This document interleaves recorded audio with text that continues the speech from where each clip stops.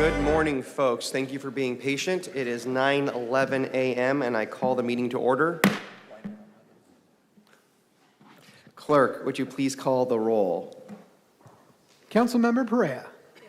Councilmember Maxwell. Present. Councilmember Vang. Present. Councilmember Richardson. Here. Councilmember Esparza. Present. Vice President Arias. Present. And Council President Kerbasi.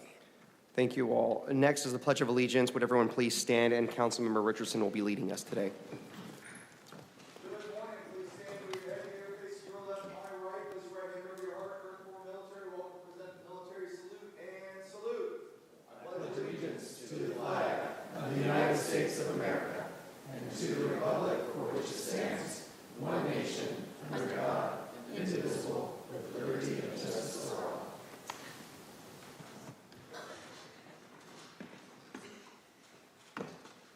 Next, we have a few announcements from our city clerk. Thank you. Yes, I just would like to note that on the published budget hearing agendas, the Tuesday, June 17th agenda simply lists file ID 25-732, vote on final budget. Voting on the final budget consists of 6 separate parts, and we will be publishing a final revised budget that does indicate we will be adopting the resolution, the salary resolution, position authorization resolution, annual appropriation resolution, GAN appropriation limit resolution, the investment policy for public funds, as well as the property tax override ordinance. So look for a final revised budget for the vote on final budget Tuesday, June 17th. That is the only announcement I have. Okay, thank you so much.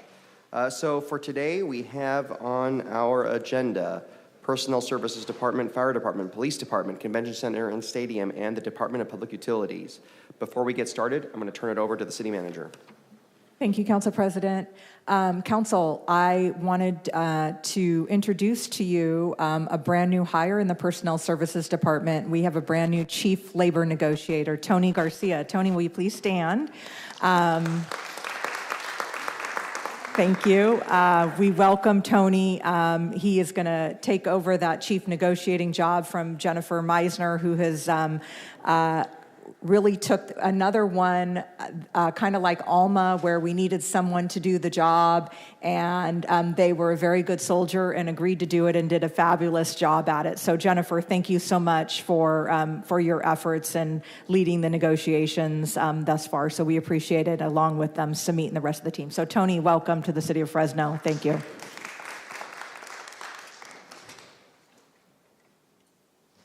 Thank you so much, City Manager. Ready to proceed? Okay. We expect a lot of great things out of you, though. Okay. Okay, thank you so much. So, Samit, you'll have the floor.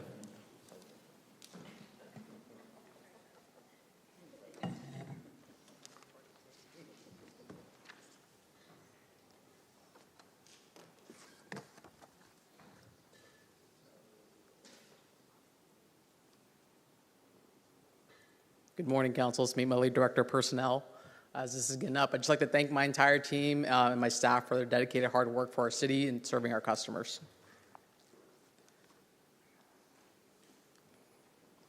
So at a high overview, the change from last year to this year is going to be primarily driven by our contingency accounts. These are our risk funds.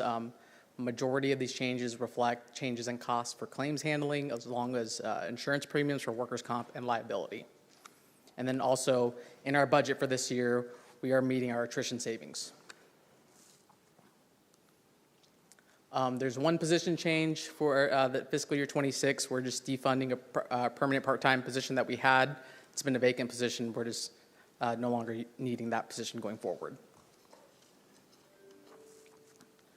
Operational impacts, so I had mentioned earlier, our first and second two cost drivers are going to be our contractual obligations for workers' compensation and liability insurance. Our third driver is going to be our estimate to our excess insurance premiums. I anticipate insurance premiums to continue to increase as they continually have year over year, both on the commercial, public entity, and personal lines as well. Our fourth driver is our professional services. This fee reflects our changes for our TPA for workers' compensation, which is TriStar, our broker fee for our insurance broker, Aon, and then as long as contractual obligations for actuarial services. On the fifth note, we reduced our property claims projection based on historical averages. This fund is a reimbursement back to departments. With respect to federal and state grants, we have one main program. It's the Youth Job Corps program. We've previously brought this item to council. This is a program that serves our at-risk youth in our community. We help develop individuals to give them employment skills and give them an opportunity to serve their community. At present, we have over 100 participants and members within our city, and we actually were able to hire over 25 in permanent positions with the city. Our two drivers and two divisions that have the most community outreach, it's going to be our Youth Job Corps program along with our recruitment and examination team. Our YJCP team, they're in our community connecting with agencies and CBOs to attract the at-risk youth to come into our city. And then our recruitment examination team, they're constantly posting flyers, job recruitments, having job fairs, going around to community sites to engage our local talent to come join our city.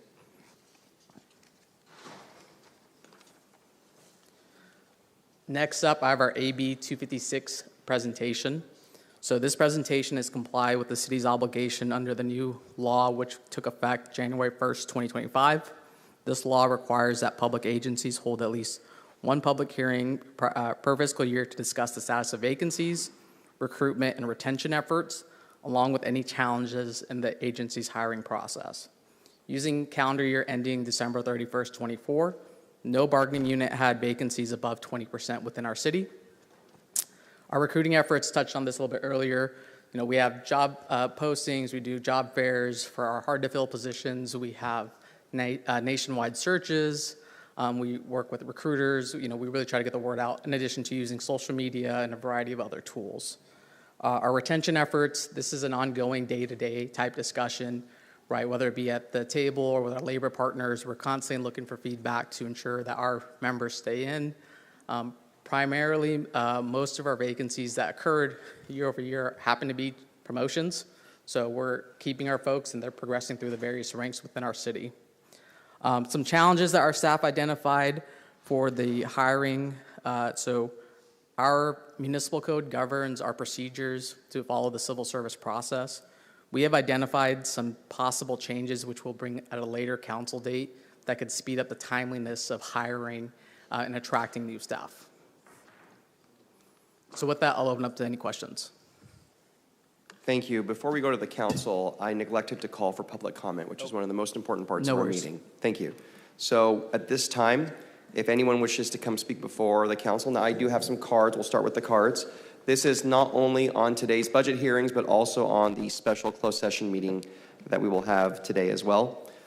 First up, I have Brandy, if you're ready to go. Brandy, you're up first. No problem. And you'll have 3 minutes. You got it. Hold on. Timer. Okay. I want to share some of the experiences, and thank you for the personnel presentation. That was good. I want to share some of the experiences that people shared regarding their experiences with HEART for the police and public utilities. This is not new, and despite what people said, people are not choosing to stay on the street or refusing appropriate services, but according to FMCOC, are saying yes repeatedly. And according to staff that I've heard from Fresno Housing, more often than not, there's no housing available, as the housing element reflects, but the voices of the people themselves are stronger, so I'm going to read. One woman, Jennifer, said that after losing her home, I would park and watch the homeless people wake up in the morning. Sometimes the homeless wouldn't have a chance to wake up before the HEART team would show up, grab their tents, backpacks, belongings, throwing them away in the dump truck. I would ask, why are the police taking people's belongings? The police and city workers would laugh as they threw all their things away. I couldn't believe it. Now I sleep in a tent. A few times I was there when the HEART team took my things, including my tent, a sleeping bag, a cot, blankets, my food, my dog's food. One time the HEART team showed up. They took everything and had the nerve to run over my box of food and left it in the street. Another time I had all my things together and set it out of the cleaning area so I could help another person with their things. The police officer in charge told a city worker to take my things as I watched. One more thing, the Heart team makes me feel like I'm stuck here. If I leave, there's a chance they will show up and take whatever. And when I stay, I don't get anything accomplished for the better. Today, I'm going to take a chance so I could look for an apartment. Another woman said, this time the homeless task force, that's what some people call it, didn't show up until about 1, and they just took everything from my neighbors. But I guess I got lucky because I was on the other side and I had time to grab what I felt was important. And they only took clothes, some food, and other stuff. But other people only had the clothes on their back because of Heart, and this was in the dead of winter in December. It is hard enough to live out here. Another man said, they took my prosthetic legs, and when I told them, they said, they're already in the truck. Too bad. I can't get them replaced for 2 years without insurance. Another woman said that she heard the same thing. I told them my insulin was in there, and they said, too bad. This is, in addition to this, with the ordinance, the Heart team is arresting people, including those who are simply standing and waiting for the recycling to open, including a woman who had to leave her dog behind and hope that someone was holding on to it, and other people who were arrested who were actually for camping, but were actually living in the shelters, and even when they said that, they did not listen, and that jeopardized their housing and their shelter. We need this funding to go into services instead of harm. Thank you very much. Thank you, Brandy. We have a quick announcement from the city clerk. Just to let everyone watching at home know, and the people in the chambers, we do have Spanish, Hmong, and Punjabi translators available via Zoom. We also have ASL available via Zoom and on our other platforms, and we do have in-house Spanish translators who can assist the people in the chamber. Thank you. Thank you, city clerk. Next, we have Mr. McCloskey, and you'll have 3 minutes, sir.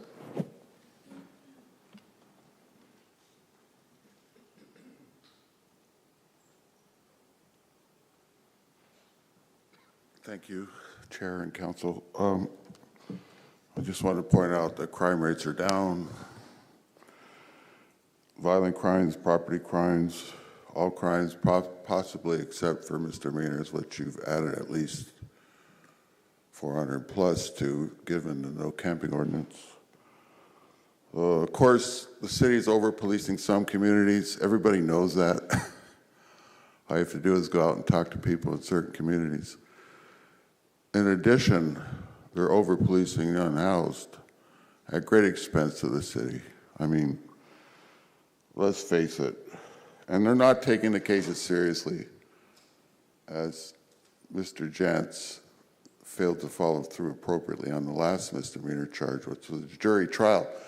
You guys don't want to take these to jury trial, but it's expensive.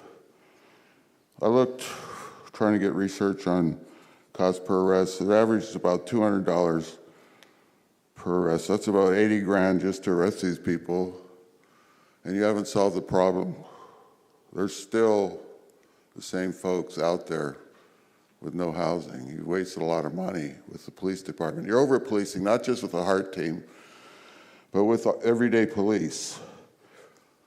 I hope the public knows that the police budget this fiscal year was $251,000 plus dollars, 48.4% of the total budget. There's too much money in the police budget. Brandy mentioned and I wanted to mention the state's out of compliance, the city's out of compliance with the state, the governor's recommendations on how to treat the unhoused.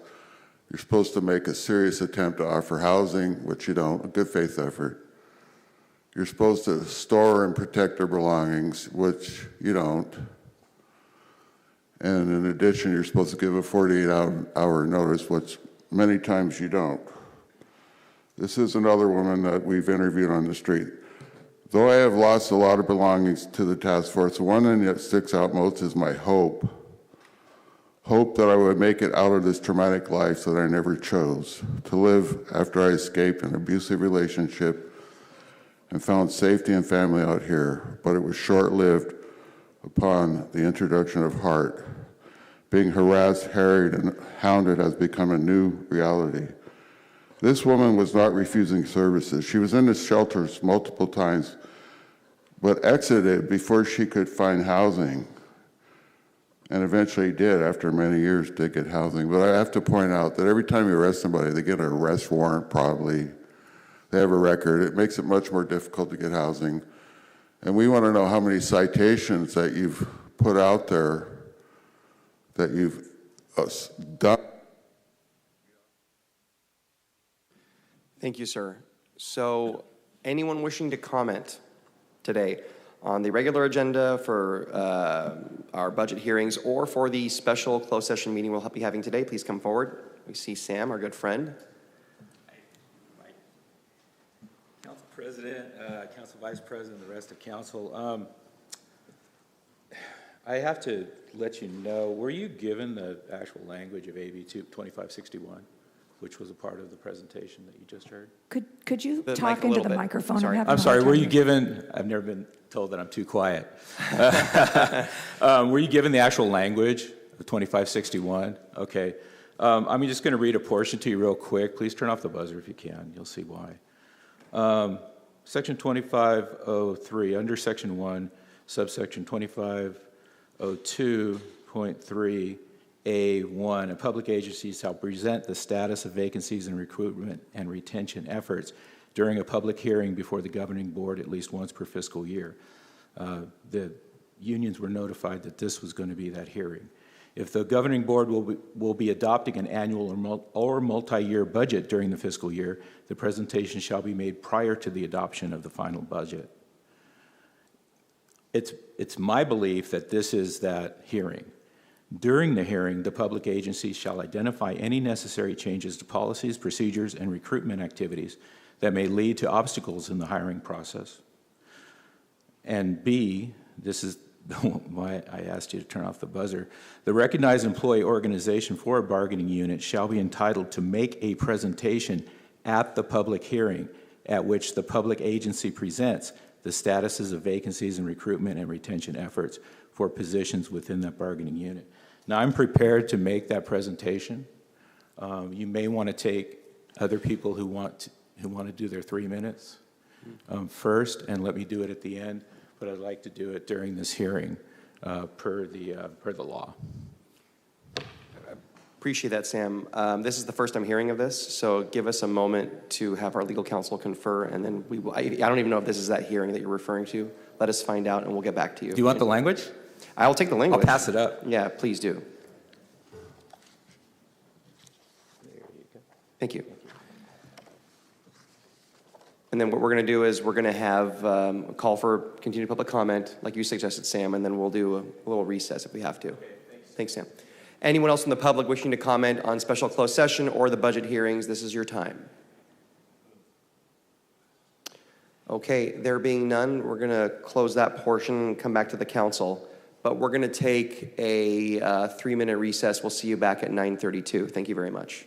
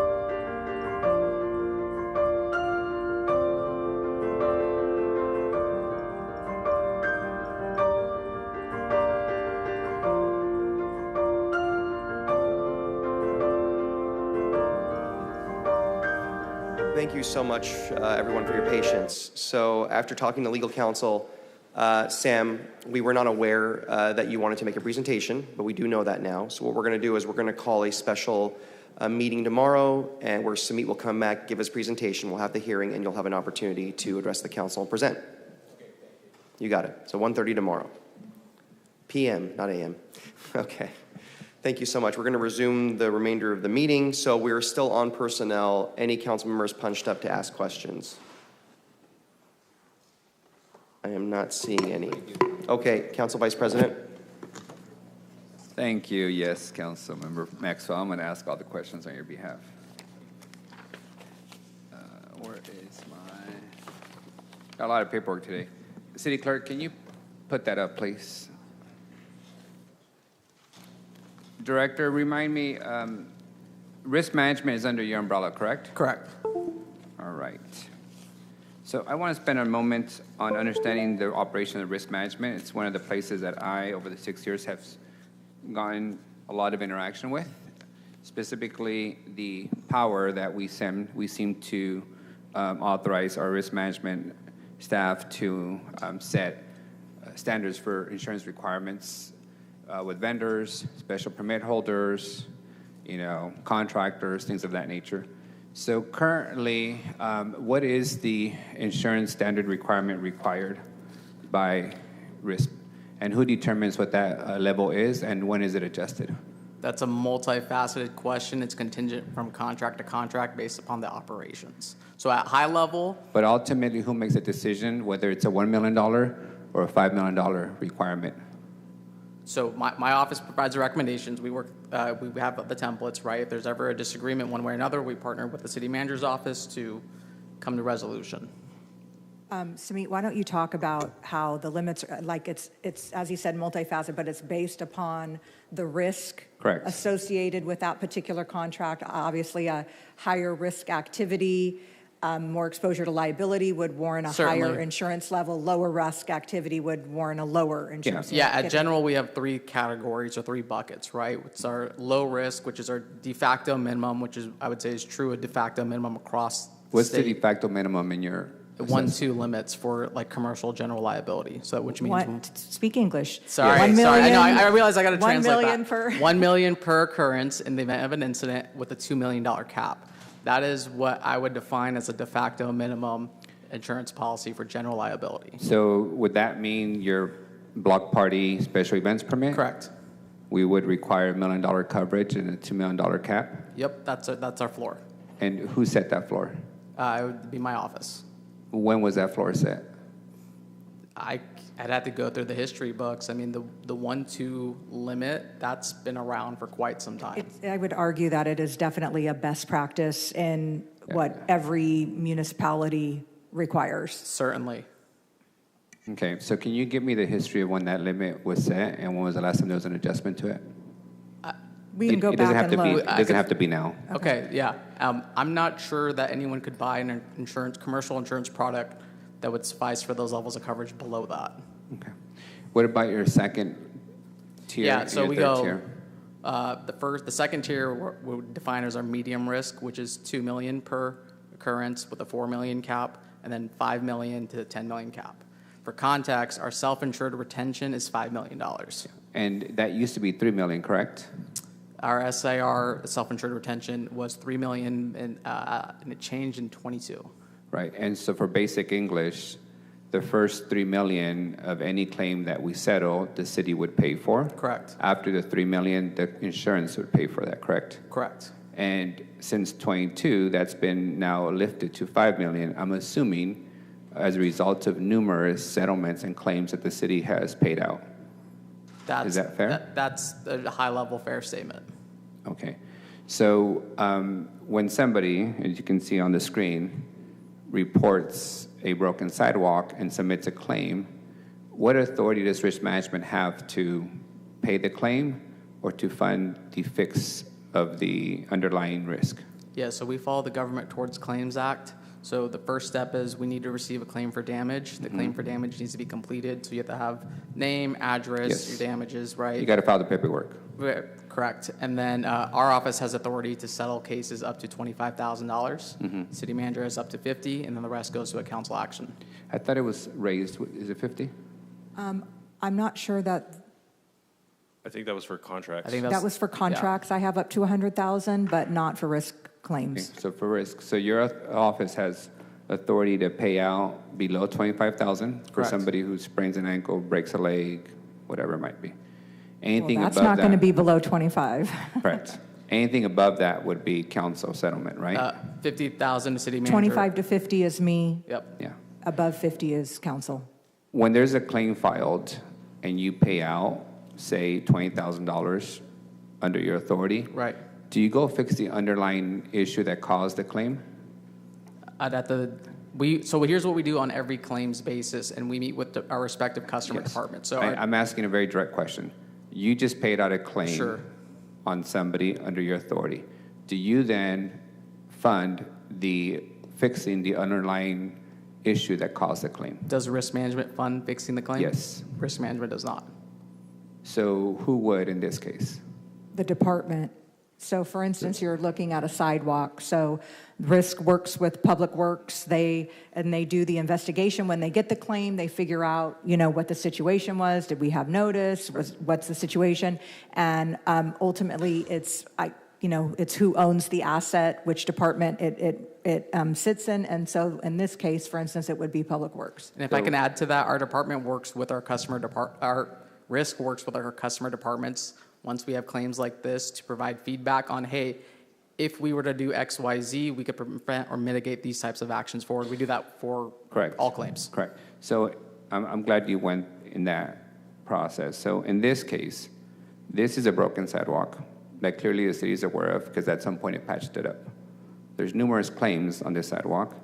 At some point, somebody gets injured and submits a claim. You pay for it. You advise the department who owns it, which is Public Works, that you ought to take action to fix the underlying risk. The action that Public Works has taken is to paint a line onto this ever-growing situation, and if we're lucky, they add more asphalt to the broken sidewalk. If you can go to the next picture. Same thing here, next picture. Same thing there, next picture. Same thing there.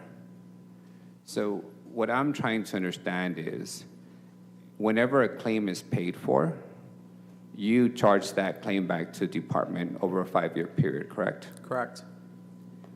You are simply just processing the individual who made the claim. Your intention as risk management is not to fix the underlying issue, correct? It's just to process a claim. I wouldn't say that. I think our intention is to fix the underlying issue So and prevent the mitigation. why isn't you then your direction for them to fix the underlying issue that caused the claim? Well, they can advise, it's not to fix, it's to give advice and suggestions to fix the overlying. Obviously, risk management does not have authority over Public I Works. think, Council, we've had several conversations I on what risk understand that. yeah. I understand that, right? But your job also is to inform the departments in the city how to mitigate claims, correct? Yes. And so why isn't your advice to mitigate these claims for them to fix the underlying issue? I think he already answered that. I think he says that they give advice to the department and suggest what the department can do to reduce liability, and sometimes an acceptable level of reduction of liability exposure is to patch and repair. We've seen that time and time again in court. Attorney's office, stop me if I go too far here. In court cases, we don't necessarily have an obligation to go out and replace. We just have to repair. So they do not have super authority over another Right. department to direct Public Works. But it's sort of like the city attorney's office gives us legal advice, right? And most of the time we take it. 90% of the time, 10% of the time, we don't take it. We decide that we might want to accept a level of risk. So I would just, they can advise what what their advice is to reduce liability, but ultimately Public Works, So doesn't answer let me to just them. check for understanding. What you're communicating is the risk management department's job is simply to advise departments on how to mitigate something. The departments are not required to follow that advice. Well, it depends what the advice is. It depends. I mean, they may say it depends. Ultimately, it could be a budget situation. It could be a number of factors without getting into too much specifics. The reason I'm pressing on this is that in my 6 years, the amount of payouts are setting records in terms of settlements.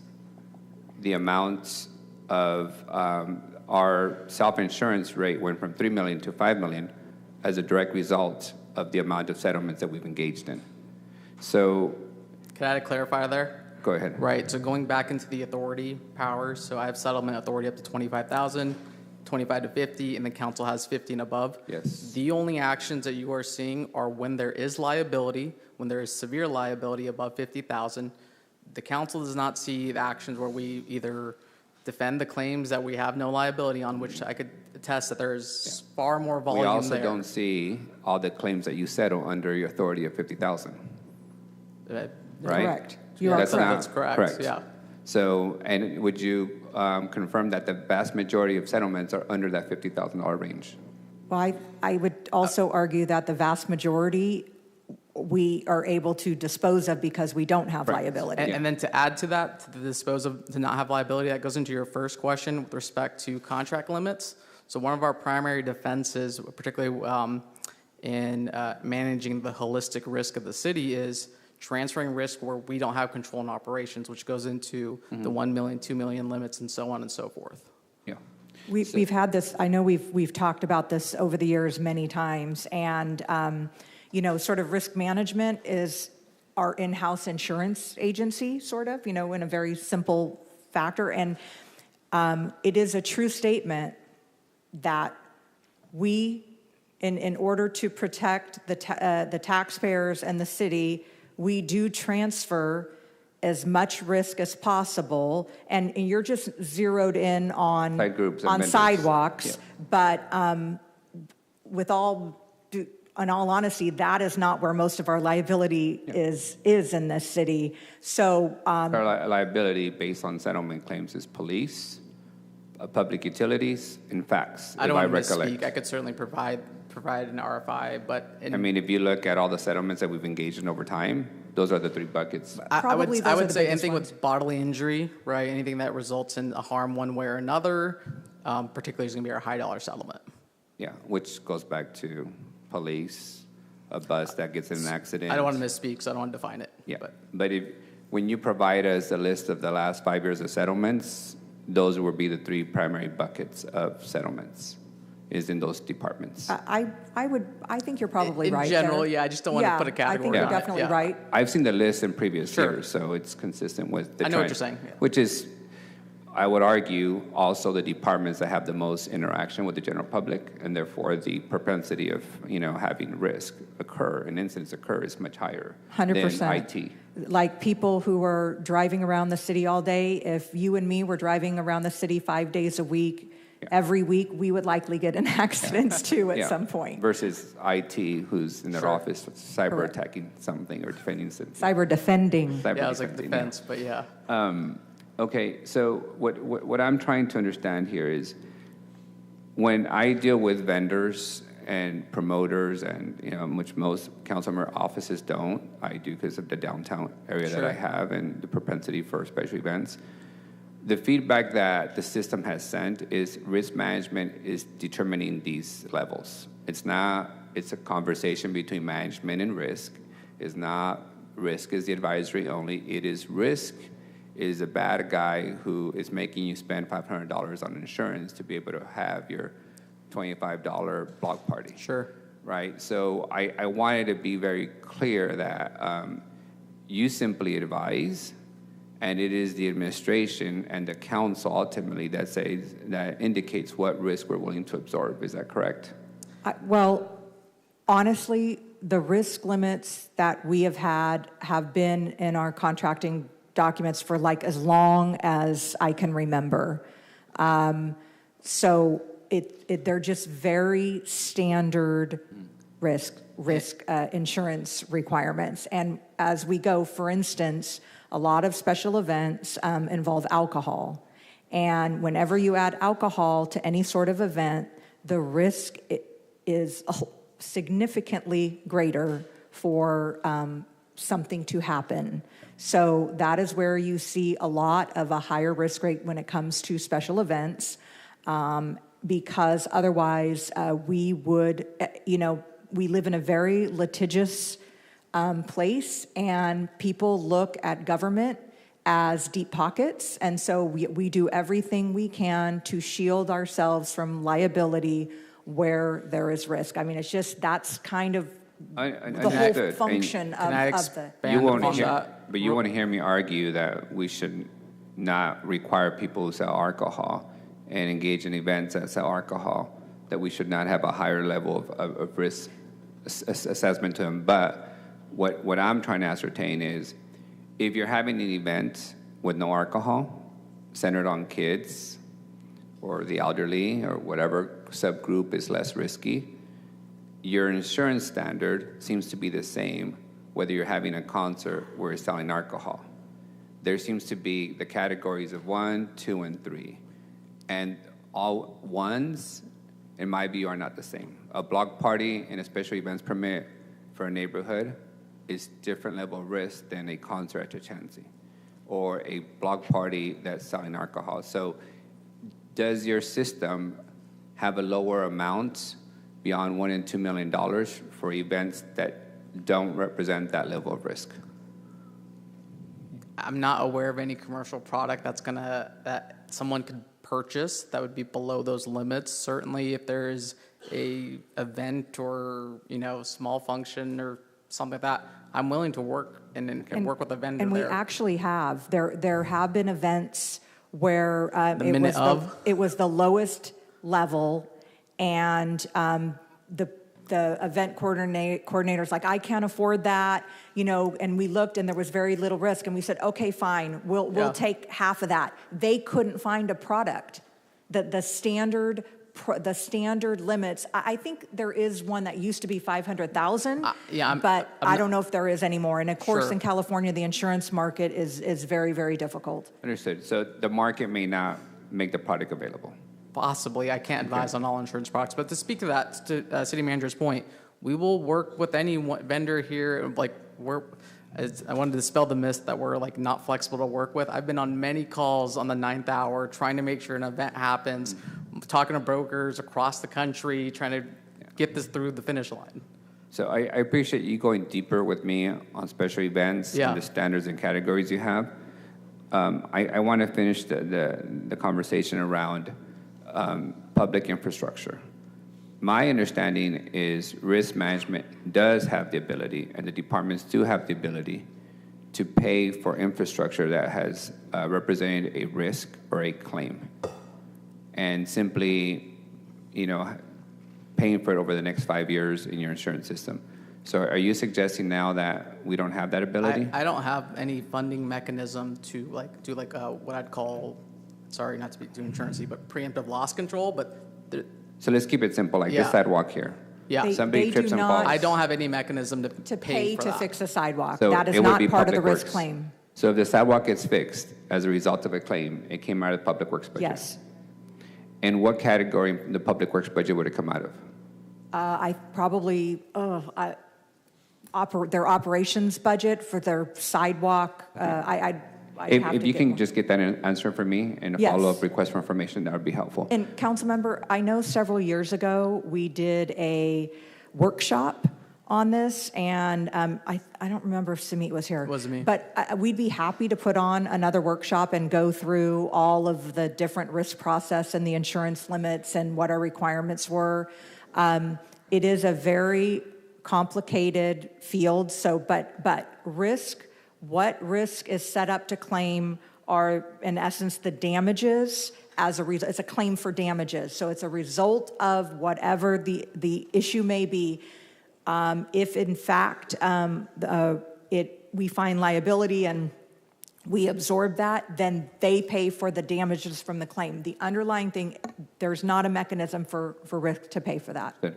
My recollection was that those departments were able to pay for the underlying improvement and make it part of the claim and the 5-year payback, not take it out of their existing operating budget. But I appreciate the clarity. Yeah. Those are my questions, Director. Thank you. Thank you. Thank you. Next up is Councilmember Bang. Hold on. Do you want us to come back after budget with a workshop and talk about this more? Okay. Okay, Councilmember. Thank you, Council President Karbasi. And good morning, Director Malhi. Morning. Good morning. And I've seen familiar faces here in the audience to your staff. It looks like it's once a week I'm down there on the first floor asking something from one of your staff. I wanted to focus on the One Fresno Youth Job Corps program. The $1,640,200, is that amount already received by your department, or is that proposed? I believe it's received, right? Yep, received. Received, okay, thank you. And the program started a few years ago to specifically help youth who are at risk. Mm-hmm. Now, that is throughout the city and throughout the county, or is just limited to city or county youth, or outside of the county of Fresno? Is there a like a parameter or jurisdiction where we allow or not allowed? I don't think we put parameters on the jurisdiction. I think there's age parameters. The youth was defined 16 to 30, but as far as specific zip codes, I can't recall. Do you remember? It's not something that we've required. It's not something we're So required. anybody within the city, outside of the city, other counties can take advantage of this program if they have the means to come to. I would say anecdotally, not look at the specifics, majority are city of Fresno residents, or maybe like neighboring cities like a Clovis or something. Okay. Did you mention that the age bracket is up to the age of 30? Yes, youth is defined for this program 16 to 30. Is that a definition? By the state, not by us. Yeah, not by us. That's news to me. Well, thank you very much. For sure. Okay. I'm going to make a request for information in terms of the number of youth who took advantage of this program, and also with regards to the age as well. The program in terms of specific departments, I know Sure. that this is within the City of Fresno's departments, and so if we can have a number, let's say Department A, B, C, and also their age, because when you mentioned 30, my understanding was 24 was like a cutoff for the definition of youth, but I guess the state has extended an additional 6 years to meet the definition of youth. So if you can get a request for information in terms of the number of individuals who took advantage of this program, just fiscal year 2025, and also their age category as well. Certainly. Mayor?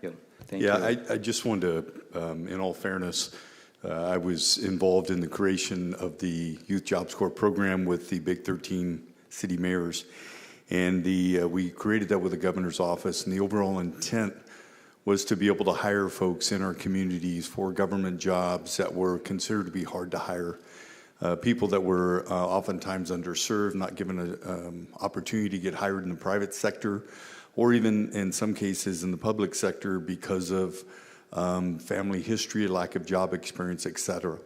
So we lobbied, created a program for only those 13 cities at that time. It has since expanded. The first year, I believe we received about $6.4 million, and that money carried us over for a couple of years. We transitioned that from the city manager mayor's office into the personnel department, and they oversee the problem now. We've now hired probably 525 youth now. Almost all of them are between the ages of 18 to 30. And we also expanded the program to allow for people that are community-based nonprofit organizations in our community to take advantage of them as well. The Poverello House, our downtown partnership has 20 of them. We call them ambassadors. So there's a number of nonprofits that also hire them as well. In terms of the future of the Youth Jobs Corps, I believe it's very solid. The state of California, both on the legislative side as well as the administration, are very, very keen on this program, and I believe that we have solidified funding for multiple years, at least through the time I'm going to be here as the mayor. So, and those dollars have been reduced a little bit because they've been spread out to more organizations or more cities across the state of California. So that in a nutshell is why it started, and the goal for us is not necessarily to keep people in their part-time status with the city. It is to be able to get them to either become full-time employees of the city of Fresno or transition into other employment outside of the city of Fresno. And perhaps the thing that I failed to mention, which is the most important, is that there are oftentimes, for those in our Youth Jobs Corps, what we call barriers to employment. People who may not have a driver's license, people who may not have transportation, childcare, clothing, whatever the case may be, necessary training.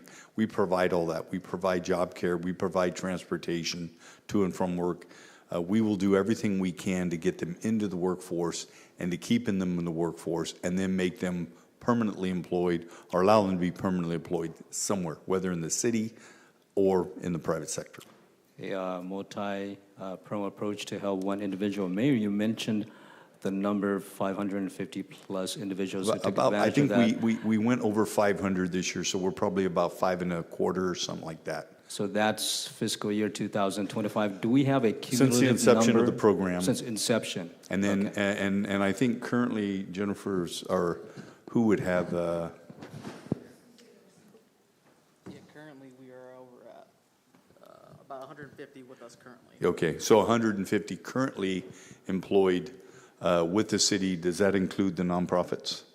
Yeah, so we Okay. Okay. So a total of 150, but through the inception of the program, about 525 or so have been hired. And then I can speak to the process of how that Sure. works. Yeah. So with respect to how the program works, it's cohort style. So we have individuals start in our community-based organizations. They come into our organization as ambassador function. These are individuals you'll see out doing wayfinding, customer service for various stops throughout the city, including possibly some beautification. And then move on to the third role, which is what we call our participant role, which is where we try to match their career paths with department-specific pathways across the city. You've indicated the outreach through several apparatus, social media, Sure. job fair, et cetera, et cetera. Could you define a livable wage? I mean, do you want to take that one, DJ? We're currently paying our brand-new participants into the program at $18 an hour.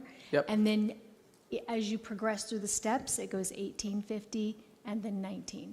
And Director, what is the minimum wage for the city of Fresno today? Well, minimum wage is $16.50. $16.50? Yep. Okay, so we're paying them at start rate of about 18 something? Yep. Okay. Correct. All right. I'm looking forward to seeing more of this program down the road, and perhaps my office will reach out to you. But Please do. Please get the information to my office Sure. so we can actually digest the information. Thank you, sir. Yep. Thank you. Councilmember Vang and Sumit, if I can add one, like an amendment to the RFI, if we could add the number, either objectively or percentage-wise, of positive outcomes from the Youth Job Corps, how many are getting transferred either internally or externally to full-time employment, I would appreciate that. Yep. Thank you, sir. Great, thank you. Any other council members wishing to speak regarding personnel? Okay, there being none, thank you so much. We're going to move Thank on you. to fire, but we will see you back tomorrow again at 1:30. Yep. Thank you. Okay.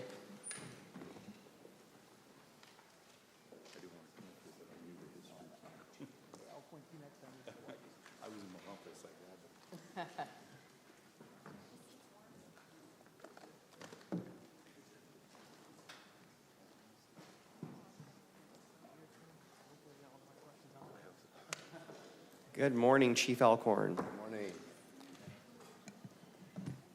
Chief, in anticipation of what's to come, would you like a bluey towel because we support man. blue, or do you want Yeah. bingo because he's a red healer? It's funny. Yeah, I was prepared for some tissues or something up here, but I'll take that. No.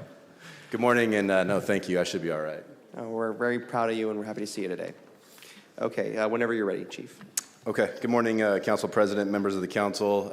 Billy Alcorn, Fire Chief, and I'm here to present the Fire Department's budget. So I think before I start, I just want to preface it with this. Thank you for the support that the council and administration has provided the Fire Department over the last couple of years. We've had a tremendous amount of growth, and it's very evident the commitment this group's made to the Fire Department. I also want to thank the team in the back that's here today from the Fire Department. So we'll go ahead and I'll start off with our, all right. Oh, there it goes. Okay. So our budget. So we've got a total budget in FY26 proposed at $132 million. 88 million being in personnel costs, 9 million, or nearly 10 million in non-personnel, 8.7 interdepartmental, 1.1 in debt service, and then 23.9, 24 in our capital for the total down below. Most of the personnel budget accounts for contractual obligations driven by MOU agreements. There was no new positions added in FY26. And then some of the non-personnel increases include the contractual obligations for the dispatch contract, as well as MOU provisions for PPE. It was really the structural firefighting boots.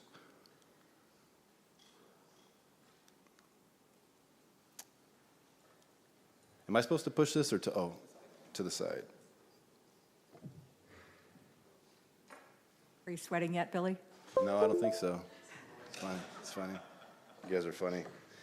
All right, our budgeted positions, obviously, they haven't changed. We have 375 sworn positions. That's fire chief all the way down to the firefighter, and then 53 civilian positions for a total of 428 department positions. Some of the operational impacts is we've had the contractual obligations, and that was the dispatch contract increase. We do our dispatch with county EMS.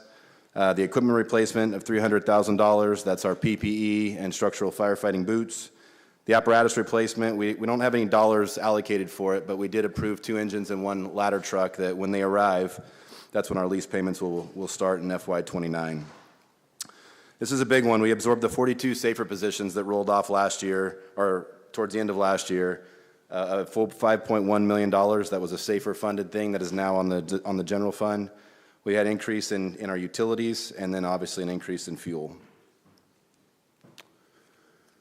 So federal and state grants, we have our SAFER, which is still going on. We have 24 positions still currently on SAFER, and that expires in March of it expires in March of 26. I was looking at 25 for some reason. We've got ARPA money that was used for overtime and shift replacement, and then we've got the State Homeland Security Grant Program that really funds the majority of what our specialty teams utilize to purchase gear and equipment. From the state, we have HAZMAT and USAR, which is our urban search and rescue. Those are part of our specialty teams, and that fund, those funds have gone towards training and enhancing the abilities of those programs. Station 12, we had our groundbreaking last week for Fire Station 12, and this year we'll be using a little over $1 million for pre-construction activities, with the total cost being done through bond issuance.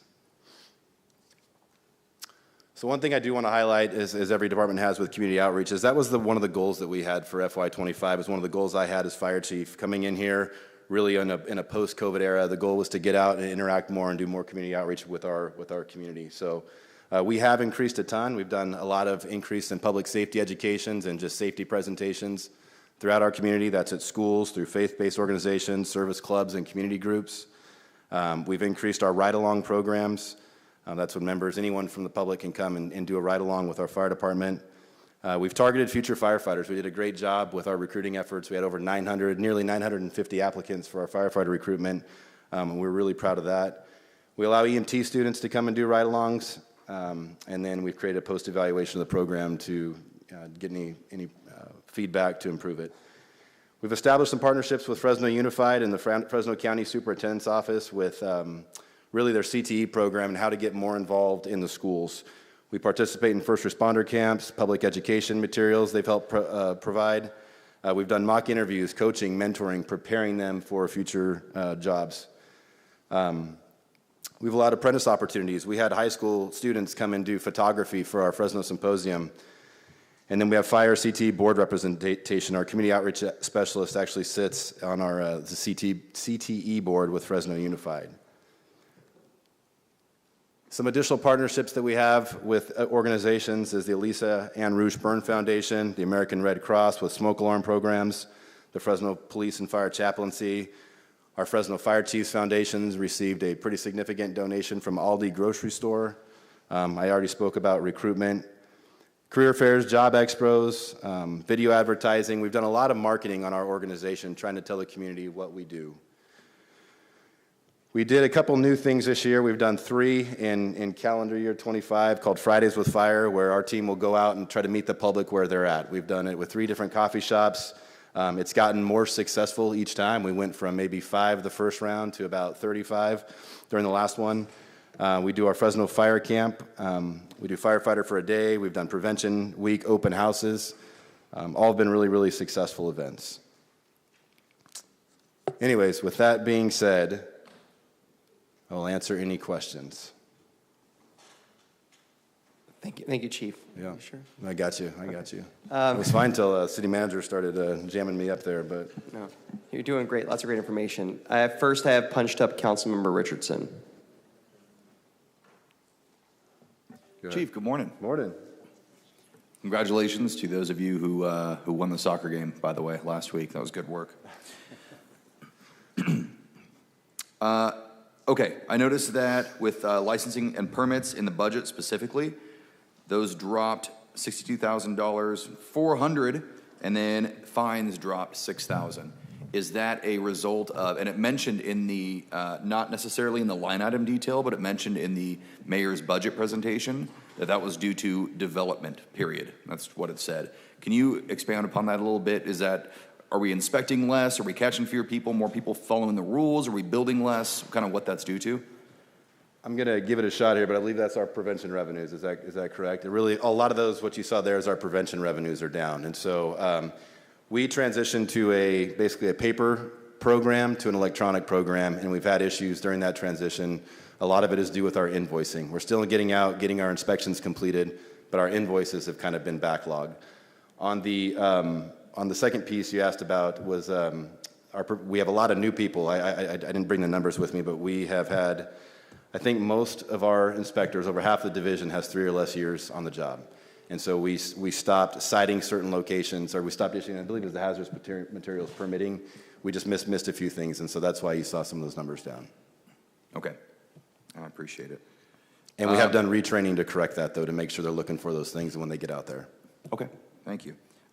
One of the other line items mentioned revenues brought in by Station 13. That was the only station listed, and it specifically said, I think it was $12,000 brought in by Station 13. What kind of revenue is the fire station bringing in? Are these people paying to use it for events? Guess at this, but I believe that is our communications tower, the radio contract. So we have a communications tower that's on Station 13's property that we basically collect rent for. Okay, all right, that's fantastic. Good to hear. Because we were trying to have an event there and got a little bit of pushback on that. So understandable. That was me, not him. That was her, not you. You mentioned the relationship with Fresno Unified. I'd imagine that's probably adding to recruitment, retention. They feel like the fire department's involved, and that's fantastic. Does that relationship not exist with Clovis Unified? You know, I know we were trying to expand with Clovis Unified and Central Unified, and I would have to lean on Josh Sellers to answer that one. Yeah. Josh is our PIO who's been heavily involved. It started with Fresno Unified. We've talked about expanding. I know we've had meetings, but I don't think it's gotten to them yet. Good morning, council members. It's a great question. At this point, we do not have a program established with Clovis Unified or any of the other surrounding school districts yet, but we would like to move in that direction. Okay, use me. That's most of District 6 up there. I'm there to be the intergovernmental liaison for you guys and help you get your retention, recruitment, whatever we can do to help you guys out. That's my bread and butter. I work with them as well, so I'm here to help for that. All right, thank you. Appreciate Thanks. that. That's the only question I had for you. And then, Chief, the only other final one, with our staffing levels, I know I was here for the whole 3040 discussion, and I appreciate how lively that was. Can we speak specifically to what else the fire department would require, or at least request, for firefighting operations, ARF operations at the airport? And how are we going to get there? Well, I'm sorry, Councilman, what was that question again? Can you? Or making sure that they have the staff that they're comfortable with, if they're comfortable with, or how we get to that level with their ARF operations at the airport. Okay, got it, thank you. During my ride along with Station 1, they took me over there and walked us through the personnel and the facilities and the equipment and everything else. So I think obviously we've stated our goal is to get that third body out there at the ARF station. We understand that revenues and bringing the money in to make that happen has been a challenge. We're an Index C airport. You've had a chance to get out there and see the equipment, or okay, you've seen the equipment. So we have 2 people currently located at the airport. The goal would be to get a third out there, really for incident command operations and all that. But honestly, talking with numerous airports throughout everywhere, talking with the director, it's more people using the airport, right? I mean, to bring in the revenue. It sounds like once you get to a DE index airport, money becomes a little bit easier to support those types of things, such as ARF operations. So I think we have the basics to get the job done right now, but we're always looking at ways to improve it, make it better, safer, et cetera. And so that has been the ask, obviously, is to at some point when resources are available is to get a third body at the airport. Councilmember, that is funded by the airport? Yes. Okay, just want to make sure you knew that. But it's his bodies. Yeah, they're his bodies, but he's not paying the bill. Sure. And so there's a balance, and because with the last contract, the firefighting costs out at the airport went up significantly because the people at that station tend to have very high seniority and are the most expensive people that we have. So it's that delicate balance because every cost that is incurred on the airport is passed on to the airlines, and they already are complaining about our operating costs. Now, our operating costs are fine and in line with other airports, but it's that delicate balance of managing expenses at the airport while making sure that we have coverage. I understand what you're saying, but it's just, yeah, it's. I'm sure he would love to have probably 4 out there, but the airport can't afford to pay for that. I've had this conversation at length a lot of times with Henry. Yeah. But I want to know how, again, we can best serve you, so I can go to the airport and we can work with them to make sure. Maybe it's something we wait till the second terminal is fully in operation before we're able to fund. But wherever that opportunity is, I'm here to make sure you guys get that. So awesome. I appreciate that's all I had. Thank you, Chief. Okay, next we have Councilmember Perea, Thank followed you, by Council Councilmember President. Maxwell. Thank you. Good morning, Chief. Good morning. Well, first question. How many council members have done firefighter for a day? Oh, We're doing better now. That's a good. I can recall. I know 2 for sure going through. Okay, 2 of us haven't We been here for a while. heard your so- calling last time, so I have done it since then. You were right. Yeah. All right, 2 of us. Okay. 2 of us haven't been on the council during one, in all fairness, because they're in October. So. Yeah. And I may have missed a couple of my first couple of years here, but I know two at least in the last few years. And for the record, I'm going on to my 2nd month. Fair enough. I'll ask again come November. All right. The SAFER grant, the 42 positions, has all $5 million hit our general fund at this point? Is this the first budget where all $5 million is hitting? Yes. Okay. And there's just no more opportunities to go after the SAFER grant? So, SAFER just actually restructured. And so years ago, SAFER the program it was a 3-year program, year 1, and I don't remember the percentages off the top of my head, but I believe it was structured better. It used to be like year 1 was 100% funded, year 2 was 60% funded or so, and then year 3 was like 30%. So it helped with the city absorbing, or any municipality absorbing the cost of the employees. It then went away. So the last 5 or 6 years, 7 years of SAFER has been 100% for 3 years. This last year, it just got released. They actually just released the grants in the last 2 weeks. It went back to the old structure. So SAFER is out there, and obviously if we got to a position where we were feeling really good, times were great, and we wanted to enhance our staffing levels again, or we're going to build future stations, I would recommend we consider having that discussion. But I don't think, I'll just be honest, I don't think we're at a position right now where we want to apply for SAFER to bring new people on at this point. So it can only go toward new hires? It can go towards new hires, okay. Or there was I don't know if it was under I can't remember the title of it. and I don't know if this new one allowed it, but last year, is if we were going to issue layoffs, you would have had to demonstrate that you issued layoff notices, provide those in your application, and you could have done them to save positions, It was essentially. retention. I think I it was a believe retention. it was a retention yeah. grant. Understood, okay. Yeah. Station 12, we broke ground last week. Congratulations on that. Thank you. Does that, I don't recall, does that include any green space? At one point, it included like a small park space before my time. I don't know if that made it through to the final design. I don't recall it having, yeah, no. I'm sorry, what was that? The former council member at the time was trying to work in some green space onto this site in hopes that it would serve as like a small neighborhood dog park, Oh, perhaps. yes, I remember that. That was, yes. We do have that space on the side that hasn't necessarily been dedicated to anything. So kind of the parking area where we all parked the other day, that is still part of the site, but it hasn't been necessarily dedicated as anything to my knowledge. There are no plans Yeah, there's to no build. plans for it, though. No plans. And I can tell you that at that time, we thought that this fire station was going to cost us no more than $12 million. Now we're at 19.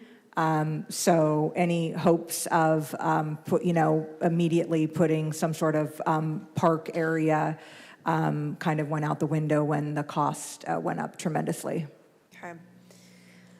Can you tell us a little bit about the Lucas devices? And I believe we've fundraised a little over 100,000 for that.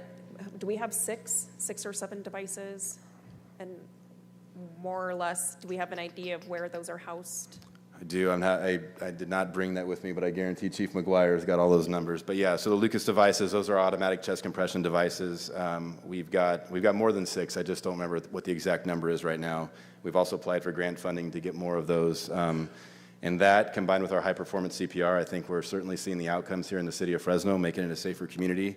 But basically, it allows for continuous CPR throughout the entire time of someone having cardiac arrest. So, Chief McGuire, you want to state the locations? Morning, Chief. Good morning. Good morning. Yes, we had 6 initially, and those were at, we put them on all the squads, so squad 3, 9, 5s, and 9s. Actually, engine squad 4 as well. And then we had them on engines 12 and 13s. And then the recent PG&E grant gave us 5 more, so we have a total of 11. And those are on engines 1, 8, 15s, 11s, and 14s. You memorized all that? Yeah. Wow. Okay, thank you. This is all part of our plan of just making Fresno the safest city possible. And so these devices are very impressive. I've seen them in action, and I have no doubt that they are not only saving lives, but increasing the quality of lives post-cardiac arrest. And so thank you to your department for being open to being innovative and trying the latest and greatest technology for our residents. The last thing I want to touch on, which the department has received some criticism for overtime pay, but I think what's important to note is you don't operate with a man or woman down. If somebody is sick, if they call out, we have to ensure our fire apparatuses are fully manned, well-manned. And so can you just talk, staffed. Yeah. Can you just talk a little bit about that and what that means? And this is an investment, and this is because we are investing in public safety for the city of Fresno. Can you just talk a little bit about that, please? Yeah, so all of our apparatus, except for the squads and engine 10 and engine 20, are staffed with 4 personnel on every piece of equipment. So in total, when you include the battalion chiefs, every piece of equipment on duty per day on a 24-hour assignment, there's 110 people on duty per day in Fresno. If any one of those people take the day off, call in, utilize vacation, sick leave, et cetera, that position's backfilled with either a relief pool position or it's filled with overtime if we don't have anybody in the relief pool. So there is a cost to fill that seat on a daily basis.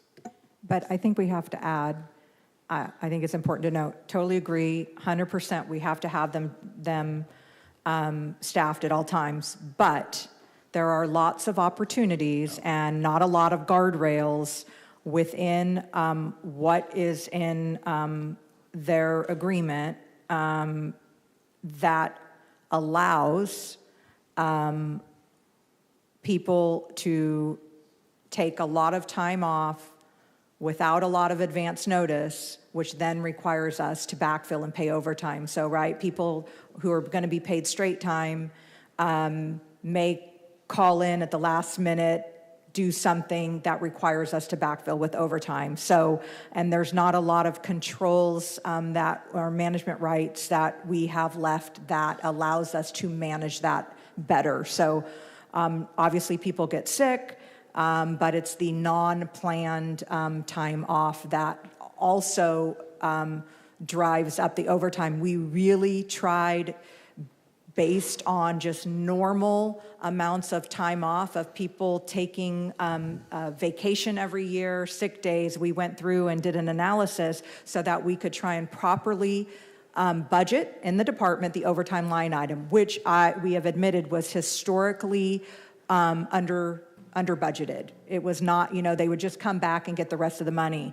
But even having gone through that exercise and trying to get to a number that allows people to be able to take a good amount of time off, we still have more people and more overtime being paid out from I would call very generous provisions in the contract that restrict management's ability to manage that better. So it's kind of a double-edged sword on that.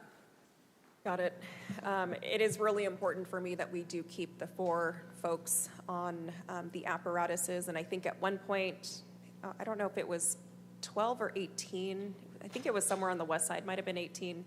We were in a position where we were potentially going to lose a body on one of the engines. And so I understand our hands are tied, city manager, to some degree, but I just want to be on record for showing support for the staffing at 4.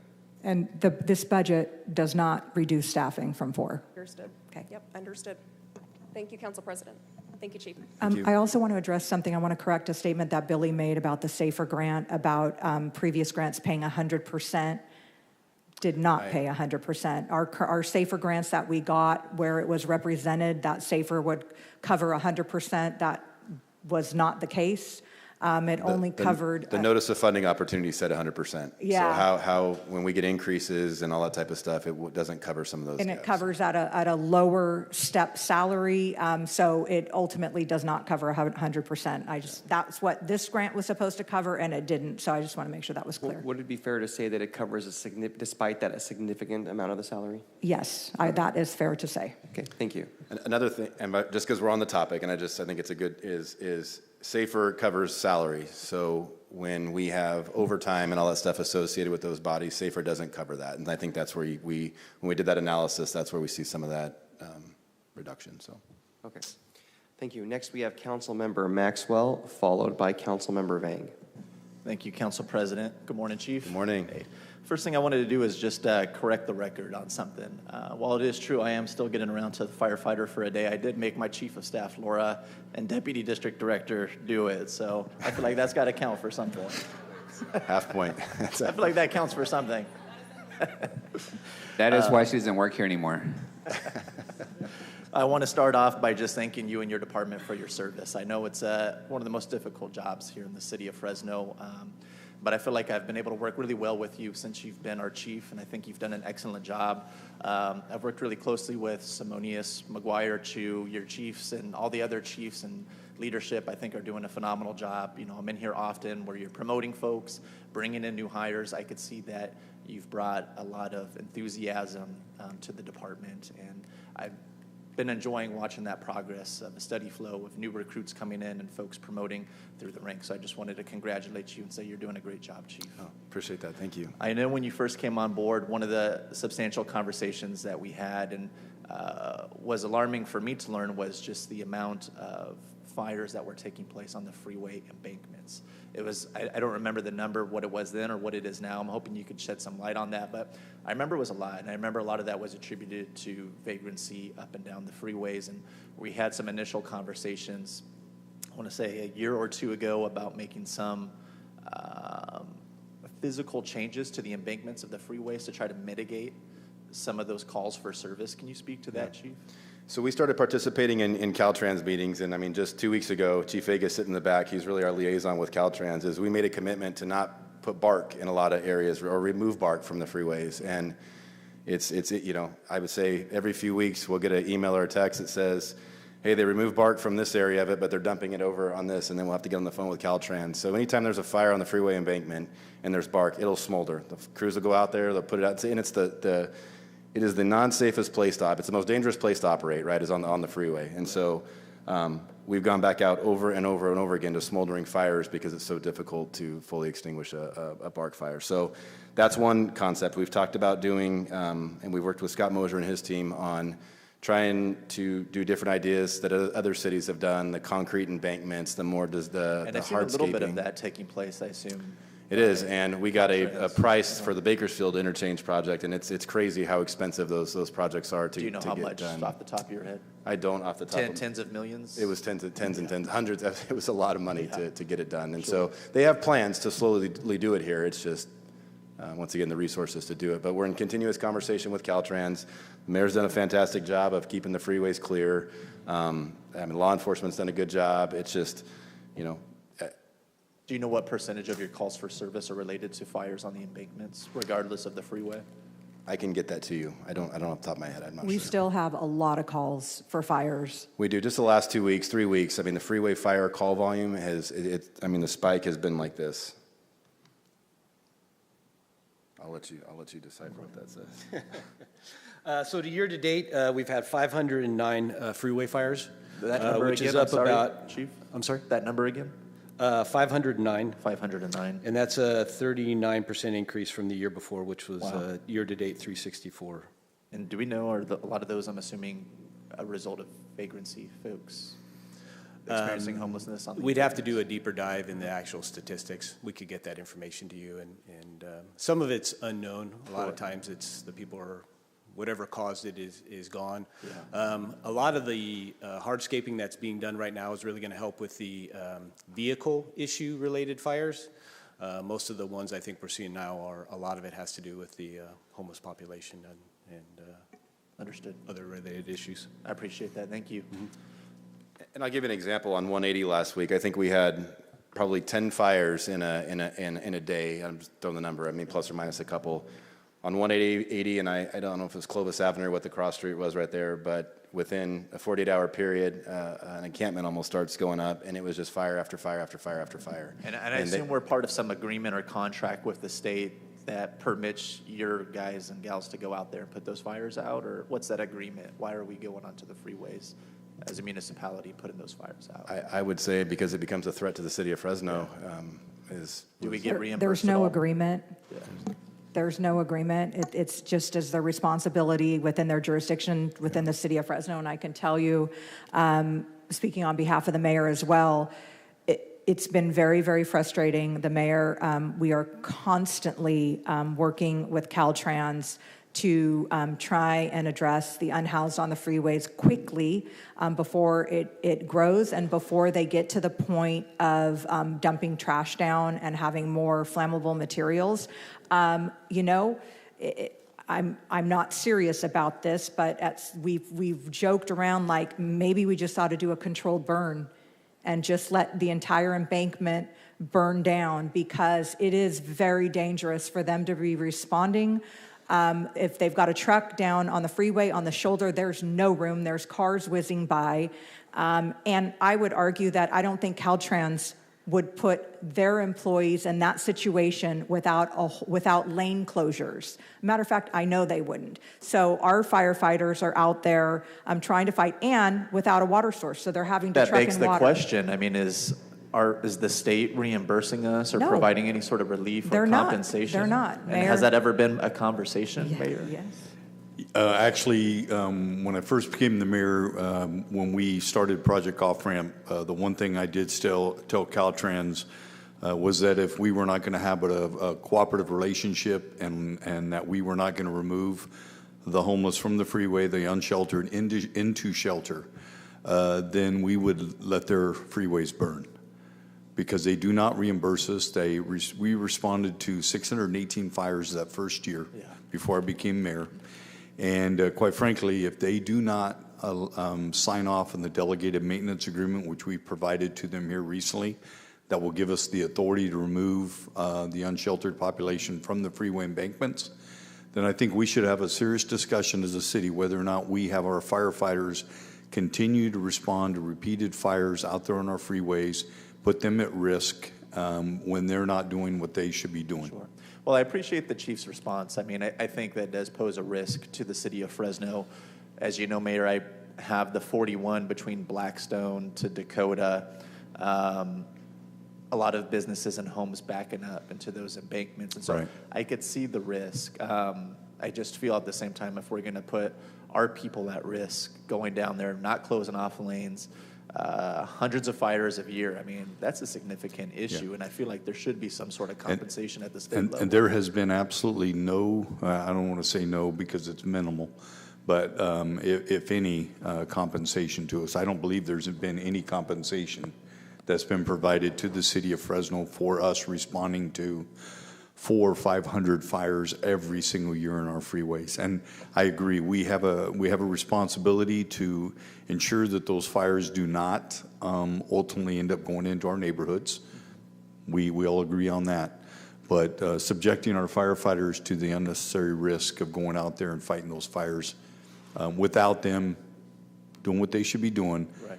and removing the unsheltered population daily. Yeah, I think it's just another example of one of the reasons I'm so frustrated. It's the state, again, not wanting to give the city of Fresno homeless and housing dollars, putting that burden on the city of Fresno to completely deal with the homeless population, and then not giving us the support financially or manpower that we need to sufficiently address the problem. Yeah, and it puts and our folks at risk. Totally agree, and we're hopeful for that delegated maintenance agreement, and then there's also some state legislation moving through that I know has been sponsored out of San Diego, and I signed on to it, that will give us increased ability and authority on the freeways, so, and state property.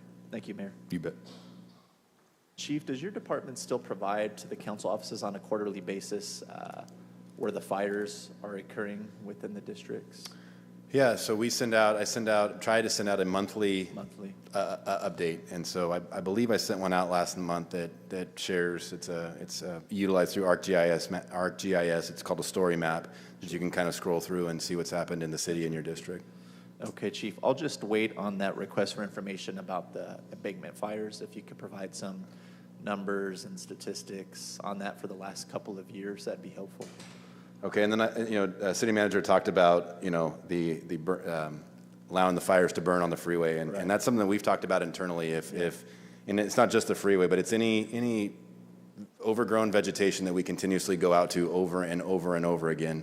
And so what we're actually doing, we just did it last week, and we're going to be doing it all next week, is we call it a vegetation training burn, where our folks will basically go through the process of putting fire down. So if we come to a location that we've been to multiple times, instead of extinguishing it, coming back, coming back, making sure that it's safe and just allowing the property to burn. And so as long as nobody's living there, right, it's not going to get into a structure or anything like that. So. Related, Chief, what about like FID, flood control districts, BNSF?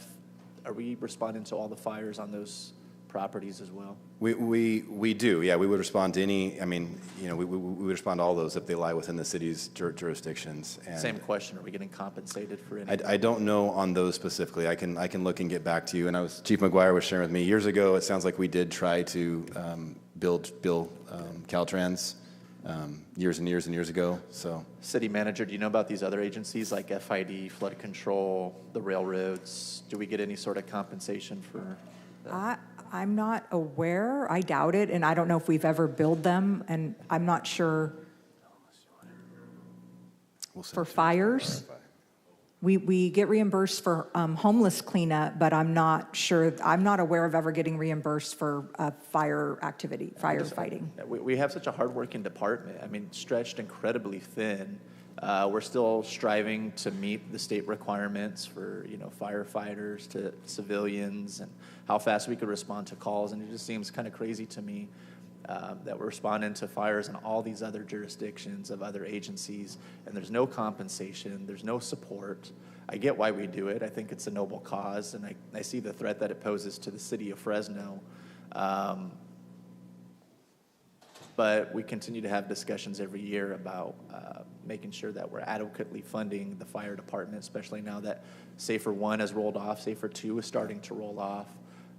I think it warrants a larger conversation because our guys work incredibly hard and they're stretched incredibly thin. It just seems kind of crazy to me that we're not getting any sort of compensation or backup from those other agencies. I think we can do a deeper dive into a cost recovery program and see what we can and can't do in some of those jurisdictions. So, okay. Well, again, I appreciate what you do in your department. I've really enjoyed working with you, Chief, and appreciate what you do. Thank you. I appreciate it. All right. Next, we have Councilmember Vang. Follow-up, Councilmember? Yeah, just a I follow-up apologize. question. Thank you. Thank you, And then Council Councilmember Vang. Sorry. Councilmember Maxwell kind of brings up a point I was trying to make yesterday in regards to what services are we providing on other people's properties. And so what I'm hearing is that depending on who owns the property, there are some cases where we will seek reimbursement and other cases where we do not.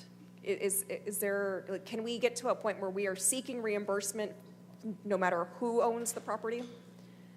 I'm just trying to figure out what that cost savings potentially could be if we start working better with people like Caltrans or the railroads or FID or flood control district. I understand what you're saying, and I think so. We're talking about with like other governmental type agencies, or illegal dumping, fire right? Which suppression. is, they're in our jurisdiction, right? So they're operating within our jurisdiction, and so we are the service provider, but it's extraordinary cost to the city.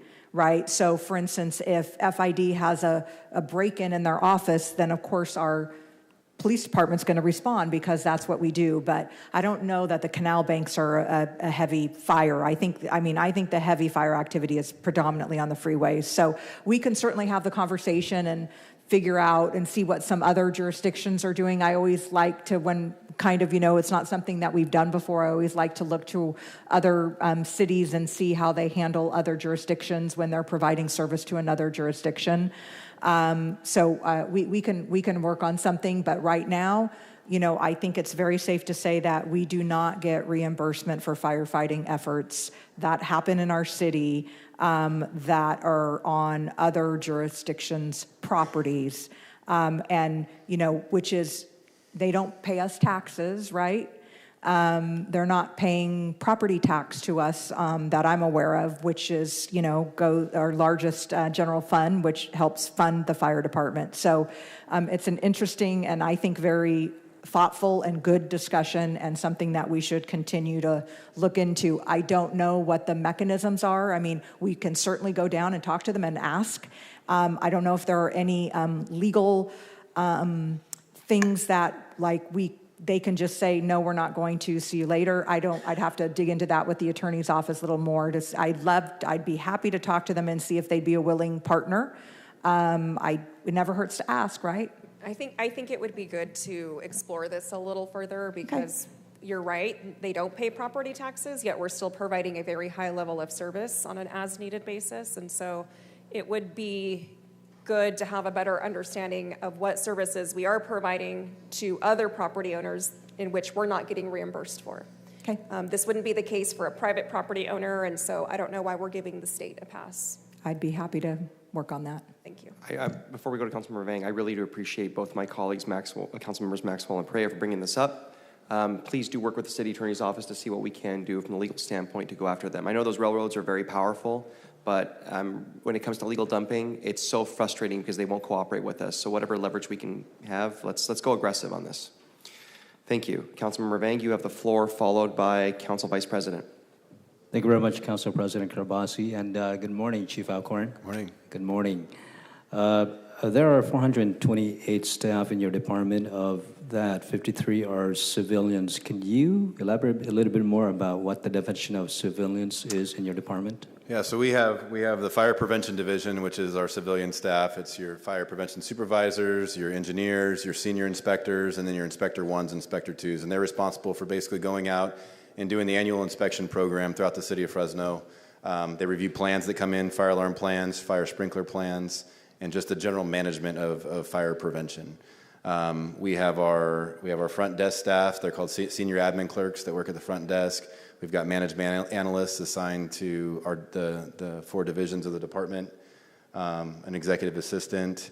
We have a civilian training officer. A GIS, well, I think those are in another budget now, or another department. But we have a GIS position, community outreach specialist. Those are the civilian staff.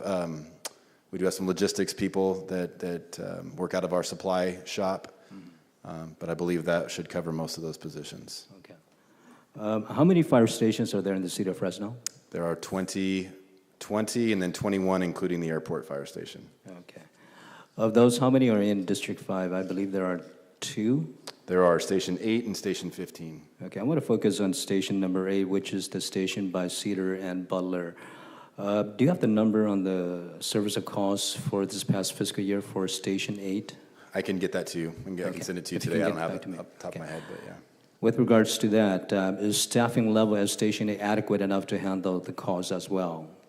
It is, yeah. It's got an engine company located out of there, and they got four personnel on that engine. And if we had resources down the road, when we built out, if we're going to add squads, in 5, 10 years, et cetera, it would be one of the stations that would be getting an additional unit to help with the medical aid call volume. I'm trying to get a mental map here. What is the nearest station to Station 8? What is the nearest station to Station 8? 4 or 15s, I guess. And where is the county? Station? The county has a fire station, Fire Station 87, 87, just to the south. But Station 4 would be, I'll say northwest, and Station 15 is almost just strictly due east. So. Right. Station 15 is by Park Circle and Clovis Avenue. Yep. Which is about 3-4 miles away. Yeah. Okay. And again, I want to reiterate the comments made by my colleague over here with regards to the school districts. I know in District 5, I have Sangha Unified, I have Fresno Unified, and I have Clovis Unified. In the future, we'll love to have these school districts, including Central Unified, to be part of the outreach for Fresno Fire Department. Okay. Thank you, sir. Absolutely. Thank you. Thank you. Thank you, Councilmember Vang. Next, we have Council Vice President, followed by, well, unless no one else wants to speak, me. Okay. Thank you. I want to continue on this conversation around fires that you respond to and who pays us and who we charge. In 2001, there was a massive Cedar Avenue Recycle Center fire. I think it required basically every truck in the city to respond to. Do you recall that fire? Is your team? I've heard about it. I'm sure they've... In 2001, you said? 2021. Oh, 21. 21, sorry. 21. The Cedar Avenue Recycling Center fire? Yeah, it was the recycling center, yeah. Yeah. Did we send the recycle center a bill for that response? We did. What was the bill amount? I can look that up. I feel very confident we sent them a bill. I don't remember the number off the top of my head, but I can get that to you. Can you give us that information? Yeah. And then in 2024, there was another massive fire on Chestnut and Golden State of a metal recycling facility. Do you recall that one? April 2024. It was the Selma Fire Department, the Cal Fire Department, and City of Fresno Fire Department. Yeah, was that the hazmat call that we went out to? It's a metal recycling center. Massive fire on Chestnut and Golden State. It was a couple years ago. In 2024. 2024. Cedar Avenue was 21. 24, there was another one. The reason I know this intimately is because those fires tend to smoke out all my residents, and I get all the calls about they can't breathe, the air conditioners are plugged up, why isn't the city compensating them, or why isn't the facility being required to compensate them for new filters and new systems of whatever. So if you can tell us too, in the massive fire of 2024 in the Metal Recycling Center, did we also bill them for that? And can you walk me through how you determine who you bill? Like, if there's a house fire and you put it out, do you send a bill to the house fire? It is my understanding that we only bill when there's negligence, or for the most part when there's negligence at the site. And so how that would be done is when the company officer does the report, there's a box they would check for cost recovery. It would get forwarded to one of the deputy chiefs to review the report and determine to cost recover or not. And so I can speak, at least when I was a deputy chief that did it, I would read through the report. If there was enough information to say this was negligence, we would go the cost recovery route, and if there wasn't, we normally wouldn't. So following that, I have a ton of vacant buildings, commercial buildings, apartment buildings, that are clearly negligence. They're boarded up. They're not resecured. Code enforcement is spending days and days inspecting and finding to no end. I can think of one right now that's owned by JD Homes on Belmont and Van Ness. It's had numerous fires. You guys have gone out to put them out. Have you guys billed them? I would have to check if we bill them. I know that every single one of those vacant fires, though, code enforcement gets a report. I think it's daily. I think it's daily of all those properties that we've gone to. But I would have to check if we've billed them. Yeah. So what I would like to know is, who exactly have you billed for fires in the last 2 years, and who determines whether those folks are being billed? Because I'm all for charging Caltrans for freeway fires that they could easily plant succulents on that embankment and mitigate most of the fire with very little water. And they've done that in other communities. They can easily do that. They're spending millions of dollars on 5 or 10 feet of cement to keep their landscape crews safe. But I'm also seeing these massive commercial industrial operations. Like, for example, did we bill Amazon for their fire that took half the city's fire department to put out? I believe we did. That was the one 2019, 2020. Mm-hmm. I wasn't here. I believe we did, though. Okay, I'd like to know what we billed them, right? Those distribution centers were established without a fire department apparatus near them and without us being able to respond accordingly.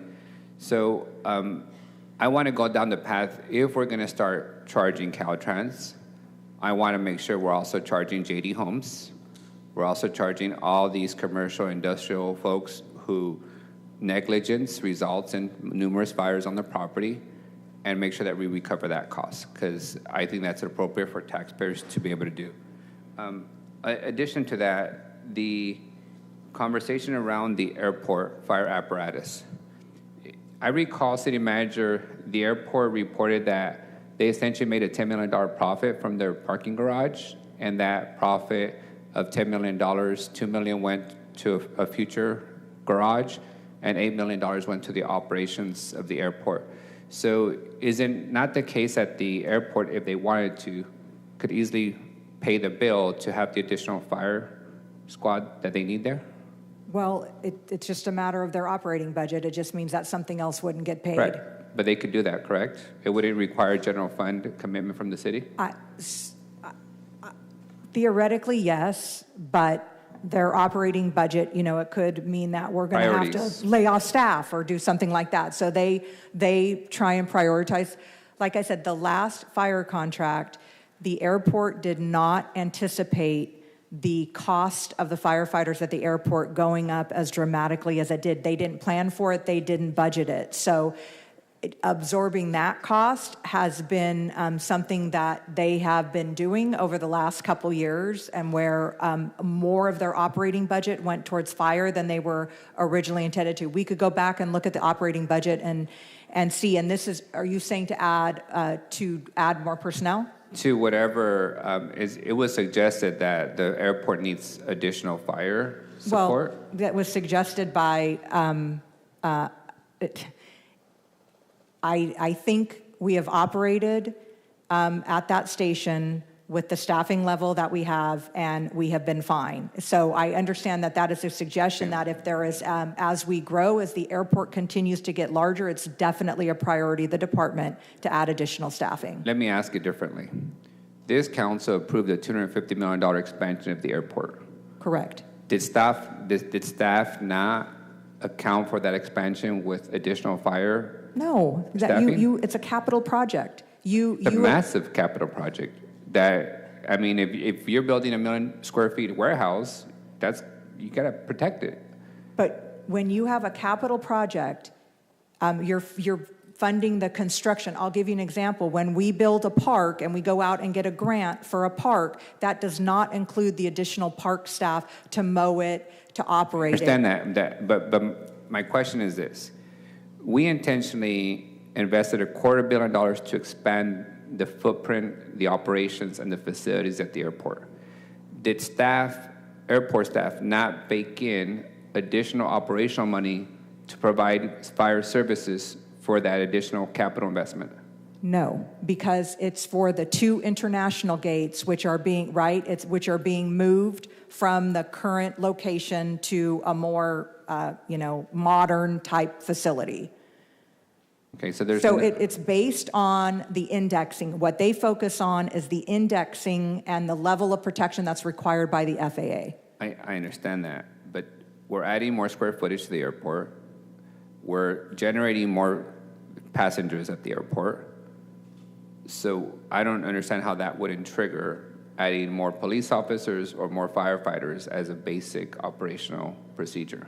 Because, the firefighting has to do with the size of the planes and the passenger planes. It has nothing to do with the square footage of the it might have partially, but it's more about the type of the planes that are coming in, the size of the planes, and how many flights. Because that's when the ARF station responds, is God forbid there's an incident of something that they have to go out on the actual airfield.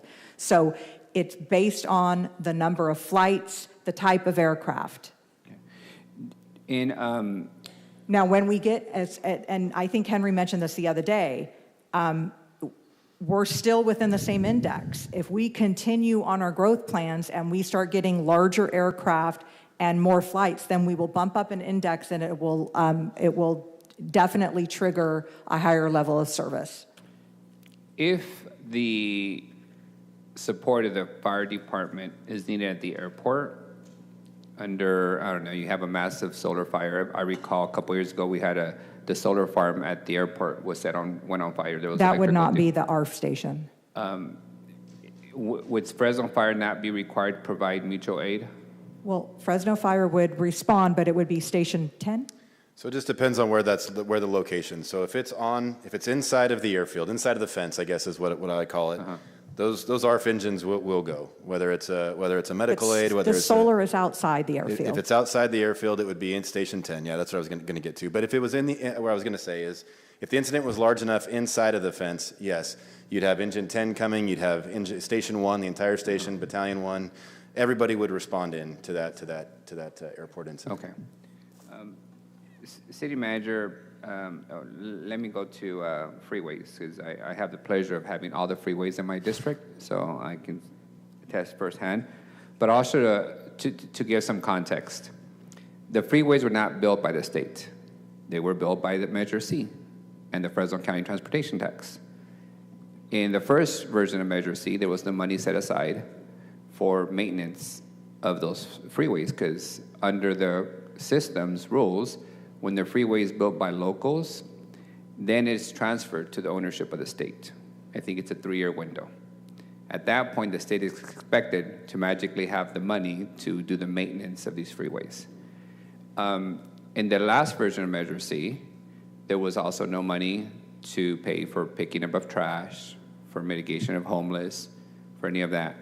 And the reason I bring this up is that as we locally funded all these freeways, we also locally did not set aside money to replace landscape, to maintain landscape, to pick up trash in those freeways. Recently, we've pushed with the mayor's leadership to get some money from Measure C to do basic trash pickup, right? So the state has responded by all these new freeways that the locals built to simply state what is the cheapest thing to do, which is what we do, put, chopped up wood chips to cover it. That, of course, becomes a fire hazard for us. Same fire hazard that exists when we do wood chips on medium islands, just not to the same extent. So the reason I bring that up is that it's really easy to kind of punch at the state who may not be in the room. It's much more difficult to say the next version of Measure C better have money to maintain all this infrastructure, including fire suppression, landscape maintenance, trash pickup, and homeless encampment mitigation of all these things that we built.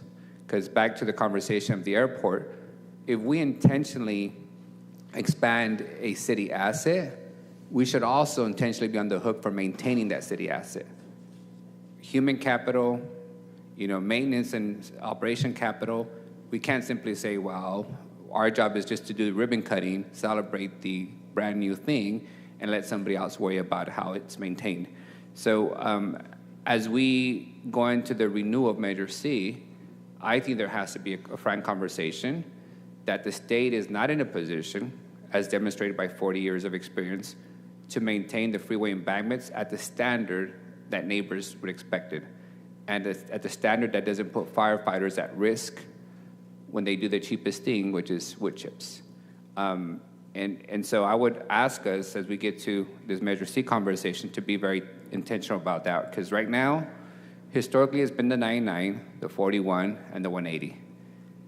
When Clovis starts experiencing the 168 and all the landscape die, and all the homes being built around the 180 and the 180 and 168, and all the fires that we've been experiencing, all the encampments that we've been experiencing historically, they too are going to ask themselves, why did we build this infrastructure and not have money to maintain it? The last conversation I want to get into, City Manager, is could you explain to me in basic English, what is the difference between overtime management in the police department versus the fire department? In the most basic English that you can think of, so that we understand the operational challenge that you mentioned around management doesn't have ability to do cost management. I'm sure the mayor will correct me if I misspeak. Well, I know he wants the mic, so he's really... I know. Okay, so I think the basic difference is this. As Councilmember Perea said, we have to have every fire station staffed every day with the required amount of firefighters. So if somebody is on vacation or someone calls in sick, we have to backfill those positions. In the fire department, in the police department, sort of the minimum staffing is a little bit different in that we don't, like, what are we, what are we at fire, 110? We have 110. Yeah, 110 on staff every day. Police department, we have how many that we want to have on patrol. We have people on special units. If somebody at the police department wants to quickly, oh gosh, my kids got an award program on Friday, they can switch. This is very simplified. They can switch with a colleague, and it's straight time for straight time. So that's one big difference. So if and that doesn't exist in the fire department. If I can't be here tomorrow, I can ask Tyler to take my place. Well, it doesn't happen. Right? If I can't be here tomorrow and I'm a police officer, I can ask Tyler to take my place my shift, and there's no overtime trigger Correct. to the system. Correct. How does that work in fire? So the city manager is absolutely right. And so I think the big difference in the police and the fire department is in the police department, you have about 330 of their officers that are assigned to patrol, which are minimum staffing assignments. They have a lot of other officers that are assigned outside of patrol in investigations, magic, et cetera. Those are not subject to minimum staffing, so when people take off, there's no replacement. And the police chief also, whenever they start to have numbers reduced in patrol, they can then hold vacancies in the in those assignments where there's a non-order back, if you will. That's the difference. In the fire department, they have almost all of their people are subject to a minimum staffing or what's referred to as a constant staffing. And so and then the second biggest difference is in the police department, if you sign up for annual vacation and that creates a vacancy, there will be order back at time and a half. If you call in sick and it creates below minimum staffing, it will be at time and a half. However, if you want to take off at the last minute, the last day, as the city manager said, and you're already at minimum staffing, then you have to get a replacement, and that replacement, you take 8 hours or 10 hours of holiday time, and then that person is paid straight time. In the fire department, if you take off, that firefighter takes off, there's order back at time and a half for that position, even if it's last minute. In that example, if Nelson's a firefighter and takes off, and Brandon replaces him at time and a half, yes, is Nelson allowed to moonlight somewhere else during his time off? That's a fire chief call. Yeah. Yes? I know, I'm going to have the fire chief answer that. I do want to answer the original one you asked, though. There's a handful of ways to get time off in the fire department, right? But you can, it's called a shift trade. That's a terminology for it. If you want a last minute thing to go to your son's graduation or whatnot, and Councilman Maxwell's Firefighter Maxwell's willing to work for you, I want to put it in my terms. It's a joke. More like Laura. But you can do that. There's no cost, a shift trade. Now, what they're referring to is called leave replacement. That's another way to take the time off and find someone to work it back. Like it's almost like finding your own vacation to work for you. But we do have shift trades. We do have the ability to do shift trades. But if you can't find somebody to shift trade with you, you can just call in sick and it'll be time and a half backfilling That you. would be an abuse of sick leave. So I hope our members aren't doing that. But there are ways to find time off. Chief, back to my Okay, question. so back to the question. Can Nelson take time off, whatever category that comes in, sick leave, vacation, whatever, and go moonlight somewhere else while his replacement gets paid time and a half? We don't. So there are certain things that. So we have all of our people fill out a work permit, right? And so there's time off that you can use to go do whatever you want, and there's time off that you can't use to go work a second job. And I don't want to get them mixed up.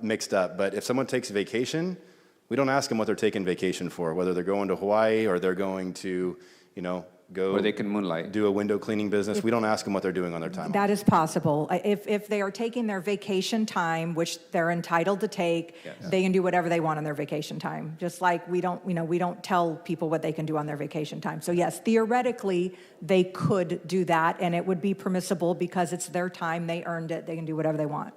But they, based on how they took that time, they dictate to us whether we have to pay them time and a half, the replacement, correct? Based on what mechanism and the timing of when they took the time off dictates whether the replacement is paid time and a half. That's correct. So if it's somebody on the prevention side of the house, So they don't trigger any. Nobody backfills. So let me ask you this: why don't you, as a chief, have the authority to dictate whether the replacement gets paid time and a half versus whatever mechanism the firefighter used to exercise that time and a half, the leave? Why don't you have the authority to determine whether the replacement gets paid time and a half? I think we follow FLSA laws. It's in I think between the contract and FLSA maybe too. Yeah, if you work so many hours, so I mean, if that employee's already worked and they're coming back in working additional hours, we have to follow FLSA law and pay them at time. The replacement employee. Mm-hmm. Okay, let me ask it a little differently. Is the language that we have in the union contract around time and a half for the replacement, is that a industry standard and practice? Is that an industry dictation, or is that something specific to our city union contract? No, it's not. The way we pay employees is not specific. If somebody works over a certain amount of time in a certain period of time, the rest of their hours are paid at time and a half. I mean, I'm not talking about basic overtime rules. Oh. I'm talking about this time and a half for the replacement. It's pretty industry standard fire service standard with probably larger agencies. I think I've heard you. Well, I think it's everywhere. I mean, to go back to your point, though, I mean, I don't think it's anything that's unique. If I've already worked Monday, Tuesday, right, and I have Wednesday, Thursday, Friday, Saturday off because we work a 2-on, 4-off schedule, if I come back in any of those days to work additional time, I'm going to have met my time threshold, and I have to be paid at overtime. So that's, I mean, if somebody takes a day off and I come and backfill their spot, unless it's a shift trade, which is just an exchanging a shift, no pay. So the constant coverage that the mayor referenced, whatever term he used, Constant staffing. constant staffing, is that specific to our union contract, or is that a standard that you need for your accreditation or your operations of fire department that's standard across all fire departments? So we follow NFPA 1710. That's what we strive to follow, right? We try to follow, best Really, practice, recommended the constant practice. staffing policy I was is a going to get there. Fresno I was thing. trying to. I know, you're trying. Trying to get there. Okay. Just So we have Just keep the it MOU simple. and we have the constant staffing policy, and if Correct. you and the constant staffing policy is referenced inside of the MOU. so And it's specific to our union labor agreement. Yeah, but Hold on, though. The constant staffing policy was agreed to by the previous fire chief. That was not brought before, that had financial implications, that was not brought before this body. By the time everybody became aware of the implications of the constant staffing policy, it was ingrained into the language of the contract and became what's the correct terminology, TJ? Practice? The practice, which means if you do something, it becomes part of the contract. Like, we could not go back on it. So there were things Negotiate that were out. agreed to that in present day, like I look at that, we could never do that. Like I said, it had some financial implications that exceeded the fire chief's authority. Which is part of my struggle in this conversation, because we're pretty attuned to every provision in the union contracts, because we're the ones that authorize whether we agree to negotiate that and to fund that provision. In my 6-7 years, I constantly hear this provision, the contract, is the provision that doesn't allow us the cost controls that we have in other departments. And I don't recall ever negotiating that provision and discussing that provision as a body. So I wanted to be clear on, now I know the origin of it was And somebody. but that's just part of it. I would argue that in defense of the labor group, that there are things that have been in the contract for a long time that were negotiated in and agreed to by the group and by the administration and the council at the time. And the thing is as with any contract, once you get something in, Yeah. and years down the road, you figure out, wow, this is costing way more than we thought it would, it's very difficult to get it out. So And I'm not suggesting we go down that path, because that would be negotiating labor conditions openly. What I want to understand is, do we have the ability to associate a cost to that provision?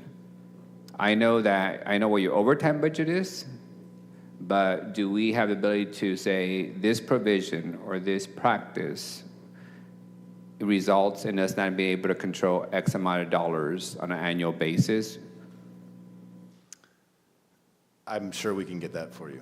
That would be helpful. If you can get that I for. would need a little more detail to the question. So I think like the stuff that you looked at on the stratification of ranks and, sort of having to follow that so rigidly of if we did things different. And it's more I need for, to stop. I need to stop. for labor negotiations, Yeah, not yeah. for public discussion. Where's the hook, labor group, reining me in? Thank you. I just want to point out, Chief, I do appreciate the fact that you went out and met with residents in West Fresno about the impact of open fires to their health. And it's the first time I've ever seen leadership meet with residents. I also want to appreciate the fact that you guys, I have not received in the last 18 months complaints about the lack of fire inspectors for inspections. It used to be really, really, really frequent. So kudos to you all, and I hope you continue staffing those inspectors, because that is a huge obstacle to getting somebody's business occupancy permit, is your guys' ability to sign off on inspections. The last question I had for you is, I noticed there was a big water situation in one of the high rises in downtown this last week. Can you share what that was, and are you anticipating having to bill that property owner for the response? I probably saw the same thing that you saw, and I don't have details on the incident. Do you? I would assume it's a broken sprinkler pipe or something. Fresno Street and Van Ness, broken sprinkler on the 6th floor, water coming out the windows, firefighters slushing it out. I'm trying to determine where was it a broken sprinkler pipe in the building? Do you guys? Yeah. It broke a sprinkler pipe. I don't know what caused it. I don't know either, but here's my only observation as we talk about cost recovery. Yeah. What I saw on the video footage of television is firefighters sweeping off water off the floor of a high-rise building, which I would consider that not our core responsibility to do. It's, there's companies that do that work. So if we're going to be having our firefighters sweeping water off high rises during a broken sprinkler, then we better be recovering that cost, because that's not why we have such an expensive fire protection apparatus to be sweeping water. I understand if you all were doing it for some other reason, but that seems like not the best use of our staffing. So, I'll just speak. That is standard practice. So if we get called out for it, whether it's at an apartment complex or a building, and it's, we get called out, we have the squeegees on the apparatus. We do that work to try to restore it to the best condition possible before we leave. So I know, but it's the busiest firehouse in the Central Valley. No, just my feedback, and I do intend to go spend some time with you guys on a shift. I've just learned I can't tell you in advance, because you might polish up the restroom and the walls. And I want to see the real deal, not the VIP tours that folks are really gracious about trying to do for us. I think your West Fresno residence is going to come do a ride along too. So he stopped by our headquarters station. I appreciate the time. Thank you, Fire Chief. Yeah.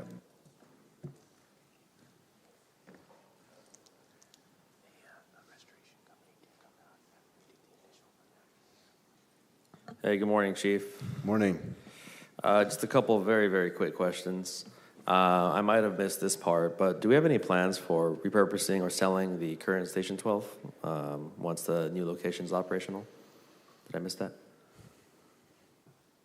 I have to tell you, I have to be honest, we're a little weak in those areas. It's taken us forever to figure out on the Station 18, so right now we don't, but as with any city property, Surplus Land Act, we'd have to go through the exemption and all that kind of stuff. But I have to tell you, learning from what has happened with Station 12 and then the old building in Councilmember Pereira's district, if we don't get in there and do something quickly, it's going to get destroyed. So I got to stay on it. So everybody, we got to remember that. So we'll have to go through the Surplus Land Act exemption.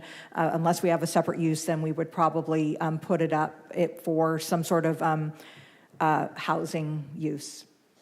Okay, yeah, that's good to know. Good to know. And then, Chief, I know, obviously we were helpful down in the LA fires. How often are city crews being called for mutual aid requests outside, across the state?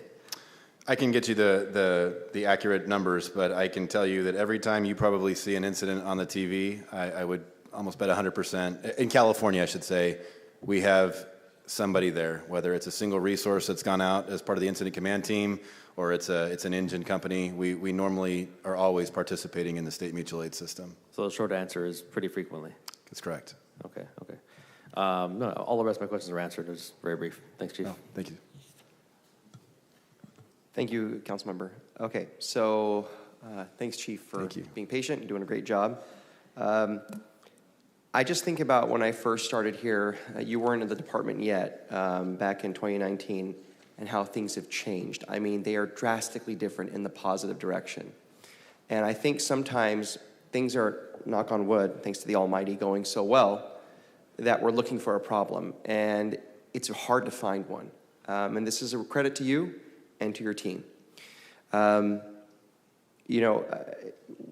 The safer positions. So back in 2019, when I was new, we were having a lot of fires. More than typical agencies do, because people may not remember this, but you actually deal with a lot of medical aid calls in addition to fires. Sometimes you're first on the scene, and it makes a difference.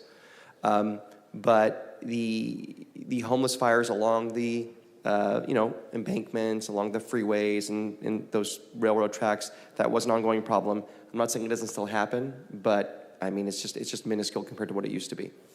But also having higher personnel. Can you kind of give me an idea of what things were like before SAFER? So SAFER is a federal grant program. It doesn't pay 100%, but close to a significant number of covering for the first, I believe it's 3 years of salaries, and it tapers off. Is that correct? Yeah, that is correct. What exactly has it meant to your rank and file, having more personnel?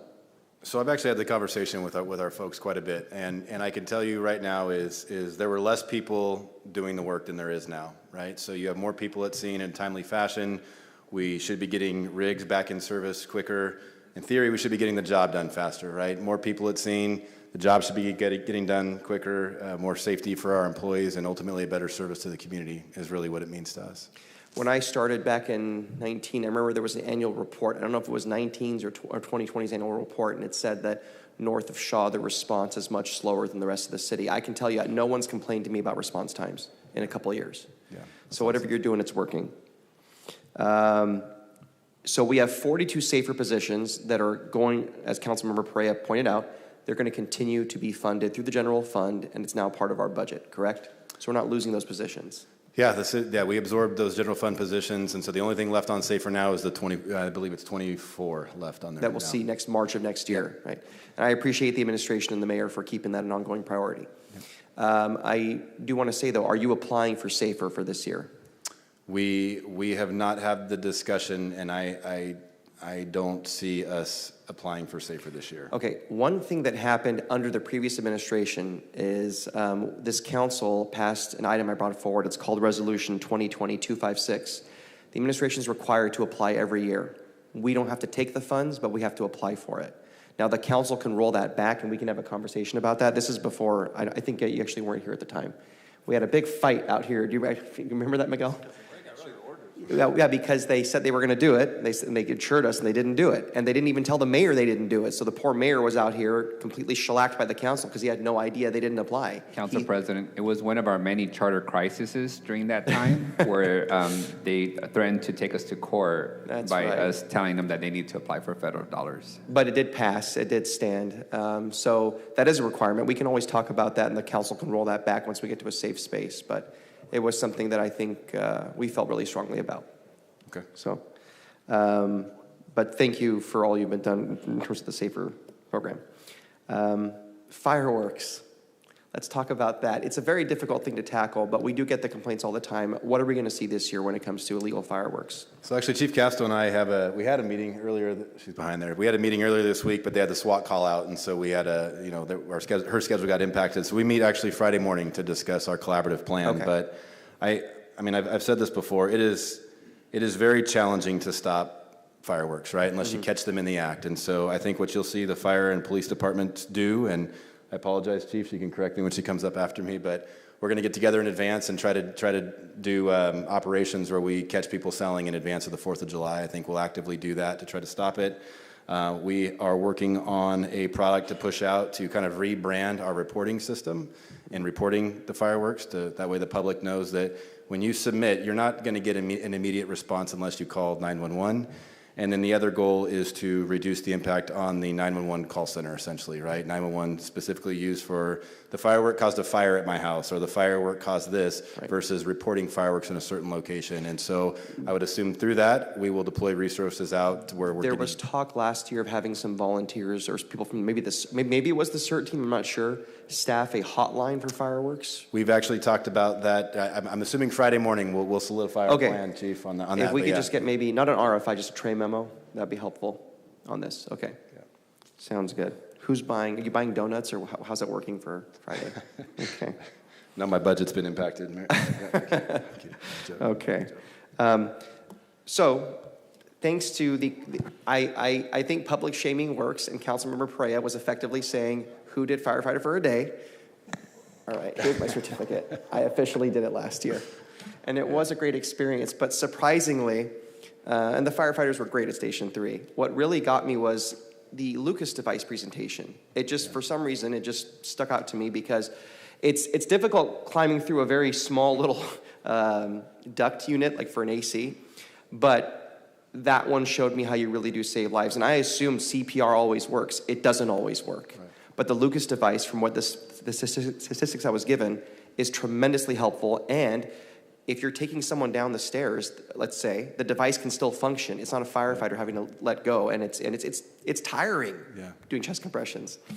So how many Lucas devices do we have? I think you said it earlier. 11. 11. And then how do we decide where they are? Do we know right now where they're deployed? Are they on the... Yeah, they're on the squads, and they're on a handful of our engines, and Chief McGuire has that data. But we ran a report, or we used our data and tried to put them where the most cardiac arrests occur in our city. Sure. Now, do we know, is Station 2 one of those? Okay. How much is a Lucas device? $20,000. I'm going to make a motion for $20,000 to be allocated, funding to be determined. We'll find the funding for a Lucas device at Station 2. And I do that because we do have a lot of medical calls out there. There are a lot of seniors out there, too, in the Hernan and West area. We'll find the money. And I want to thank Councilmember Perea for really leading the charge on getting those Lucas devices. That absolutely saves lives. It's a very big deal. So last thing I have, actually, that's it. You've done a great job. I genuinely, joking aside, the reality is when you came on board, I know you didn't really want to apply for the position. I think you were pushed to, and I think the city manager and mayor did a very wise thing. And I know your members are very happy with you. And I think it's a source of pride. I know you wear that badge very to your heart, and you continue exceeding our expectations. So just keep it up. Appreciate that. Thank you, Chief. Thank you. All right, thank you. Council President, I do have 2 requests for information related to the fire department.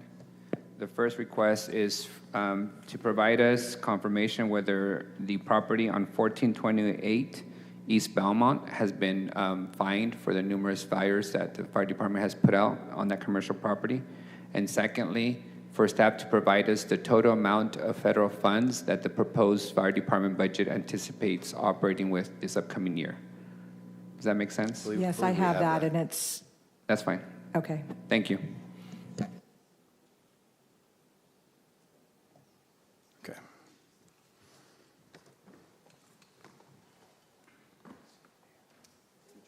Okay, thank you. Next, we're going to start with the convention center. If you folks want to come forward, who's doing the presentation? Ruthie's going to do it. Are you okay with her sitting up here, or you want her to go down to the podium? No, I think you're fine up here, Ruthie. Okay. Thank you. And then just one caveat, we are going to break for closed session at 11:40. We'll come back to this if council members have questions and whatnot. Thank you. Understood. And I will be very brief, and then I'm going to ask the executive director, Jeff Wolf, to cover the last 2 slides. But just very simply, the budget that is included and summarized on slide 2, if maybe Ed or Santino can advance the slide for me. The budget is in line with the information that the Convention Center staff provided during our budget development conversations, and also in line with the agreement that we currently have. As you may know, our agreement will expire actually in a couple of weeks, and so next week we plan to, at our regular council meeting, bring an extension back to the council for your approval for a 6-month extension. It's tomorrow. Thank you. So sorry. Thank you, City Manager, for the correction there. That's right. It expires on the 12th, so we needed to, or the 11th, so we needed to bring it back prior to then. Just to give an overview, the subsidy and the overall contribution from the general fund to the convention center is very similar to last year. It is a slight improvement, and they did sharpen the pencil and take a few reductions here or there in order to have an improved position. And I also want to mention that we will continue to provide the parking revenue as is required per the existing agreement. But I did hear you earlier that we want to revisit that, perhaps if we have a new agreement in the future. If we move to the next slide, what we have here is just a breakdown of the debt service. And of course, these are for the improvements from the late 2000s, I believe 2006, and then the construction of the new exhibit hall, and also the convention center operations that are listed there. The 702, which matches the previous page, again covers the subsidy, the actual loss that is estimated, plus the management fee and a few other items. Contractual agreements, utilities, all very in line with what we've seen in previous years. And again, the note 5 there, the convention center did sharpen their pencils and were able to bring us $23,500 worth of reductions. And then Jeff, if you can come up to the podium and cover slide 4 and 5, we have some event highlights and some outreach highlights that Jeff wanted to make sure and present. Good morning, Council President, Council people. As you can see on the slide there, our crux of most of our entertainment is in the concerts. 60 of those, that was really runs that, and of course, out of the 4 venues, that would be the Soroyan Theater, our jewel, collectively our jewel. Regional conventions, dance shows, wrestling, a little bit of basketball, hockey comes in, and of course, family shows, and of course, graduations. All evolving around the community. Many other community events, women's conference is coming up. We're looking forward to that once again. And of course, children's programming with Jurassic Quest, Brickfest, and those type of programs, along with our biggest event of the year, Disney on Ice, which is in the arena. And if you want to go to the next slide, or did you have questions on? To this last slide. Okay. And of course, we work closely with the Fresno Police Department, the Fresno County Sheriff's Department, the Fire Department. We help provide, in fact, today, K9 units are in the arena, practicing and training. And of course, there's no personnel on our side or the food and beverage side in the arena. The authorities have access to it all day long. Jurassic Quest, the children's, the theater shows, Disney on Ice. We're an anchor tenant for Market on Kern. We donate to Pavelo House and Fresno Mission. We enjoy working with the large city charity events and the nonprofits, Marjorie Mason, and of course, Women's Conference and Prayer Breakfast. We're the original tenants to the Soroyan Theater when it was built is the Fresno Philharmonic and the San Joaquin Town Hall. We're looking forward to another year. We've in fact signed a multi-year agreement with Town Hall to bring in that type of content for the speaking programs that we have there. We do feel that we are an anchor tenant to downtown. We feel that we are an important part of any of the downtown revitalization efforts. And if you've been on campus, you'll see that it's a lot cleaner. We have a lot more service going on to where we are making crosswalks where crosswalks really don't exist, but we between the parking structure and to the back part of the convention center when we have high traffic going through the street there. So we are very vigilant on our patrons. Thank you, Jeff. The only other thing I wanted to add was that the recent painting project was completed this year for the campus, and then as well we are working on getting updated quotes for the lighting project that council approved as well for the FY25 budget. So as soon as we have that, I know the mayor's very anxious on moving forward with that as well. And I think that's about it. If you have any questions, of course, we're here to answer them. Thank you. I have Council Vice President punched up. I just have one question, Assistant City Manager, just for clarity. The money that you reference, lighting, painting, all that, is that represented in the carryover for the upcoming budget?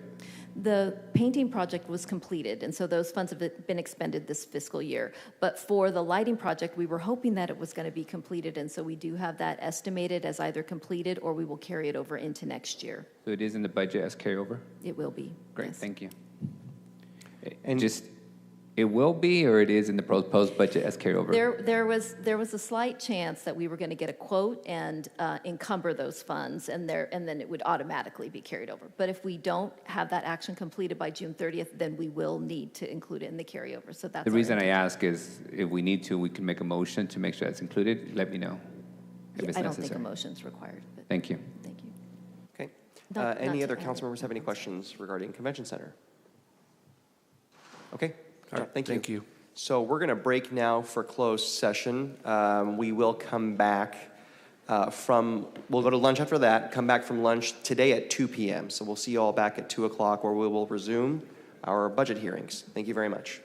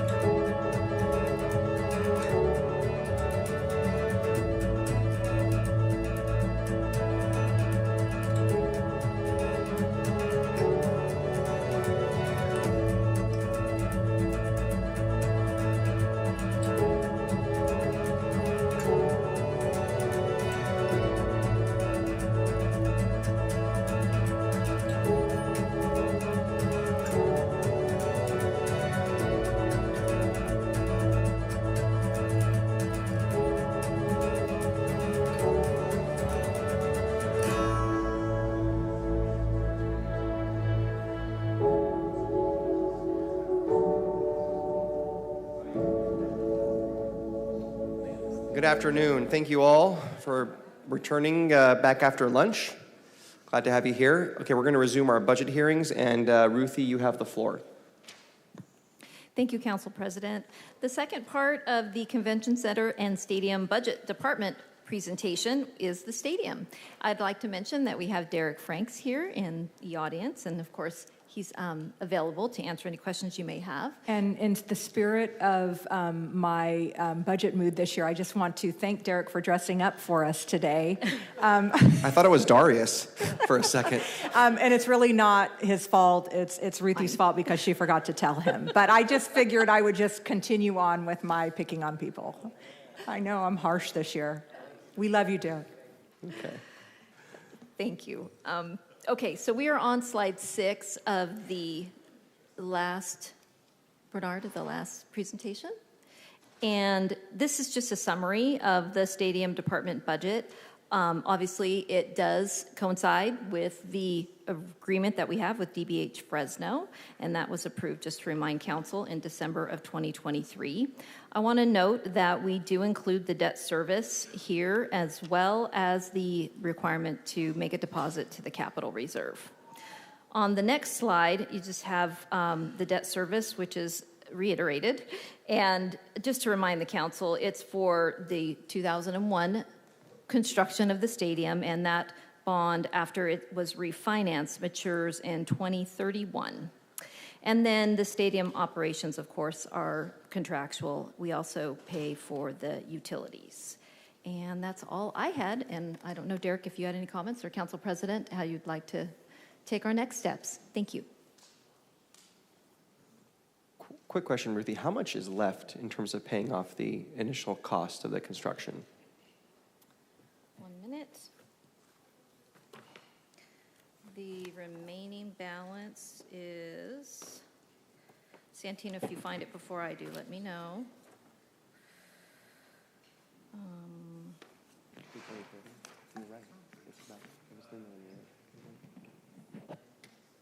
$9.6. Oh, you're getting close. Just under 10 million. All right, that's great. Getting close. Okay. I have no council members punched up. Anyone wishing to comment? No, that was just the one side, Santino. Are you sure? There's 2 bonds. It's 19 million. No, you said 10. Hold on. I know, I'm You so said 10, we're sorry. done.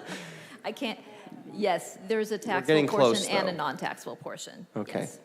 Thank you. Thank you. Council Vice President, you have the floor. Just want to provide direct an opportunity to provide the council with an update on all the capital improvements that I think we funded last year.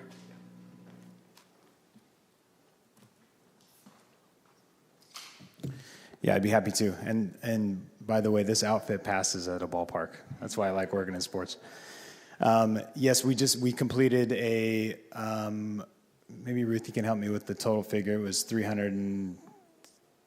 of $300,000 renovation of the concourse level restrooms. So that included 4 ADA restrooms and then almost all of the remaining men and women's restrooms on the concourse. We had previously done 2 of the main women's restrooms in prior years, and this got us almost all the way there. We've got 2 restrooms left that we'd like to do in future years, but that was a rehaul. Mostly the main improvement is the sinks were brought up to something we can, up to a current model, something that's easy to fix and replace versus what we had prior, which was a lot of break and fix. And so a big improvement there. And I thank you guys for allocating the dollars for that. It's been very good for our fans. Just to be clear, what are the upcoming improvements for this year, if any, capital improvements? We are completing the final phase of the Major League Baseball required improvements, which is a batting cage. We are about to break ground on that project and will be completed by October. And that'll make us fully compliant with Major League Baseball's stadium requirement. So that project will be between $900,000 and $1 million when it's all said and done. We've got a few variables outstanding. Is the city contributing towards that final project? They are not, no. That's paid for by the ownership. Okay. And what's the amounts left in the account? I know there's a deferred maintenance fund that we jointly fund. How much is in that account? I don't have that offhand. I'll have to ask. That'd be our for help. city manager. I actually told myself to get that balance to pull it before I came up here, and I did not, but it is at least 100,000 plus we'll have the 285 from this year. So about 400,000-ish? Approximately, yes. And what's eligible to, what eligible work is appropriate for that fund? I think we could look at the remaining restrooms would be kind of top of our list. That would stand out as probably top of our list, but I think, any deferred type projects like that we could consider. Were we able to resolve the water pressure situation that the stadium was experiencing for a decade? We did, yes. So we replaced a pump that essentially fixed that issue and is a pump that properly lets the water flow. Okay. My only other question, City Manager, thank you, Derek, and I appreciate your help and this upcoming year of baseball. Yeah, thank you. Thank you again. Did we get a copy of the agreement and how the parking shared revenue is split? We discussed parking, I think it was yesterday. Right, we talked about that. So I think that was a request for information we're working on, but I can tell you that in reviewing the lease, within the lease, they have control over the spiral, garage 4, that's on Tulare Street, and technically under the lease, part of the underground, although they don't ever use it. So they have control over 4 and the spiral and a number of spaces within the underground pursuant to the lease. There is no revenue share. So when the city decides to charge for parking in any structure or parking lot outside of those 2 areas in the lease, the promoters don't get any of the revenue, nor the stadium? You said outside of those garages? Outside of what's in the lease. So if it's like the rest of the underground or another garage, the convention center garage, that would be our revenue. So there is no revenue split with anyone? No. The only revenue they get is from their private lot and the lots and the garages and the garages that I mentioned. Okay, thank you. And what's the final number that's outstanding for the bonds? 19.5 million, When are we scheduled to pay them off? 2031. 2031. Okay, thank you. And I'm sure we'll cover this in the bond presentation Thursday, but if you can give us an idea of what the annual money would be freed up once that bond falls off in 2031. I have it. Do you have that? Yeah, it's the $3.191 million that's listed in slide 6 and 7. Okay. Do you know the interest rates on those bonds? I recall we refinanced them in 2022, I believe, or 21. 2017, right? Wasn't it more? The taxable is at a rate of 7.03, and the non-taxable is at 5% flat. When was the last time we refinanced those bonds? I recall 2020 or 21 refinancing structure of bonds. No, it was part of the 2017 refinancing that was done. Okay, thank you. A multitude of different outstanding debts. Those are all my questions. Derek, one last request. Can you provide us, just for the council's information, a list of upcoming concerts and events at the stadium for the rest of the calendar year? Thank you. Councilmember Richardson, followed by Councilmember Perea. just something real quick that came into mind. Any idea, like an expected timeline for when the next bathroom renovations can go on at the park? Are those planned currently, or are they still kind of nebulous? I think the way the process would work for us would be to request the use of the stadium funds in the capital fund for that project, and we could schedule it around sort of that permission, and then around events and things like that. Okay, one of those new bathrooms to be renovated, they have changing tables in them? Yes. Okay, is there room to put a larger changing table in there? Absolutely. They're large in size, so I would say probably, yes. Are they the 6-footers, or are they like the standard ones that you'd see in a bathroom? I don't know offhand the size. Okay, I don't think you have any adult-size changing tables in there. And you got some fans, I know, because I've been there and I've seen them, and they're freaking dedicated, that I want to increase participation and the access for folks, so we can get some heavy-duty changing tables in there. I'm not going to make a motion today to pull it out of the budget, but my office specifically will be looking to help. If we need to donate individually from the office to get that done, no, that's something I'm passionate about, right? Yeah, thank you for that Thanks, feedback. man. I appreciate that. I just want to mention that I believe the only restrooms that have not been updated are one suite of men and one suite of women. Is that true upstairs? We've got 2 remaining on the concourse, like the furthest out from the home plate as well. Based on the pricing that we had this year, and I'm sorry, Council President, based on the pricing that we had this year, do you have an estimate of what it would cost to update those 2 restrooms and the 2 that are remaining upstairs? I think that we could do the concourse for around 125, and on the upstairs probably another 100 or so. Under 100, I believe our quote Yeah. last time was 85,000, Yeah, and we right. did not move forward with that. So I just wanted to give the council an idea of what those costs might be, and the fact that we have that capital reserve. Thank you. Hey, Derek, are we any closer to becoming a AAA baseball team? As of now, I've had no discussions with anybody about any changes to our affiliation or designation or classification.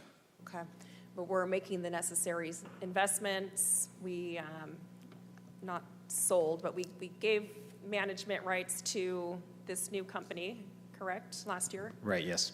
And what else do we need to do to start putting ourselves on a path to get AAA status back?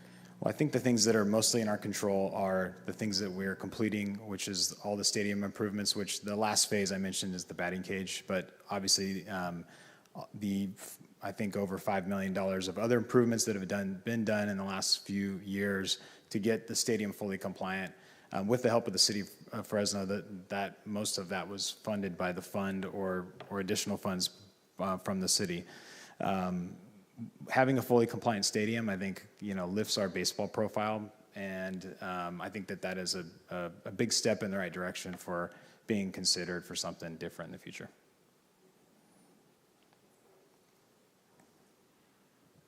So that was a question I was going to ask. I'm so glad Councilmember Pereira brought it up, because I think that every time I go to a game, I see happy people. I don't get complaints about the stadium or the experience they have, and even your staff, they're just all attentive and very polite.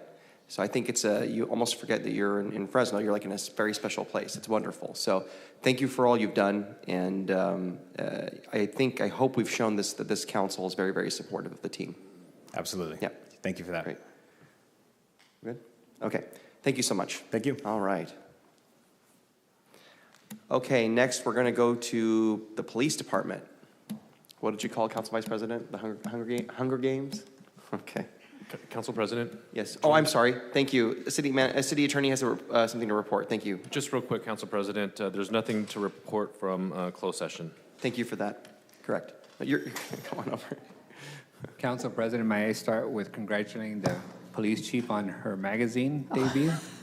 I didn't get that. I know they didn't feature the mayor. I'm sure he's a little jealous, but He hasn't said, but thank you. well deserved. Thank you. Let's just CV say Lux. She was on the cover of CV Lux. Oh, nice. I'm a little She embarrassed. looked amazing. No, you shouldn't be embarrassed. We're I'm very sorry, nice. Mayor. I don't- Maybe I didn't see Chief Alcorn on the cover, so I mean, it says a lot. Okay. Maybe the QVC, Mr. Clean, will ask for your to be the next front page there. Congratulations. I'll have to wear makeup and do the whole thing. Okay. Okay, Chief, you have the floor. Okay, well, good afternoon, everyone. We got our presentation up.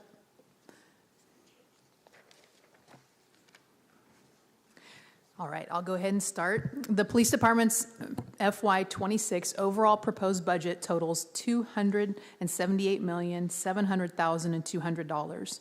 Of that, $274,644,800 are for operations, while $1,208,800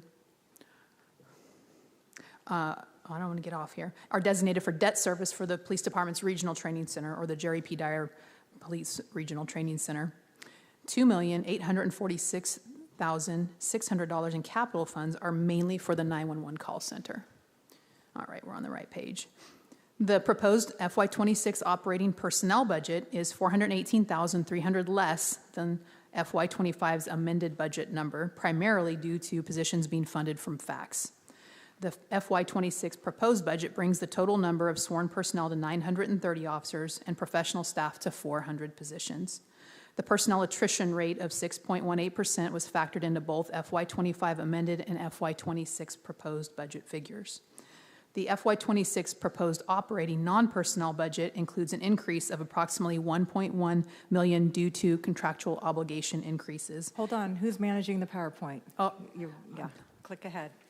My mistake here. There There we go. You got to multitask, Chief. Yeah, I guess so. I'm used to having things done for me. I'm getting spoiled. All right, $1.1 million is largely due to contractual obligation increases, which will be covered in detail momentarily.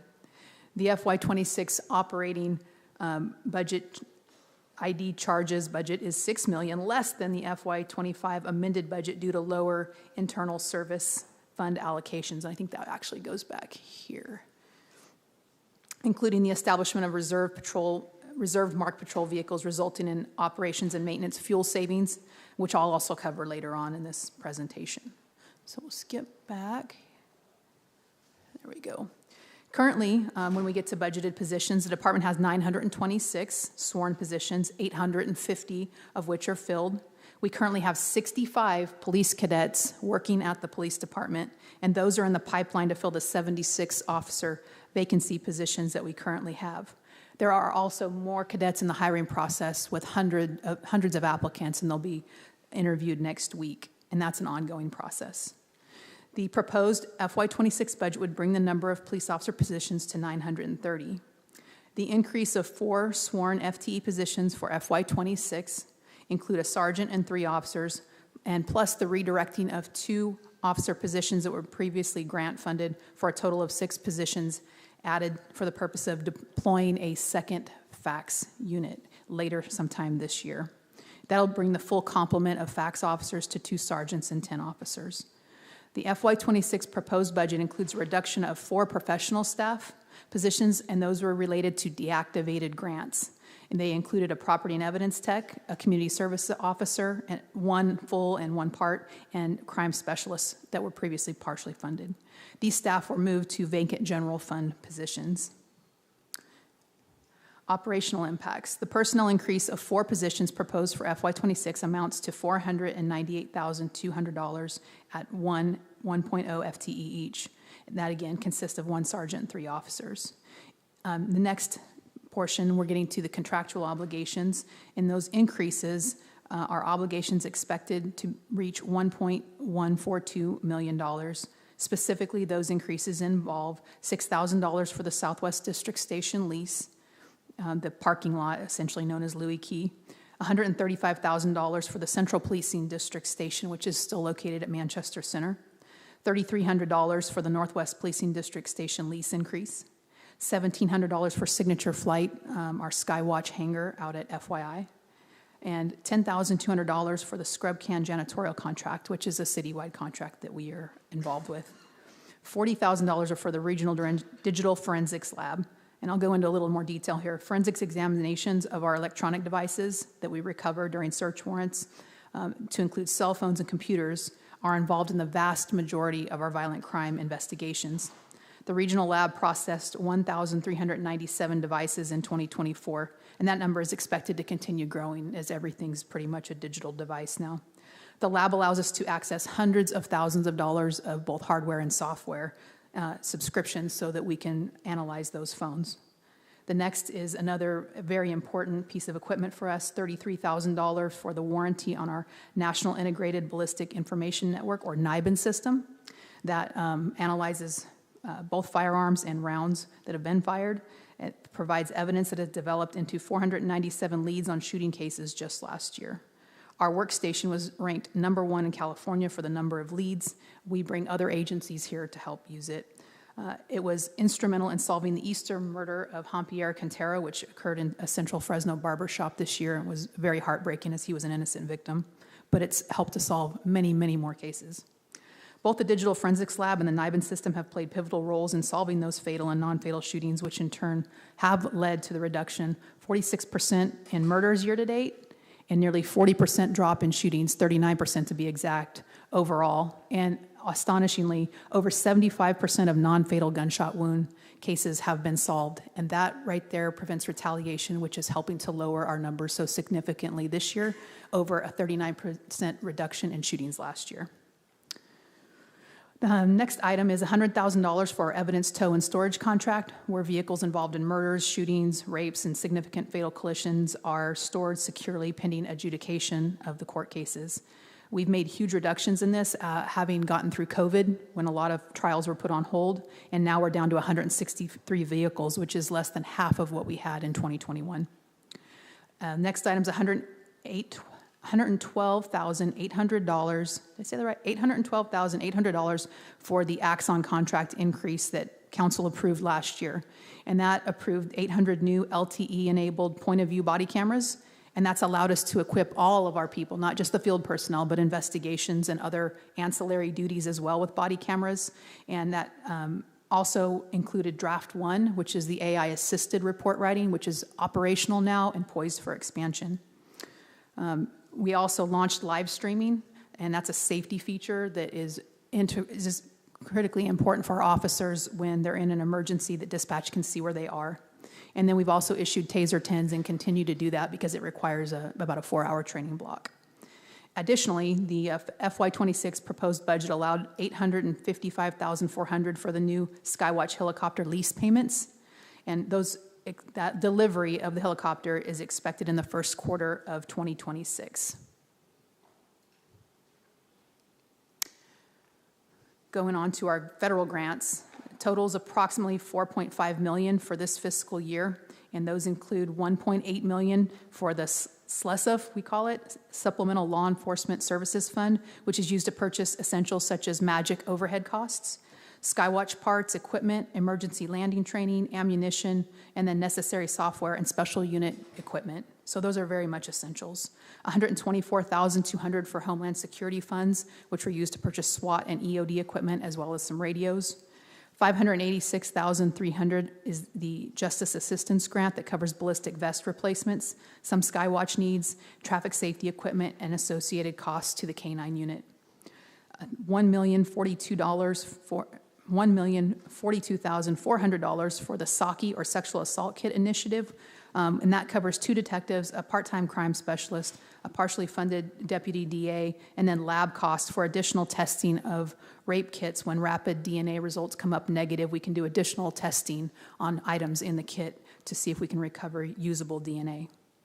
$12,400 for Project Safe Neighborhood Grant, and this includes funding of the wire room for Magic, which is another reason that violent crime has been reduced, is making sure that that is fully functional. $494,600 for the COPS grant, and that hired 12 police officer recruit positions. They were partially funded, and those allowed us to hire the bike officers in our different districts. They were funded at 25%. $125,000 for the Law Enforcement Mental Health Wellness Act grant to cover training and mental health wellness services for officers. And then lastly, for the federal grants, $343,500 for Safer Outcomes grant to fund virtual reality de-escalation equipment and training, as well as some overtime to provide in-person crisis intervention training to our, starting with at least our patrol officers. Next up, state grants. And those were included at about $9,450,000 $300, first of which is $255,600 for the BSCC, or Board of State Community Corrections Frontline Grant, some of which is passed through for smaller agencies, their video policing and youth programs. We have about $60,000 of that left to spend here at Fresno PD, and that's been going for several years now. Next up is a big one, and I'd love to talk more about this, is $7,910,800 for the BSCC Organized Retail Theft Grant that covers 25 sworn positions, 2 professional staff, and also allows for partnerships with Clovis PD, Fresno County Probation, and the DA's office. And this combats organized retail theft, but also auto theft and catalytic converter theft. With this grant and the help of Prop 36, we've been able to lower retail theft by 35% just this year to date. Auto theft has been lowered by 38%, and that's over 600 fewer cars stolen this year than last. And that makes a huge difference to the people trying to make a living in this city and get to work. Well, the scourge of catalytic converter theft has slowed to a virtual crawl, where we used to be on top of that number all the time. It has reduced to such a number, it's just hardly even talked about.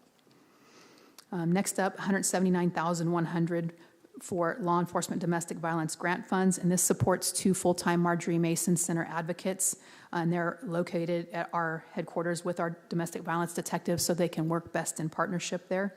It also provides overtime for detectives to investigate domestic violence cases. It allows for some specialized training and equipment, and you should know that they processed over 9,368 cases of domestic violence in that unit last year with 9 detectives, a sergeant, and a sergeant. And on top of that, Marjorie Mason provided service to over 1,000 victims. Next up is $445,900 for the Office of Traffic Safety Selective Enforcement Grant, and this allows operations nearly every week of the year to be performed on overtime by our traffic unit. And this includes DUI checkpoints, saturation patrols, distracted driving campaigns, pedestrian safety operations, education, and more. $504,000 for the Board of State Community Corrections, again, BSCC, for the mental health and wellness program. It funds items such as a gym and wellness equipment, training, and services for our very own department personnel. It helps to support our wellness unit. Lastly, $184,900 for the tobacco grant, in which we partner with the city attorney's office to cover overtime operations, training, and retail inspections, as well as, I think, a little bit of equipment. And that does it for our state grants. Getting a little bit too far ahead. Next up are our special, our program and project highlights. I like to call them special. And it certainly is. First up is the 911 call center. And that is $2.7 million in our proposed FY26 police budget. Funding for the project is estimated to be $16.9 million via bonds. The groundbreaking ceremony for our new 911 center is expected in summer, so next month of July 2025, and then that's the beginning of construction, and it's expected to take about a year of construction time unless there are complications. The new center will replace the antiquated, cramped center that actually was originally built in 1959, and it shows every one of those years. The increased size will allow for the growth and increased service levels to the public. The 911 call center currently fields, and this is unbelievable to me, over 1,000 911 calls every day, and 1,000 on top of that non-emergency calls every day.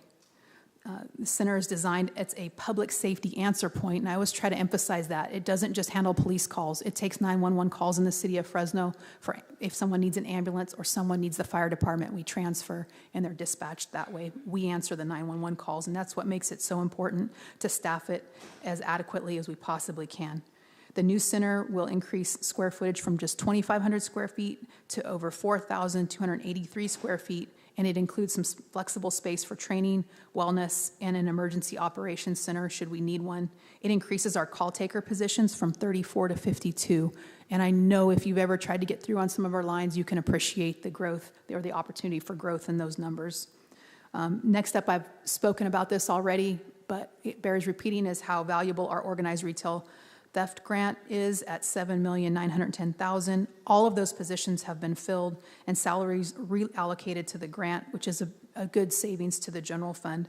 The last remaining positions were filled earlier this year with a tactical team, and I think you guys will like this. So we have 5 officers and a sergeant out during working hours or business hours, and they're performing operations every day to apprehend shoplifters and then doing bigger operations, and they follow up with people who are doing multi-$100,000 theft rings, and actually it goes really far. We have a lot of really exciting ongoing investigations in that area. Axon, back to that, it's a contractual obligation that we did plan on after contract was approved by council last year. The increase for this year, and body cameras again have been issued to all investigations. We have draft 1 up and running, and the live streaming, I don't want to rehash that too much. We also have live streaming involves Fusus, which is a system that came with the Axon contract that is allows a community camera program that I'm looking forward to. We'll talk about it at a later time, but it helps to bring camera feeds into our headquarters or to an officer's cell phone, and it's going to be a really exciting way to enhance safety in the city. Lastly, here on this page, 30 patrol vehicles. Although there's $0 in the budget for FY26, 30 vehicles are needed annually is about what it takes to keep our fleet whole. We attrit about 30 cars a year via total collisions and then just mechanical failure. Let's see. So that would not be, those vehicles would be ordered later in the second half of fiscal year 26, but no payments would be scheduled until fiscal year 27 on those vehicles. And then we're on to the very last slide here. I'm pretty proud of this because on top of those violent crime reductions, we've managed to balance out our community outreach, and you can see that's pretty exciting. 1,300, we have a little tracking device, so we know that's fairly accurate. I know we've missed some, but over 1,300 community events attended by Fresno PD personnel, from very small to very large scale events. I know some of you attended, funded in large part by donations. These partnerships with other organizations in our community include Fresno Unified, Central Unified, PAL, Neighborhood Watch, the FPUA, churches, and too many local businesses to name that support our cause when we go at asking for help to put on community events. So with that, I'll conclude my presentation. Thank you very much, Chief. Okay. Certainly. Thank you. So we're going to start in order of who punched up. We have Councilmember Richardson, followed by Councilmember Maxwell. Chief, good afternoon. Hello. Real quick, is the JAG gone? Is that not an applicable grant anymore? Has that No, expired? I read it. It was one of them. Okay, because looking through the budget, I see the JAG from 24, 23, 22. Is that something a calendar year application maybe we applied for last year and didn't see this year? Yeah, I'd have to defer on the upcoming. I haven't seen that one come out yet, but sometimes the grants will lag a little bit. We're still being funded by maybe JAG 23, 24. Yeah, so I think we're in JAG 24 right now. Yeah. Okay. Yeah, so that's how they typically lag a little bit behind. But we wouldn't miss the opportunity for that one. That's a perennial that we have been doing for many years. That's what I figured. Looking online, doing my own research, I didn't see anything about applications being open or anything post-23. So I figured we were on top of it. Just wanted to make sure. Sure. Why I wasn't seeing it.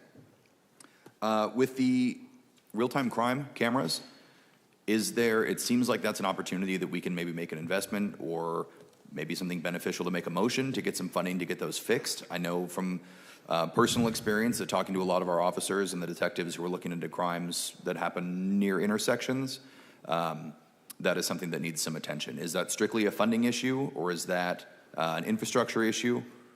It's a little bit of a both. It's also a technology issue in the sense that we don't have a 24/7 staffed real-time crime center, but we have something better than that. Council approved the purchase of cell phones and assignments to each officer, and that's the way of the future. So that officers can actually, that's part of Fusus. The officers can log into those cameras, whether they're city cameras, and we have a number. I've lost track of how many flock cameras we have access to. Yeah. We purchased a number of them with the ORT, or the organized retail theft. Mm-hmm. We have privately owned cameras we have access to that are also available to us through that.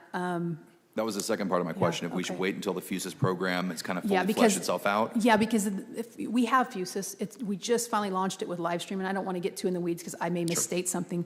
But what it basically does is it will allow for community cameras. Let's say you have a mom and pop liquor store, and they have cameras, and they would like for us to be able to see them, and they can subscribe to this It's a pretty nominal cost. Fusus would come out and offer that to the community, and we can log into private cameras with their permission, and they can set the permissions. So that's probably a year or so out, but we're really excited about that. So while we would love to increase our own cameras, we are going another direction as well, simultaneously, of accessing community cameras. And so would we be able to monitor those 24/7? No, we're not making that promise or even saying that at all. But when something does happen, we can log in and watch either real time or subsequent as an investigative tool. Okay, that's maybe a conversation for down the road once we see how Fusus has worked out. Yes. Fantastic. On page 168, the voluntary overtime went up by 20%. Just for those of us who aren't working voluntary overtime in the police department, can you just explain what that looks like? It's a little bit of a misnomer because it's actually our contract law enforcement services is primarily that. It's not voluntary overtime out of our general fund budget. It's contract. And why that's a good thing it's gone up is officers want to work it, and we have a high demand in our community for contract, and we love to especially work out contracts with places that are high call for service because it benefits the department, it benefits the business, and it can benefit the officers. So that increase is primarily due to an increase in contracts. Awesome, awesome. And then final question is, I've seen a lot of coordination between the police department and Neighborhood Watch. Can you just speak a little bit to what that relationship is warranted? Are we catching more folks? Is the blotter more active? Are they kind of a pain in the butt? Are they more of a help that you see what I'm saying? Well, they're their own organization. They're their Sure. own 501c3. We just work in partnership with them. And what I think is really important about them, we can look at crime numbers, and everybody can make their own opinion on numbers, but what is really important is the fear of crime, and I think that's the most important thing that Neighborhood Watch has helped to reduce that fear of crime and making people feel more comfortable in their neighborhoods, and so I think it's a very important part of safety in Fresno. Fantastic. That's all I had. Thanks, Chief. Sure.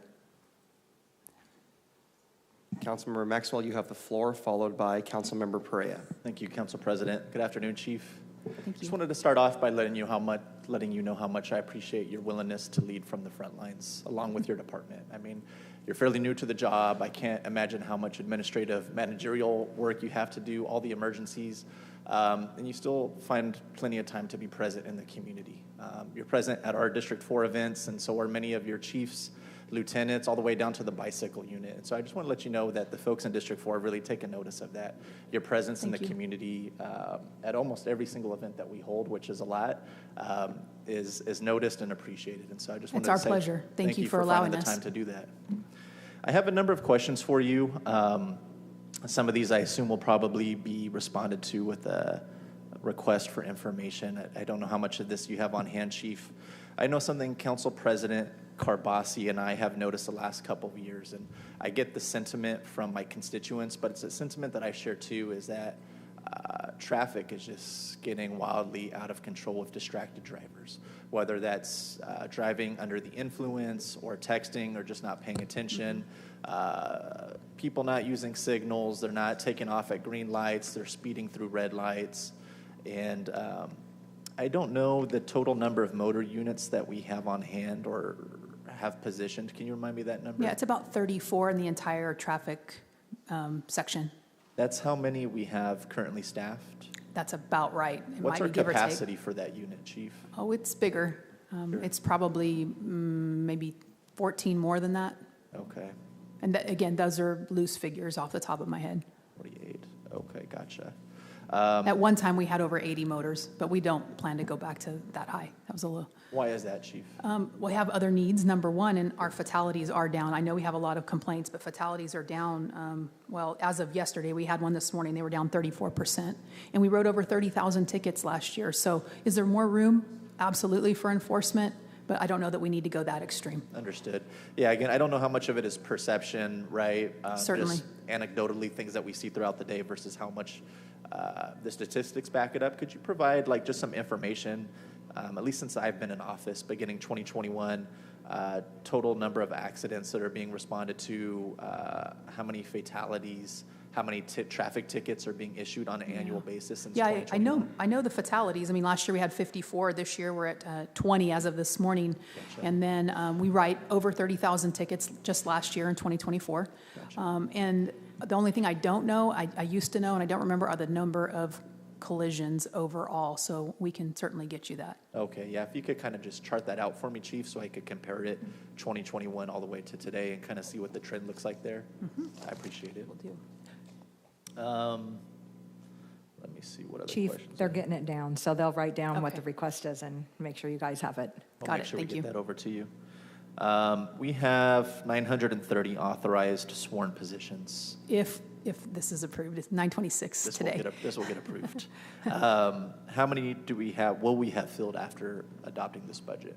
How we have filled? How many will we have filled? What, now it's 850 as of today. Okay. And so we have, let me pull that up because I've got that for you. It just takes me a second to reference the exact numbers.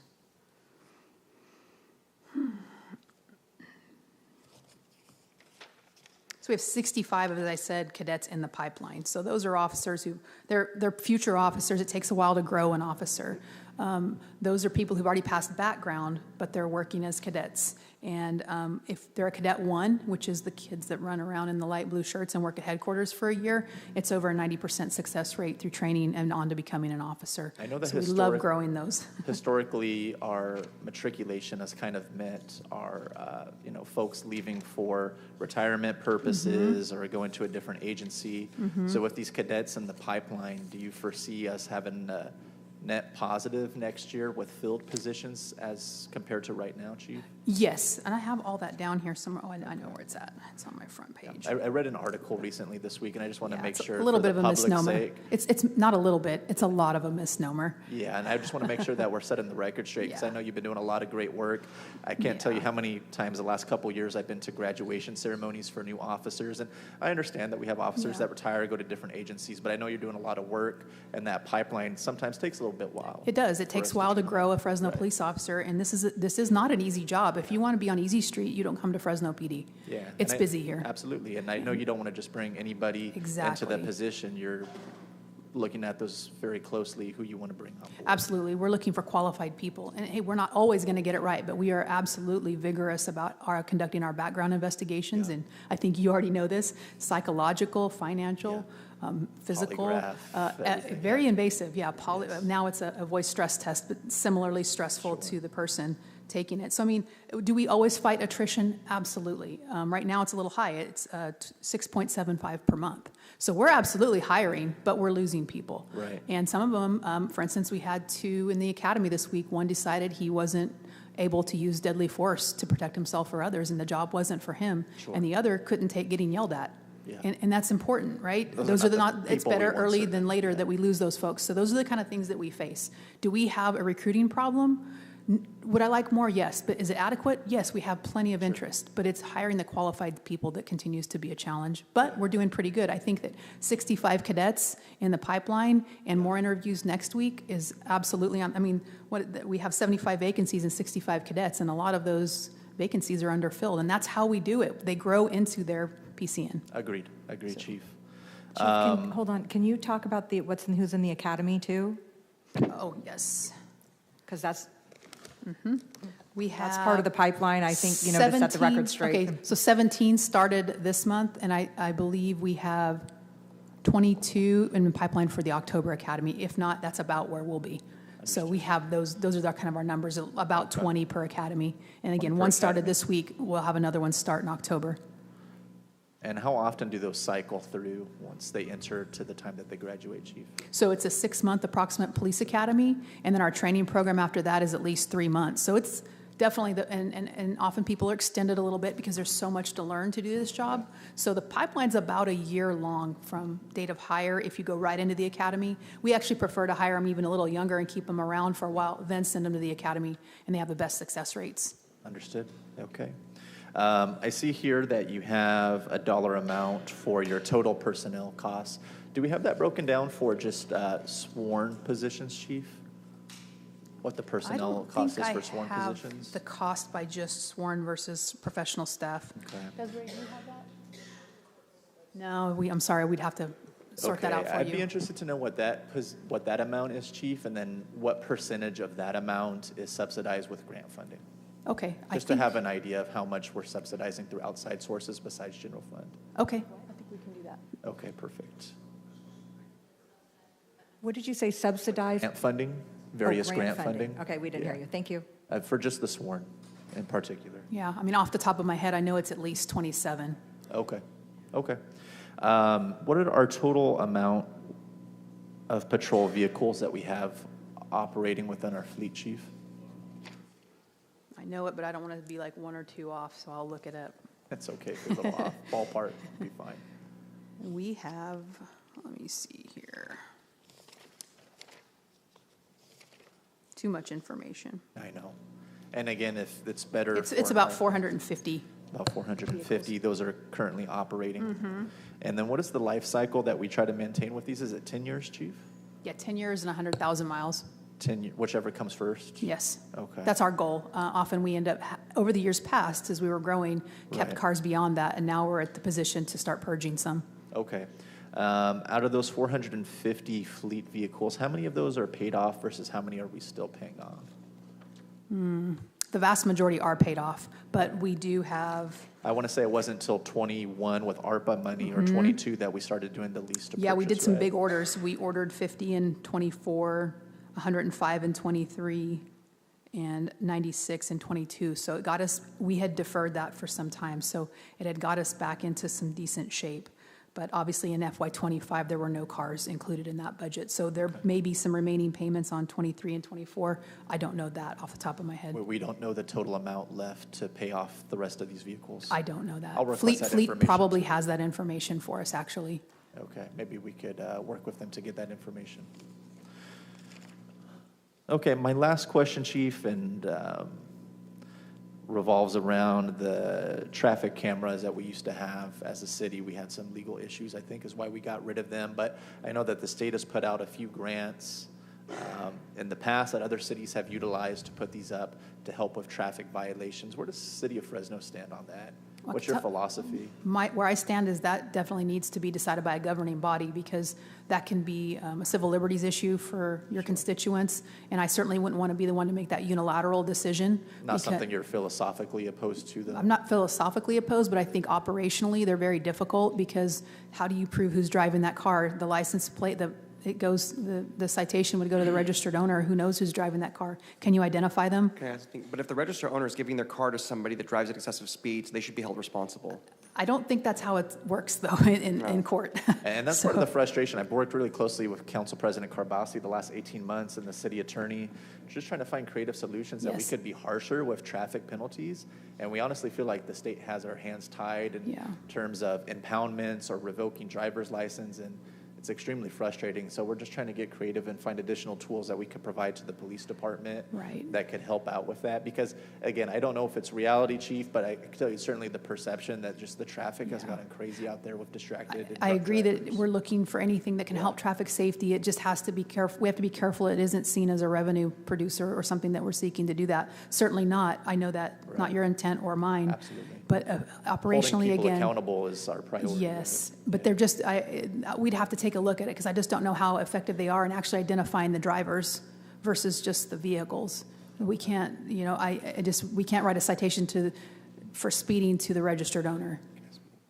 Do you know if the vehicle itself is being used in the commission of, I say crime, excessive speeding, which could be dangerous. An infraction. Mhm. Infraction, is it not appropriate to also fine the owner of the vehicle because their vehicle's being used? Is that not allowed? I don't believe that there's any provision for that under the law. And I don't know that that's something at the local level we could do. If I may, Council President, the city of LA, Oakland, San Jose, Long Beach, San Francisco, and Glendale all currently use traffic cameras to provide citations ranging from $50 to $500 for speeders.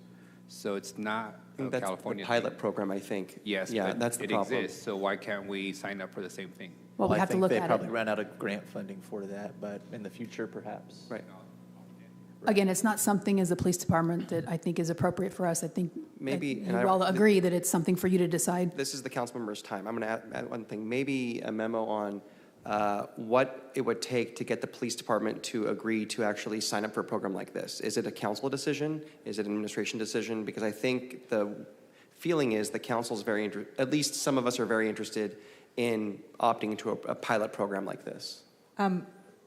This is kind of the first that I've heard of the conversation, so we're happy to sit down and talk to the chief and talk about what other cities are doing. Mayor, they had these around when you were chief, correct? Yeah, actually prior to It was that, Bredefeld. it was Gary It was Gary Bredefeld Bredefeld he when I was was the esteemed staff. Once again, here I am. There, we had a pilot program in the city of Fresno. It was 3 intersections that were selected, and traffic collisions actually went up at those 3 intersections. And really the reason was simple. It was because of rear-end collisions where people would see the cameras at the last minute, slam on the brakes, and it'd be a crash. Wasn't necessarily where somebody was running a red light and getting hit, which obviously is more serious. And the decision was made at that. Cameras have gotten smaller since the 90s. For sure. And they were gaudy cameras. But I've had conversations. It's a mixed opinions, quite frankly, from police chiefs across the country. I can tell you our former traffic commander, when he was there, was not in favor of them.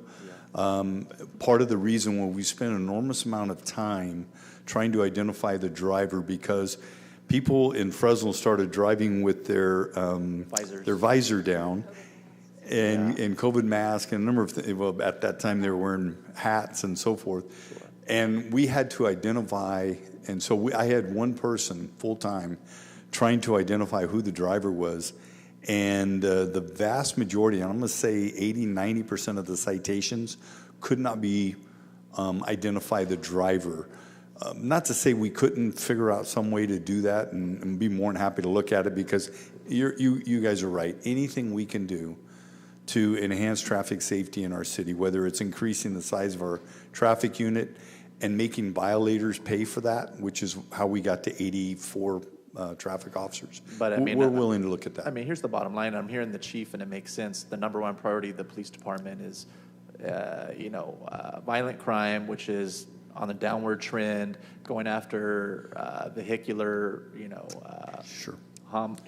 manslaughter, stuff like that, which is also on a decline. But that still leaves a whole host of other traffic issues, and it doesn't sound like the priority right now, anyways, is to increase motor units. And so what is the solution? Sure. For these? I think technology is part of it, but whatever the police chief brings forward to us, I think we should all collectively get in a room and look at it and see if that's something we want to go forward with as a city, but be looking forward to see. I'm not opposed to it by any means. Okay. I appreciate the feedback, Mayor. Thank you. I would love a bigger traffic unit, but I have to balance the various needs. Of course, I understand and it's not necessarily the priority is just violent crime. It's saving lives, right? Absolutely. It's sanctity of life, and so that does include monitoring our fatalities in traffic. Which is down how much this last year? Violent crime. Violent crime. Well, overall, it's I don't even know right now. Overall, it's pretty good though. But it's very good. I mean, we're down on murders, aggravated assaults. Robberies are about a wash. Rape is down, so we're doing very well in that area. But traffic fatalities are down as well, although we've had some horrific incidents here in the city. Absolutely. Well, I appreciate it. I know that was a lot of requests for information. I'll make sure that we send those all over. Okay. But I appreciate your work, Chief, and your top brass. I think you guys are doing a phenomenal job, and really appreciate everything you guys do for District 4. Thank you. It's our pleasure again. Thank you. Thank you, Councilmember. We have Councilmember Perea, followed by Councilmember Vang. Thank you, Council President. I want to piggyback off of what my colleague was talking about related. Councilmember, were you referring to speed radars or red light runner cameras? All the above. One of my big problem children intersections in D1 is Palm. Clinton and Van Ness, Oh, Palm Clinton, Wishon Clinton, the Fresno High area where a lot of the homes go all the way up to the sidewalk almost, and so it makes that sight line of visibility getting closer to an intersection. It's very much decreased, and so we have a lot of collisions. It's usually one of our top 10 is one of those intersections. Yeah, we commissioned a study last year. I think we paid $160,000 to have Public Works come back to us and say, we recommend this menu of options to make this intersection safer. And so we spent $160,000 on that. And to fulfill the solutions for making this intersection safer, it came back at about $1.2 million of improvements. And so I'm grappling with, where do we find $1.2 million to make this one intersection safer? And once we do make it safer, it still won't change behaviors, not necessarily. Adding a left-hand turn pocket won't stop someone from speeding or running a red light. And so while I know there are problems with technology, especially when it comes to this part of public safety, the simple fact is you don't have enough women and men out there on patrol units to give tickets. You're right. This was, gosh, maybe 5 or 6 years ago. I was in Sacramento, and I got a ticket for running a red light. And I'll tell you that that changed my behavior.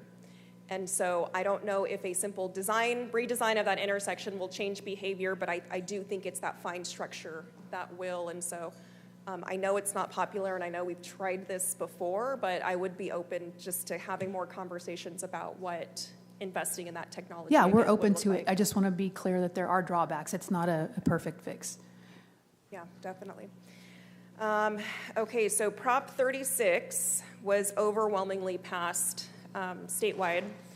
And you had mentioned a couple statistics earlier in your presentation. I think it was 36% reduction in retail theft. Yes.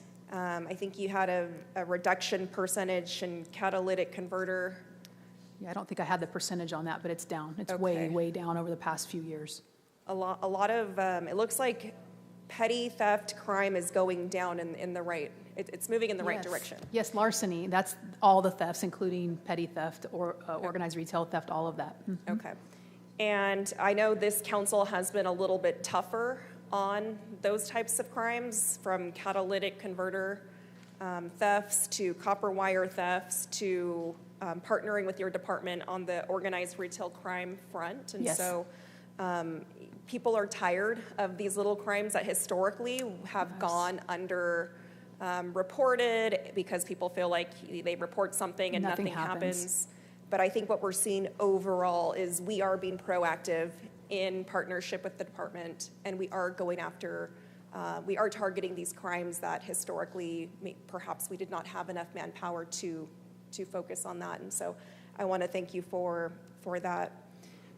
Is advanced peace in your budget? It is not. It is not. Did we take that out? Yeah, it belongs to parks. That's parks, okay. Our parks director is here, but Erin, I'll have a conversation offline with you about advanced peace. Council member? Yes. In anticipation of this conversation, we had a meeting, yesterday, the day before, whatever, it's all blending together. Monday night. Monday, thank you. And with EOC and Advanced Peace, and to really dig into, this kind of was initiated when Councilmember Arias, I think the day we rolled out our budget, he was asking about Advanced Peace, so we wanted to be prepared for the conversation. And there's actually an agenda item coming up on the 12th that has to do with some funding for Advanced Peace from the Parks Department, which is existing. But we do have a recommendation, and it would be as part of the Parks Department budget because of budget cuts that EOC has suffered. And there are some grants coming up that get applied for in August that both Advanced Peace and the city's going to be applying for violence intervention. And we feel really, really confident that both of us are going to get funded. But just in case, right now, Advanced Peace has funding through the end of December, mostly a little bit. There's some smidge that takes them through March. But we are going to recommend that a budget motion be made for $250,000 to be put in contingency. We'll know in October whether the grants are awarded, and if they do get the grant at the amount they're requesting, then they have agreed they'll have plenty of money for the program, so they would not need our $250. But just in case that their grants are not awarded, $250 would get them through the rest of the fiscal year. So we were going to request that budget motion. I wasn't sure when it was going to come back up, but wanted to put that out there. And that is to keep them functioning and in partnership with the Parks Department and the Police Department. Understood. Okay. I'll make that motion. Can you help me with that language? Absolutely. Thank you. Hey, budget staff? Yeah, was there a second? D3.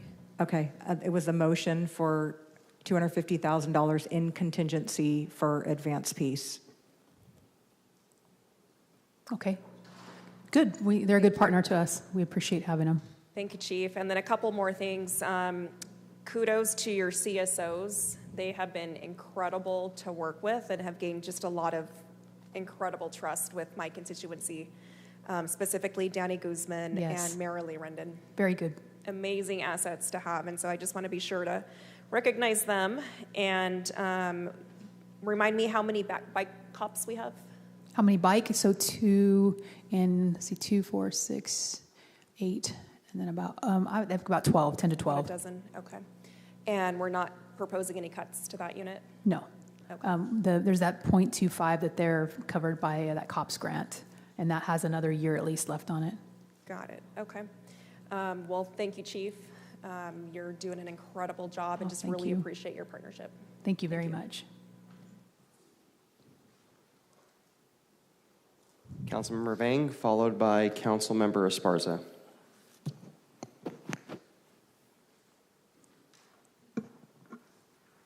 Thank you very much, Council President Kerbasi. Good afternoon, Chief. Hello. Good afternoon. Good to see you. Good to see you too. And thank you very much for all of the meetings that your department is willing to have with me. And I understand that Captain Alvarez is not here, so thanks to him for the tour of the Southeast Division as well. On page 7, you initially mentioned that there are 30 patrol vehicles scheduled for fiscal year 2027. As of right now, if the department were to purchase a new patrol vehicle, what is the cost of purchasing one that is ready for street operation? I'm going to defer to my lieutenant. I believe I know about the cost, about $80,000, but Lieutenant Pierce? But we lease purchase them, so we don't pay the cash price for them. Yeah. And that's with upfit. And there's upfit fees, so I'd rather have him give you the exact number. With the tariffs and everything, we just had it costed out through general services at $102,000. Per vehicle? Okay. Fully upfitted.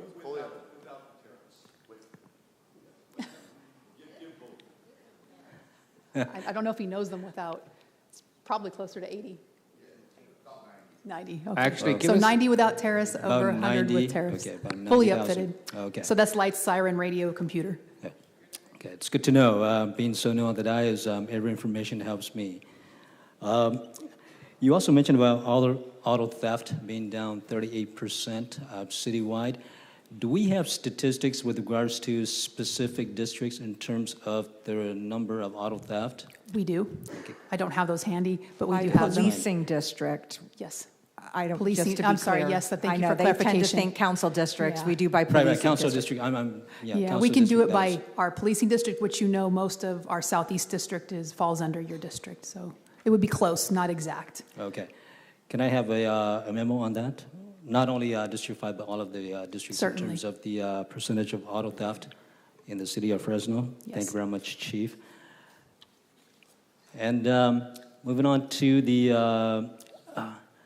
park rangers. I know my colleagues mentioned about the CSO, park rangers, and police officers. Can you give me perhaps an analysis of the difference between the three categories in terms of qualification, training, and their duties? I'm sorry, you said CSO, park ranger, and who else? Police officers. Okay. The park ranger and the community service officers, their job specifications are almost identical other than the specificity to the park. So non-emergency calls for service, it's a pretty broad range of duties that they can handle, but everything but non-emergency or something very specific, like obviously communication center, our dispatchers are different. But it's a very broad range of duties, but they're very similar between community service officer and park ranger. And then obviously police officer is sworn and is a first responder and has a much broader array of responsibilities and duties and to include, obviously a firearm. Do the park rangers and CSO have the power to ticket or arrest? They can write parking citations, but not traffic citations and not power of arrest, no. How many park rangers does the city have? I believe 18 or 19. We're teetering, and we have interviews of 2 more coming up next week. So fully staffed is 20. And they're assigned to work around the city parks? Yes. Just the city parks. Outside of that, do they have jurisdiction, or is just the city parks alone? No, they can work anywhere in the city, but obviously the grant, because they're grant funded, they have to primarily belong to the parks. Unless there's an emergency situation, they may help us out briefly somewhere else. Okay. And the trails? Trails, I'm sorry, the trails, like, Trails yes, and parks, the trails that we've recently adopted, yes, and built. Okay, thank you, Mayor. Again, the bicycle team, you said there's 12 officers assigned to the bicycle team? Yeah, I believe you have 2 in your district, 2 in Central, 2 in Northwest, 2 in Northeast, and then there's a team down in the downtown area. That begs my next question. Where in District 5 are these 2 officers assigned to? Is it along the Cesar Chavez corridor between Chestnut and Willow, or? It just depends on the need. Depends on the needs? Yes. Okay, so throughout. Yes. Okay. And my last question is regarding the Neighborhood Watch. I understand this is a 501c3 Yes. Organization. I looked at the budget, and there is no line item, obviously, because it's nonprofit. Fiscal year 2025, I believe there was $75,000 budgeted for this organization. Am I correct? 24. 24,000? No, I don't think there was any funding in There's 25. none in 25. Okay, so I'm It not was in certain, I'm sorry. 24. So 24. Fiscal 24, sorry. Okay, fiscal 24. Okay. So in 25, there was no budget. Well, and that's mostly because it was ARPA dollars that were used to fund it. For many years, and the 30 years practically that I've been here, Neighborhood Watch was its own nonprofit and didn't receive any financial support from the city. With the ARPA dollars, they were awarded, I believe, $400 and some thousand, and then obviously when that was over, they weren't awarded any further money, I believe, in fiscal year 25. Correct, City Manager? Yeah, we had taken a deep dive into their budget, and they had sufficient funding to last them through, to get through fiscal 25. Yeah, we historically have not funded them, and it wasn't until, I think, 23, I feel like 23 and 24, maybe just 1 year, they were awarded some ARPA dollars. So in fiscal 24, the budget was $75,000, if I'm correct with the number?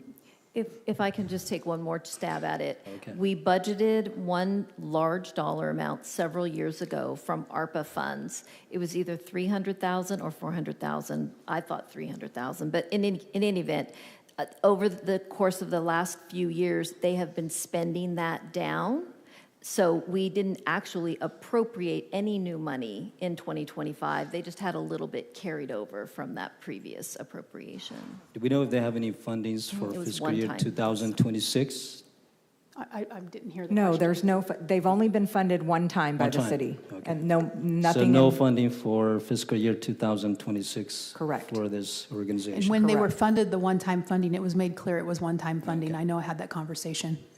And as you know, Chief, the eastern part of District 5 is growing. New homes are coming in, and residents are interested in starting up their own neighborhood watch. That has been the conversation out there the last couple of months. In that case, given the history of this organization, I'd like to make a motion of $75,000 to go to the Fresno Police Neighborhood Watch Association for fiscal year 2026. Second.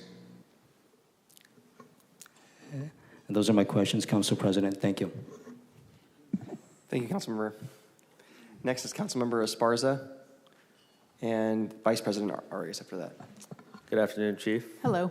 Appreciate the updates. Looks like we're doing pretty well on staffing, about as well as you can. As right? well as we can, And, yes. for an Better agency than of many.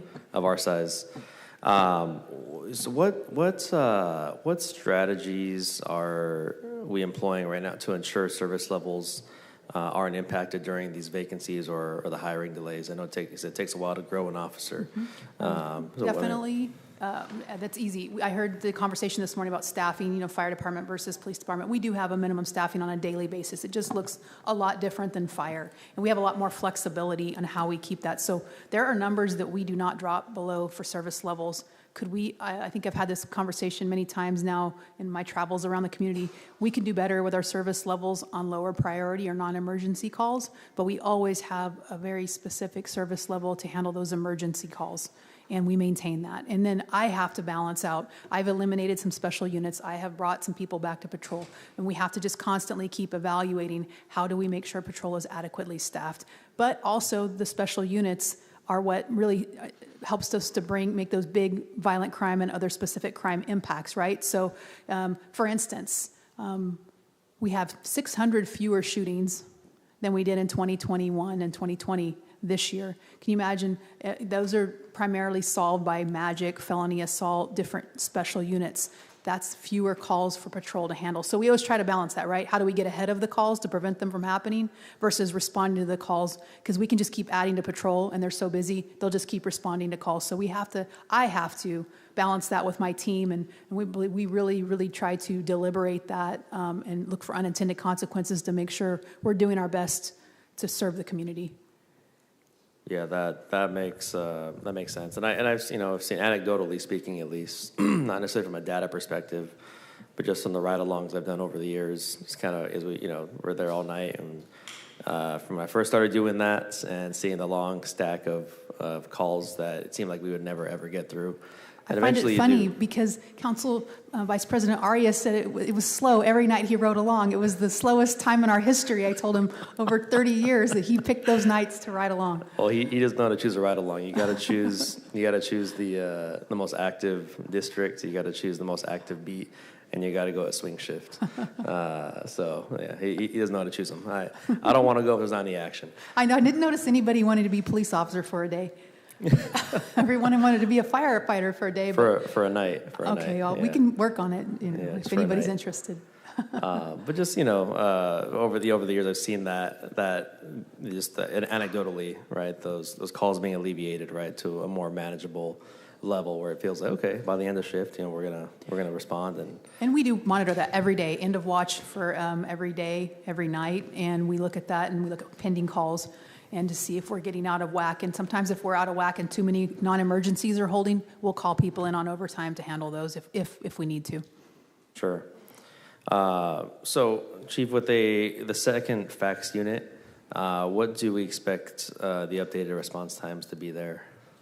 Well, I don't have response times for fax specifically, but what I know is a huge benefit, and I don't want to get too into the weeds here, is, fax has their radio system, and then we have our police radio system, but our fax officers carry both. And when they have an emergency problem, sort of like the unfortunate incident on Blackstone at the transit center with a suicidal individual who had a knife and put it to someone else's neck, they were able to get a very quick response time because the radio communication. So it absolutely makes a critical difference on response time, but it's difficult to measure because it doesn't go through our communication center. It's person to person. It's fax employee to police officer, and they get there very quickly. And they do a lot of proactive work they're out there putting themselves out on events as they see them as well. Sure, just sort of incidentally. Yes. Okay. Moving over back to the park rangers, there was some discussion already. We're almost fully staffed there. So with respect to the park rangers, do we have any data to suggest that that's alleviated calls for service at our city parks? I asked about this a couple days ago. But. Yeah, we took a look at that data, and what we decided is we don't have very good data on it because we know that there were 33,000 events that our park rangers went to over the past year, but a lot of those are self-initiated, and that's what we're looking at. So they're there, so they're being contacted by people. So our calls for service, we need to be able to drill down on that a little bit deeper. And if we have more specific questions, I'll call up Deputy Chief Beckwith. But as far as decreasing calls, it's not clear to me that that's what's happening. But as we talked about earlier, their presence there is that it's the decrease in the fear of crime is what we would really like to see, but the numbers so far, they're just not good enough. We actually already talked about next year we want to have our numbers much more clear so we can show calls for service versus incidents that they're putting themselves on and how to differentiate that better. Let me, Deputy Chief Beckwith, is there anything that you feel like we should add to that? Come up to the podium, please.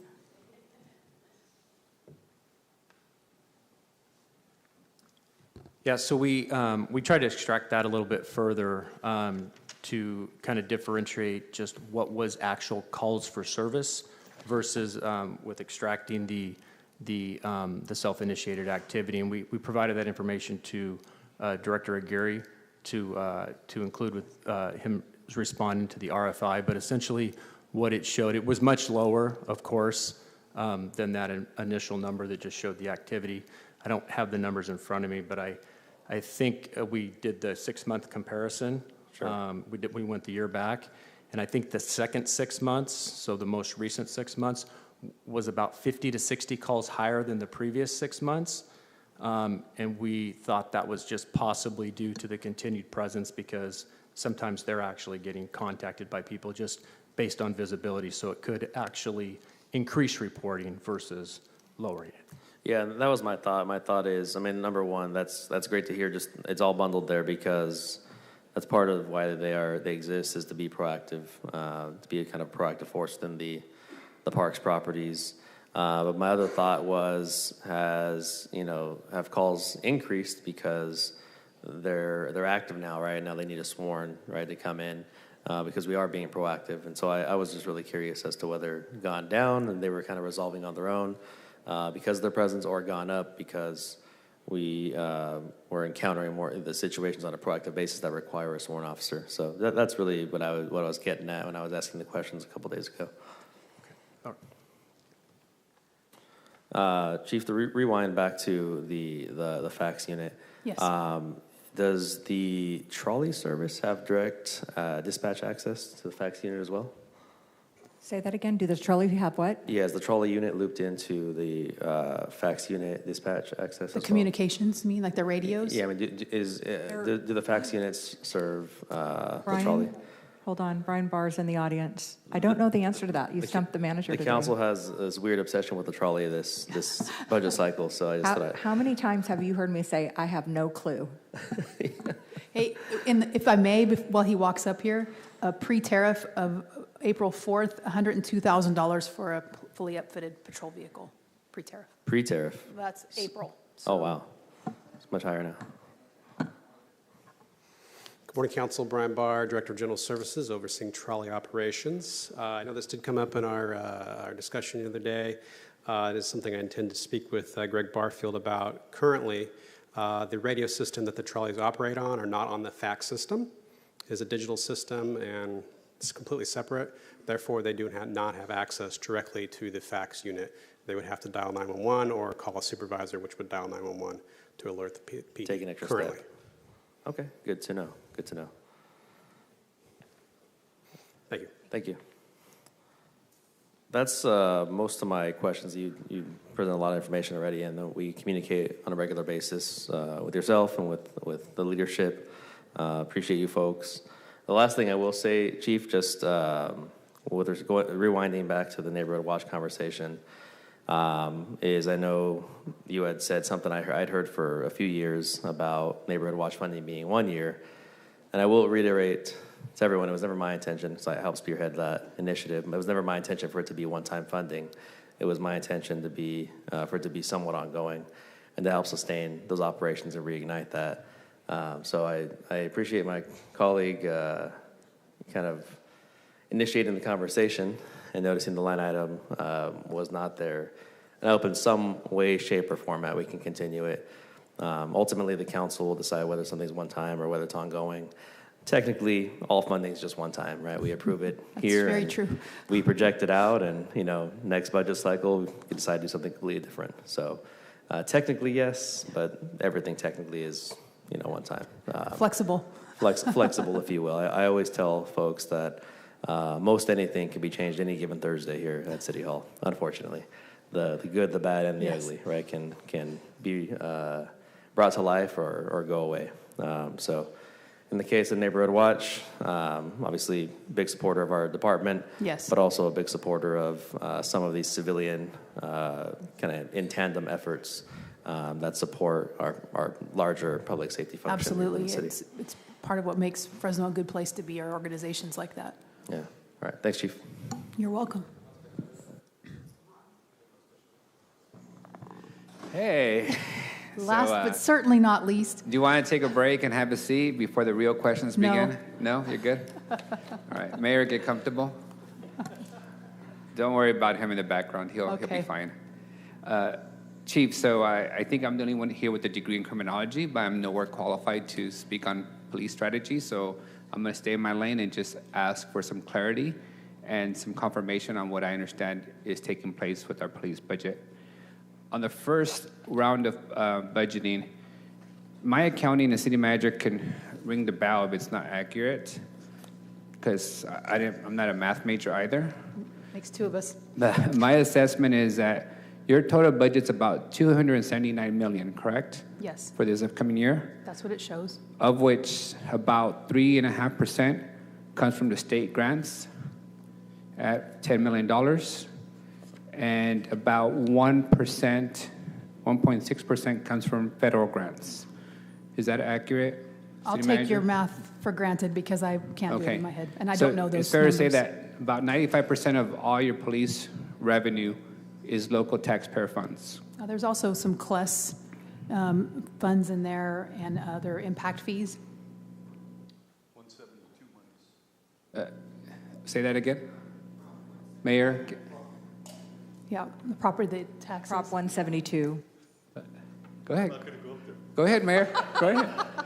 I don't know the answer to that, but there are various funding streams that I don't necessarily, that go to the general fund that fund us, yes, that I don't necessarily have hands on. But yeah.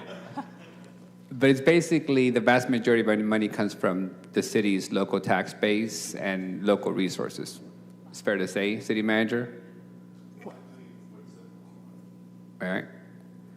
So that's why they call it local policing. We fund it, we get to dictate what our policing policies are, how we want to be policed, what equipment we want to buy, whether we want to buy military tanks to patrol city streets, or we want to buy domestic vehicles without tariffs or foreign vehicles with tariffs. I say that to set the stage for this conversation around the federal government's expectation of some cities, which is to enforce federal law as it relates to immigration.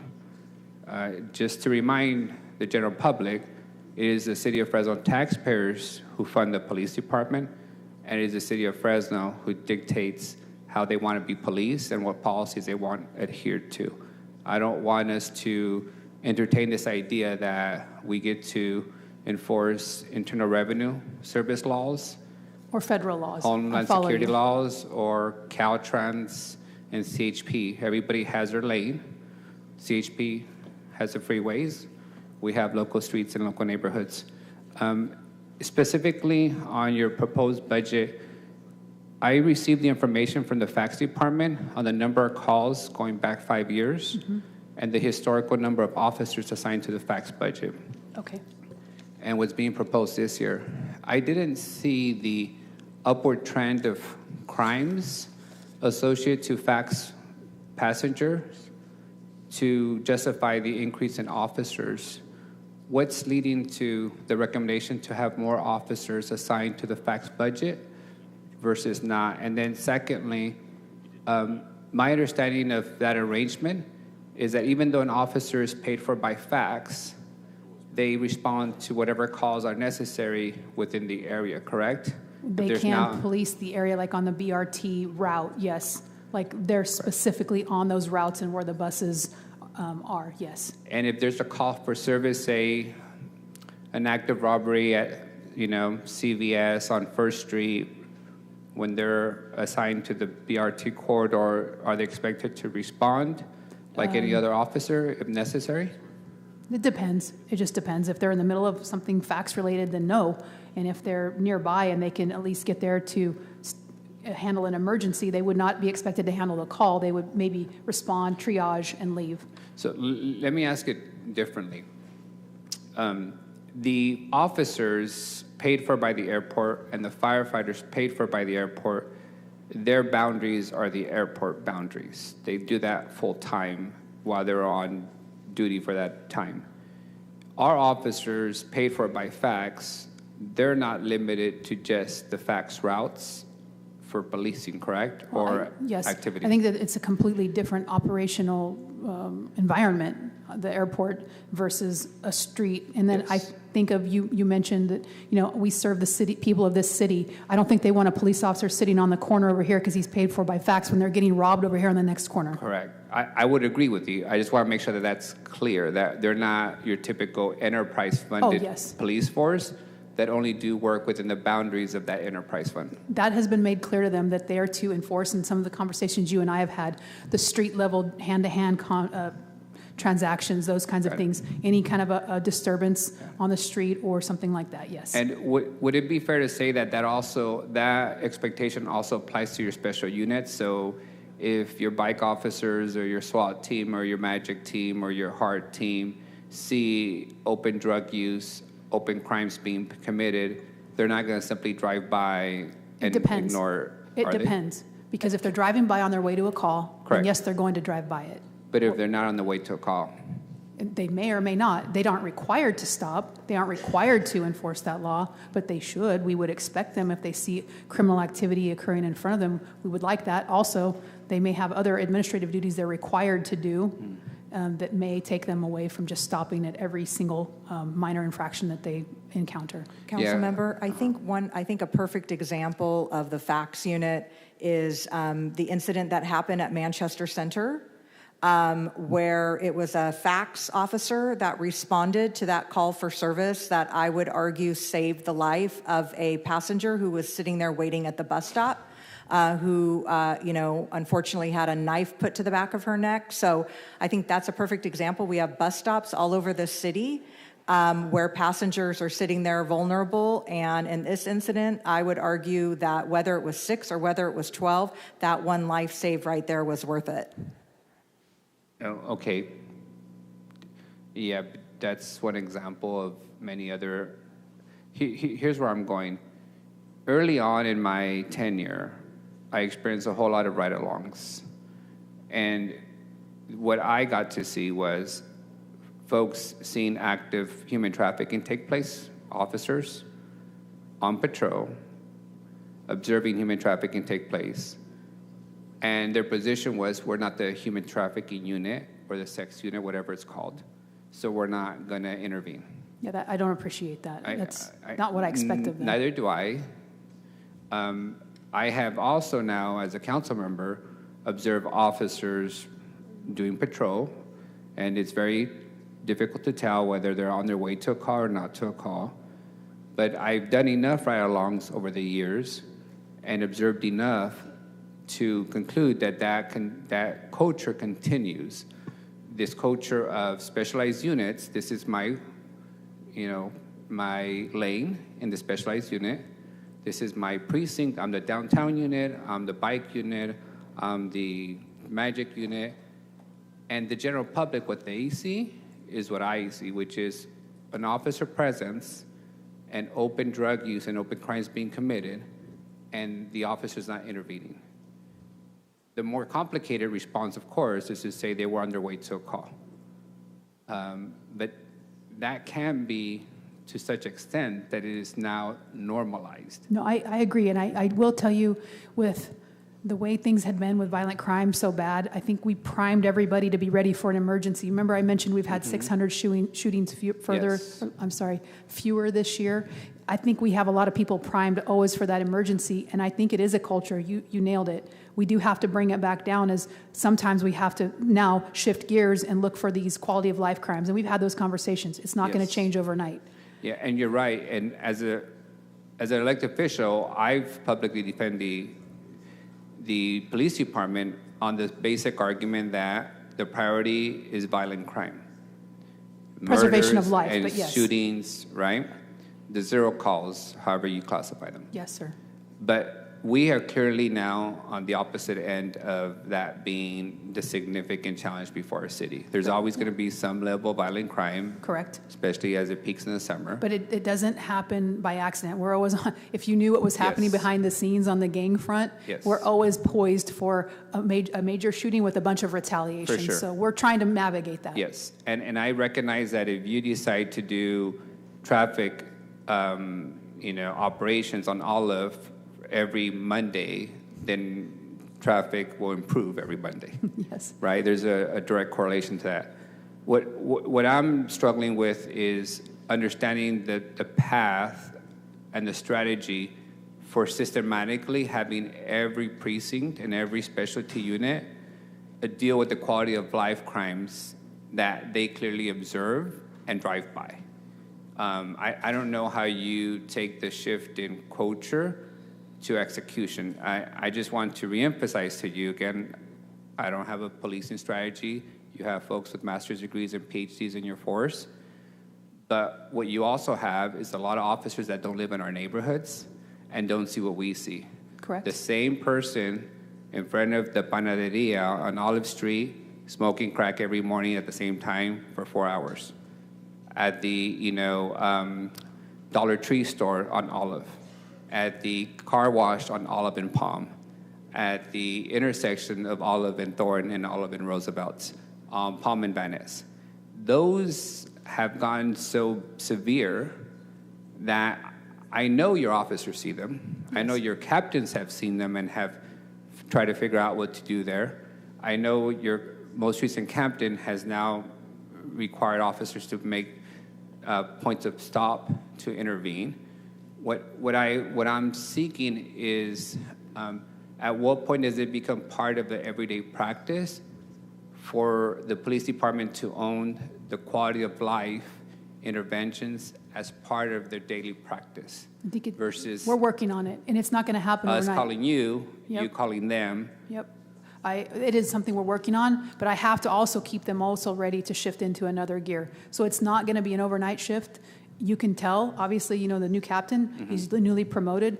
He's responsive to what you're talking about because it's what I'm also talking about. We want the same thing, but I am always very, very attuned to losing grip on the violent crime or the traffic fatalities because life is number one. But I also, as I've mentioned, fear of crime, and it's fear of crime when you see someone loitering on the corner, right? Hand-to-hand transaction.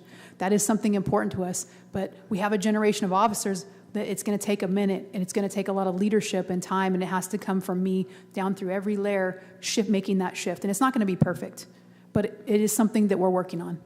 Okay, so that's kind of what I wanted to, again, and we've had these conversations. I wanted to have it in public space because that's what I get from my residents every day is, why are we giving them half the city budget if they're not going to stop and tell that guy not to do drugs in front of a school? We see them drive by. If we see them, they see them. Yes, the chances are they're probably on their way to a call, but I also see a lot of officers and their vehicles idling, maybe writing a report, Yes, mostly. maybe not, but also TikToking, also Facebooking. Right? Let's also be honest with about that too. And if we catch them doing that, Yes. they will be held accountable. Consequences. On the Marjorie Mason Center, $300,000, that doesn't come from your budget, correct? No. Is that an earmark from the general fund? Which 300,000 are, I mean, they have grant funding that I'm they. not speaking of the grant. There's a set aside of $300,000 in the budget for the Marjorie Mason Center? In the mayor's budget. Yes, that is from the general fund. Okay. And is Marjorie Mason Center the only nonprofit receiving an earmark in this proposed budget? Outside of the motion that was just made? I'm trying to remember. Advanced piece, what we just said. Hold on. You can get back to me on that. Okay, It's not on we the will. spot. If I can shift to 911 Dispatch Center, and maybe this is a city manager question. I didn't know, my lack of education, that fire department runs their own dispatch center separate from police department's dispatch center. And the fact that we're spending, is it 20 million on the dispatch center now? About that. About 20 million. What is the reason why we're not merging both fire and police dispatch centers together? Yeah, we looked at this, about 3 years ago and costed it out. Yes. And the contracting with Fresno County is far more economical. And the fire department is happy with the service that they're providing. Yeah, we costed it out we'd have to add more dispatchers here at the city, add consoles. At that time, we were also limited by space, but it was, I could go back and dig up the numbers, but I mean, it was like millions more to do it ourselves. I don't know if it's because we've got a great deal via Fresno County and, via American Ambulance, they dispatch for more than one, but it was far more cost They effective. pay a higher rate for salaries than we do? I don't know what to tell you other than we specifically looked at it as we were in discussions about building a new dispatch center, and it was significantly more expensive to do it ourselves. It was also more expensive for the construction cost because the fire being present kicked in a whole lot of other requirements that I didn't know about in the construction process. But Yeah. it was Fire more about the sprinklers. staffing cost. It was like 10 times what we're paying Fresno County. Although Fresno County went up a little bit since then, but I could go dig up the numbers. We did the analysis about 4 years ago. The reason I asked the question is in the proposed budget, there is an increase for the fire dispatch, services. Yeah, So the their fees- contract went up, but it wasn't a significant amount. It was sort of a little bit more of a cost of living increase. Does the design of the police fire dispatch center allow ever for us to merge our two dispatch centers into one building? Or are we just building the square footage exactly to what's needed for No. police? No, it's got future growth. I think I said it increased it from the positions. Like future growth for police, or but potential for police and fire to go into the same Future growth building? for police, for sure. I don't know the numbers on fire dispatch, so I don't know if it could accommodate that at this point of the construction. But there was flexible space. I don't know is the answer. I don't know off the top of my head. That's fair. Thank you. I noticed in the last council meeting, there was an item where we were having some kind of financial arrangement with the county around paying for subpoena Oh, yes. deployment. What is that about? That is something they've been doing since 1995, is serving our subpoenas, our criminal subpoenas. So that's to witnesses, victims of crimes Who's they? They being the district attorney's office, they're investigators. Once the Isn't district. that what they get paid for to do? Don't know. I don't know. This is something, again, that goes back to 1995, the original agreement. Now with Tyler Muniz, we Was had that to come Mayor up with a new contract. Chief Dyer at that time? I don't. Chief Dyer, was that you? It's the district attorney's office. Yes, it's district attorney's office. So can somebody help me understand why the reason they keep most of the property taxes is to provide services to cities and residents. Why do we have to pay them extra to serve subpoenas? Mayor Dyer, was this where you No, he was winked not the chief. to Chief Dyer back then? You were not the 95? chief. Were you the chief in 95? No. I was in high school, so I don't know who was the Me chief too, there. almost. But we're asking those same questions, Council Vice President. Okay, I just want to be very transparent. I'm not going to be supportive of that arrangement. Yeah, we're asking the questions to make it make sense. I don't think it can. We already pay extra for jail beds above and beyond what everybody else pays. They already capture the majority of our tax dollars. That is their job. We're not going to pay extra for services that they fundamentally are required to give us. So we don't charge them extra for delivering water to their building or delivering or processing their sewage when they flush a toilet. So they don't get to charge us extra for a basic service. That's just my position. They have to handle their own budget issues. The bike patrol, do we know on average how many days a year they're actually on their bikes? I don't know that. Could And you- it's as needed, and I don't know if we can actually quantify that, but we can come up with some frame of reference, I'm sure. Yeah, I just want to be able to set expectations for the general public. If we have 6 months of rainy season, that's not possible, then that way when we tell folks we have a bike unit and they don't see them every day, we can articulate approximately how often they're actually on their bikes. We will put some kind of quantification to that. Thank you. Advanced peace, they've addressed your leadership. Under the infamous long-term police chief that would be nameless, there used to be some expectation that captains would serve a minimum tenure in their respective districts before they could be promoted. That gave a level of stability. It was also expected that they would have and host regular neighborhood meetings and town halls, and they would hear directly from the public on what was working, what was not, build community relationships. In my tenure, I've been through more captains than I can count. do you think that we've now reached that point of stability, or should we expect more movement with retirements and promotions that I have to memorize the next captain's name next week? No, there will be a retirement and at least a promotion at the captain level that will shake things up somewhat. But when we have promotions, sometimes there is a movement that has a little bit of a domino effect. But I will just lay it out for you like this. There's no intent to make short-term captains. But operationally, sometimes that's going to happen. So I don't want to make a false promise that I won't do it. The goal and the understanding from council is very much that they would like to have stability with their captains. But I can't let that be always the number one priority if I have another significant operational need. Absolutely. I just don't want to get where the norm becomes a new captain every year. No, I fully appreciate that. Right. It takes them a while to know the neighborhoods. Police stations, when do you anticipate needing a new police station in the system? Not headquarters, but police stations. Right. Well, I don't know how to put that because we're different than fire in that fire has to have stations for response times. We respond from everywhere, not from a station. So with the growth of the city, I think that there's been I've been a small part of some of the planning, and with growth, obviously, it would be beneficial to have a new station. But I don't have any plans for that. I don't have any data that that's necessary right now. So I don't want to speak to something that is very much fair. speculation to me. And I'm more concerned about, is there some kind of formula? I know we have it for fire, right? X amount of subdivisions, X amount of stations. Is there any master plan for distribution or development or building of substations based on X amount of population? Do you guys have anything kind of long-term, long-range planning? No, there could have been something as part of the general plan that could go into the general plan document. I'd have to check with Jennifer on that, but there may be something within public safety infrastructure that is, I could check on that for you. There are goals. I think it's like 2 officers. Mayor knows this better than I do. 2 officers per 1,000 residents. It's not that number, but there is, and some people debate that it's inaccurate. But like New York has a much higher ratio.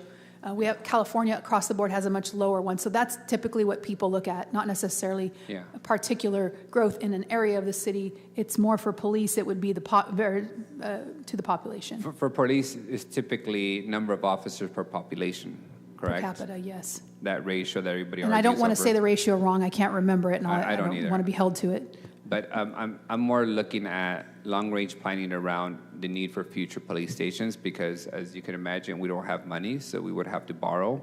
Tomorrow we host a conversation on our borrowing capacity.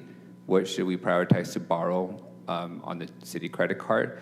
So I just don't want to be blindsided a year from now with we need to come up with $20 million for a new police station. Well, we actually need a headquarters, much more than a police station. And I think you can appreciate that after visiting it. And we need community centers more than police headquarters. Oh, as long as we don't have the asbestos and we have some air and cooling. We have asbestos in every community center. So we're both in the same boat.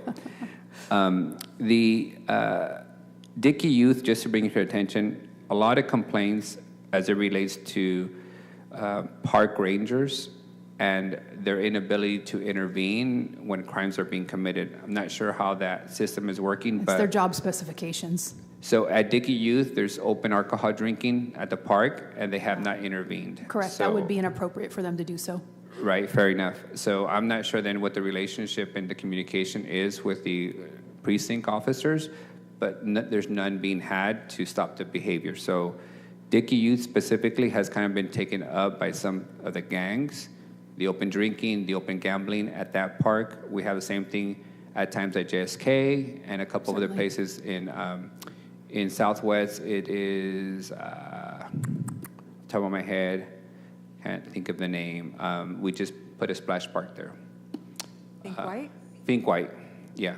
So a couple of the parks have kind of been taken over on nights by a group of folks who are acting like it's their backyard barbecue and just doing open drinking, and they're pushing out the kids and the families off the park. So we know we have park rangers. They're not allowed to intervene, but just want to bring to your attention that those places have to be attended to. Okay, and that's a good conversation with our district staff, but also something for us to clarify with the park rangers to make sure they're letting the supervisor know, and that way officers can be sent out. Yeah. The other part on park rangers is they're, in my view, have been playing a larger role around food vendors and making sure that the food vendors on site follow the rules. They've been intervening around checking IDs, licenses, permits. That's news to me. Yeah, and I think it's happening because they're present. And what happens is you'll have the soccer league rat off the vendor because the soccer league is selling food that they're not Well, supposed to. it's been very clear to me, unless something's changed, that the PD does not enforce food vendor rules. So that's been occurring. I'm bringing it to your attention because as code enforcement begins the fines on July 1st across all citywide, including Right. parks, we have to be thoughtful about how the park rangers are utilized. If they're going to Yes. have a role, then they have to be trained on what the rules are for vending and who's allowed and Well, who's not. if in keeping with many years' direction from this council that we don't enforce those rules with regard to food vendors, then I don't think that they should be doing that, but maybe that's a conversation for another time. Thank you. Chief, congratulations again on your work, and congratulations on not having the mayor interrupt you officially. Even though I tried to pull him in. Oh, trust me, I lost a bet. But thank you again for your leadership, and I do appreciate your team's responsiveness, and I wish you the best of luck over the coming year. Thank you so much. Anything else? And any other council members wishing to speak at this time? Okay, I'm going to try and be very brief. I do get the last word, fortunately. Good, because it was getting really awkward. I'm like, am I done? I don't know. Almost done. First off, I'm just going to say, and I think I say this every year, on behalf of the residents of Northwest Fresno, we truly thank you and your command staff and your entire department. We're so blessed to have our captain, Captain Beckford. Great hire for our district. She's been doing great. And sincerely, all the nonsense aside, you really do make a difference. Well, thank you. I'm going to ask you a silly question. Forgive me. What's this? It's a glass of water. So when I was younger... Or vodka. No, water. No.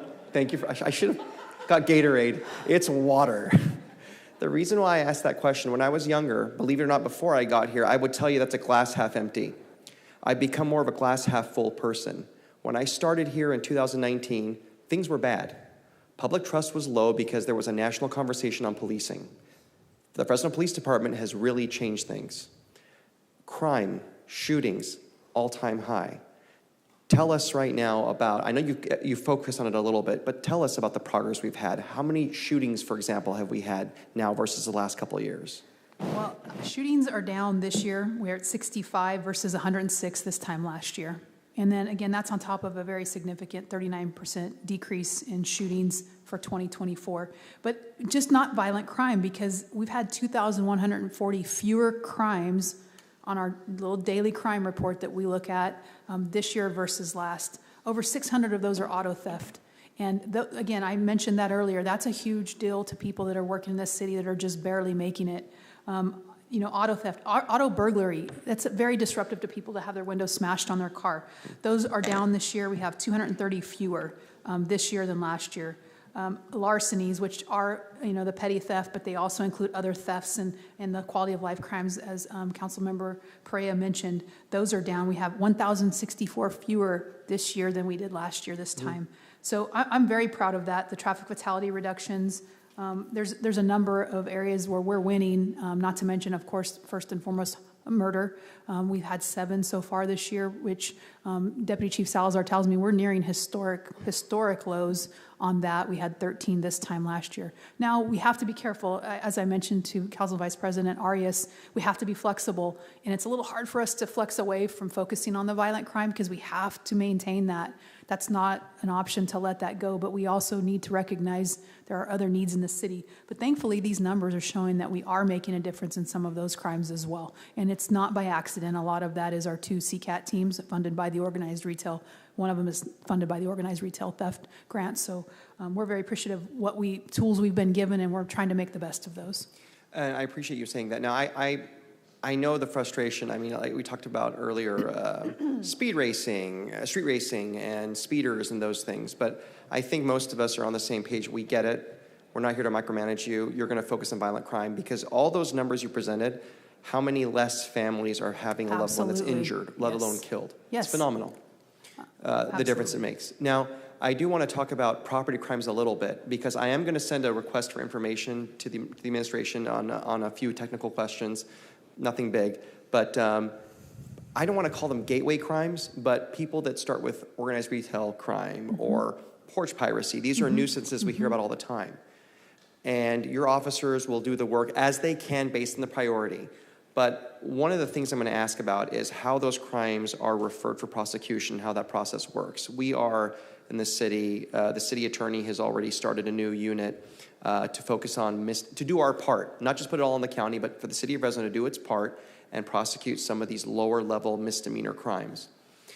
Do you think that could in any way, and I didn't ask this before, I'm putting you on the spot, but I can't imagine what it's like for your officers to do the work, and they don't necessarily know what happens once they leave the call. They do their part.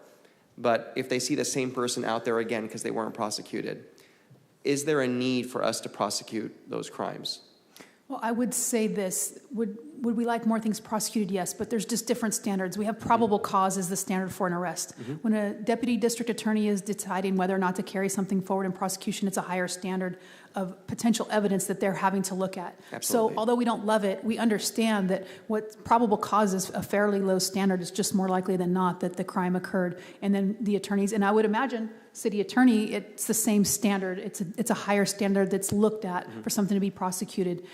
So we understand that. With that in mind, I mean, the more crimes prosecuted, the more obviously benefit to us, particularly if we can get some convictions that lead to on the Prop 36 in that realm would be helpful to us. I can leave it at that. Right, and I certainly wouldn't want to suggest that crimes aren't being prosecuted because of anything other than the fact that it's the standard of proof. I understand that. I'm suggesting maybe by providing more resources on our side, we're being more responsible and doing more, not just putting everything on the county all the time. We could enhance it. I would. That's my hope. My hope, by providing more resources, we can do that.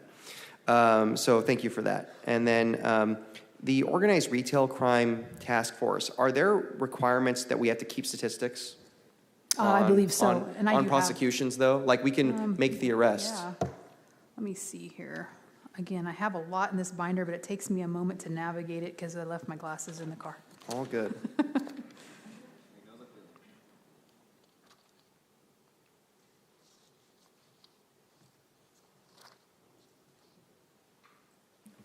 What was the And question? you know what? I'm Councilmember? gonna send Yeah, it as I'm a request sorry. It's anyways. taking me a No, moment it's okay, to find Chief. them. It's fine. And here it is. Basically, for the we have a grant for the Organized Yeah. Retail Crime Task Force, I which is do have amazing. stats for it if you want. Yeah, I was just wondering though, are we required to report to the state of the people we arrest?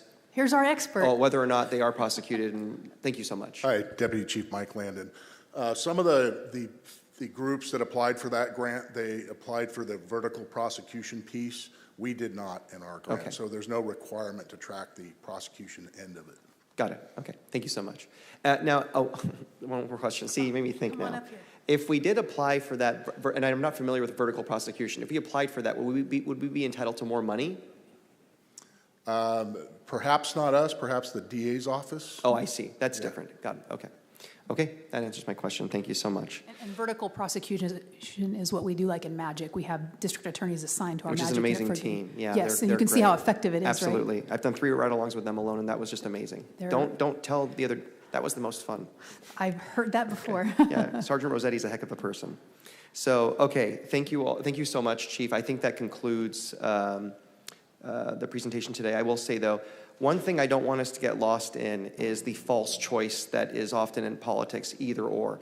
I agree, we definitely need more community centers, but I'm always reminded of this commercial. I think it was for Taco Bell with this really cute little kid, and they're debating what to eat, and she's saying, well, ¿por qué no los dos? Why can't we have both? So we can have community centers and a new HQ because it is pretty antiquated out there. Yes, eventually something has to give, and that's why maybe we decide now before it becomes an emergency. Yeah. We'll do both. All right. So we'll find the money. Thank you. Thank you, Chief. Thank you. This is where it gets awkward again. Am I Council excused? President, I do have one last question. Yes, sir. Yes. Chief, I've gotten reports that our officers who live in Madera County take their vehicles home now. I thought we had a standing policy, there's no taking home vehicles No, I policy. believe it's 15 miles from the city, so it can be outside the city if they're assigned a vehicle for take-home. Say that again? It's like 15 miles outside the city limit. There's a mileage. It's either in I believe it is in the administrative order, correct, City Manager? MOU? Okay. It is codified. I will put it to you that way. What does that say? What does that mean? 15 miles. They can take a car home if it's 15 miles from the city limits. But I mean, not everybody, and not only everybody certain has people that. get a take-home vehicle. If they get the car, then they can do that. But they don't automatically, they're not entitled to a car. So slow down for me. What is the policy exactly? Because I've been told for years that our city does not allow take-home vehicles, police cars. Under, I think, Wumaquan, we had this very public debate. No, historically, and I'm sorry that I can't remember if it's an administrative order or MOU, but it is definitely codified here in one of the city's rules, or administrative order, I'm not sure which. So it sounds like it sounds like it's definitely in the MOU. I'm double checking in an AO. Yeah, you don't have to tell me on the spot now. Whatever you're saying that you have always taught, I wasn't aware of that. The reason I recall it is because at that time, our city manager lived in Clovis, and she was insisting that her neighborhood feels safer when she sees all these police motorcycles on her block, and therefore we should be allowing that across the whole spectrum. And we had this very public debate that why are we spending a ton of money making the Clovis neighborhood feel safer? No, that's not what it happens. That was her public argument, so that's why I recall the conversation. Page 32 of the MOU. It's in the MOU. States what? Huh? States, what does it state? It says, hold on, I'm reading it. Oh my gosh, hold on. Never mind, we can take this here it is. offline. Members who are assigned vehicles for take-home purposes may drive their assigned vehicles to their residence within 15 miles of any point in the city limits for the city of Fresno. The chief of police may allow members who reside more than 15 miles to have take-home vehicles at the chief's sole discretion. Otherwise, members who reside more than 15 miles from the city limits must leave their assigned vehicles at an approved city facility. So you have the discretion to allow? The only ones that I've allowed are like a canine unit that needs the car for the dog, Yeah, or yeah, perhaps somebody in SWAT who needs their gear in the car, and that's it. That's Okay. not a beyond 15 miles is not a standard approval at all. That makes sense. Thank you. Okay. And with that, Council Vice President did get the last word. Okay. No, he did. So we're good. Thank you so much, Thank you all Chief. so much. Thank you. Next, we're going to get the Department of Public Utilities. So Brock, you are up. I would be remiss if I did not thank my team. Yes. Anita, Desiree, and Michelle for helping to get me through this, and the rest of my command staff who also provided information. So thank you all. Chief. Thank you very much. Thank you for being here.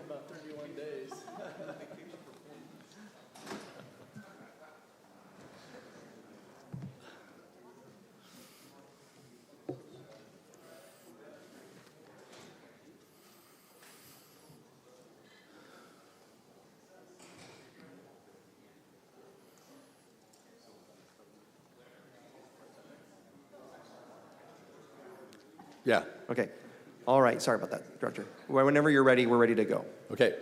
Brock Buki, Director of Public Utilities, and I'm going to talk about the department budget for a short while. But before I do, I just want to acknowledge the great work of the business managers, Ansi Zhang, Dari Balamsi, and Juan Rios.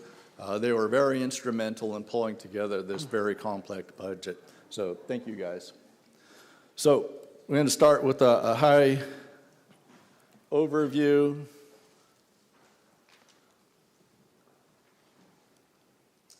Of the department budget. This 2026 budget will be for $392,030,100, and that's comprised of $218 million in operations, $140.7 million in capital, and $33 million in debt service.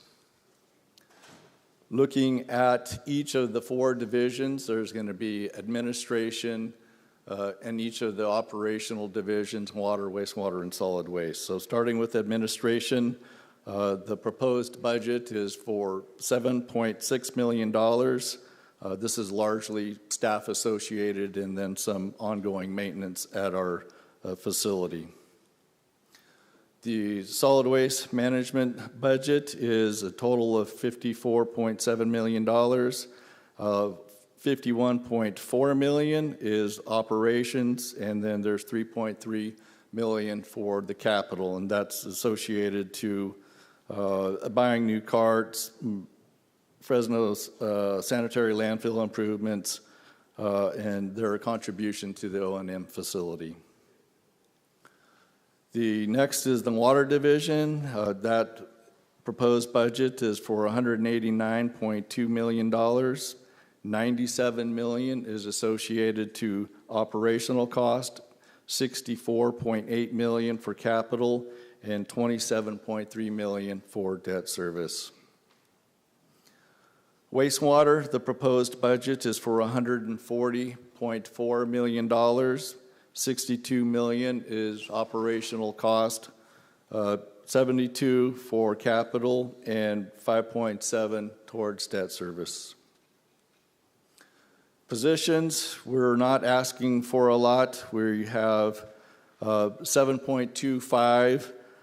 5 of those are actual positions, and the difference is made up in making 10 prior approved positions whole. Operational impacts, we're seeing, cost associated or finally able to start replacing our vehicles with the new rates in place.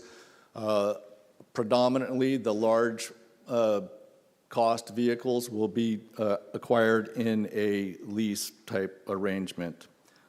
We also have a new kind of operation for hazardous waste support. Public utilities, fire, and public works all got together. Everybody's kind of handled it separately, and so now we're going to look at DPU being kind of the point on that. We'll be managing some contracts, setting up the site, and coordinating those type of efforts. And the other is just some ongoing costs associated to the building. For water, we have increases for water purchases. FID had a 10% rate increase. There's some ongoing cost with the Friant Water Authority and the Bureau of Reclamation. Just the other stuff is some increases with water quality sampling and our Badger Beacon, which oversees our automatic meter reading system. Wastewater, we just have some technology improvements and then 2 staff positions. These people would help us review CCTV video of the sewer trunk so we can prioritize rehabs. Major capital improvement projects is the biosolids for $10.4 million. Renewable natural gas, this is a pipeline that will be constructed that can take the biogas that's generated in our digesters and make a connection to PG&E so we can sell that. And then some ongoing sewer rehabs, improvements at Leaky Acres. That facility was constructed in the 70s and due for some upgrades there. Also in Northwest Recharge Basin, this is part of our ongoing water supply development and replenishment of the aquifer. So we'll be looking to purchase 71 acres. That will actually be on the June 17th council agenda to initiate the process, and then we'll do the purchase. June 12th. Oh, yes, thank you, June 12th. And then some ongoing improvements to the O&M facility. Federal grants, received some money for hydrogen sulfide and manganese treatment for well 345 out in the southeast. Leaky Acres improvements, the expanded lawn to garden. We finally had our kickoff. That was a press release yesterday, and we have an active website people can go to, learn about that, do the application. And so we're really wanting to get the message out and spend some money and help do some conversions here. And then some Cal Recycle grant. Highlights, we have, as I just mentioned, expanded lawn to garden, being able to purchase equipment, and most of this has already been touched on. With July 1st, we're initiating, this was part of the Prop 218 for solid waste, the annual one-time additional bulk pickup. So that's going to be nice to get that moving forward. And then we have ongoing energy efficiency improvements out at the wastewater treatment facility, which will save us some money there. Outreach for water division, just our ongoing conservation outreach. We have really some great services that we have leak surveys and tutorials on timers and landscape consultations. And then also we partake in supporting the CARTS program and doing some curriculum out there, teaching the students about conservation. Solid waste management highlights, just our ongoing recycling, do a lot of outreach to schools, public events, collect a lot of used motor oil and filters, which just really helps protect the environment. And we have Beautify Fresno, that's always active and doing a great job. And then the Beautify Fresno quad teams, it's more of a just being out there, see the public can see them doing the work, and they are doing a great job. And then lastly, just our ongoing education about the fats, oils, and grease, just trying to avoid clogs in the sewer that end up spilling on the street. So that is the presentation, and I will answer any questions you may have. Thank you so much, Director. I have so far Councilmember Richardson punched up, followed by Councilmember Perea. Director, good afternoon. Good afternoon. Quick question. What percentage of your vehicles are stored on DPU property versus at the municipal yard? So we have about, well, there's a lot over at the municipal yard.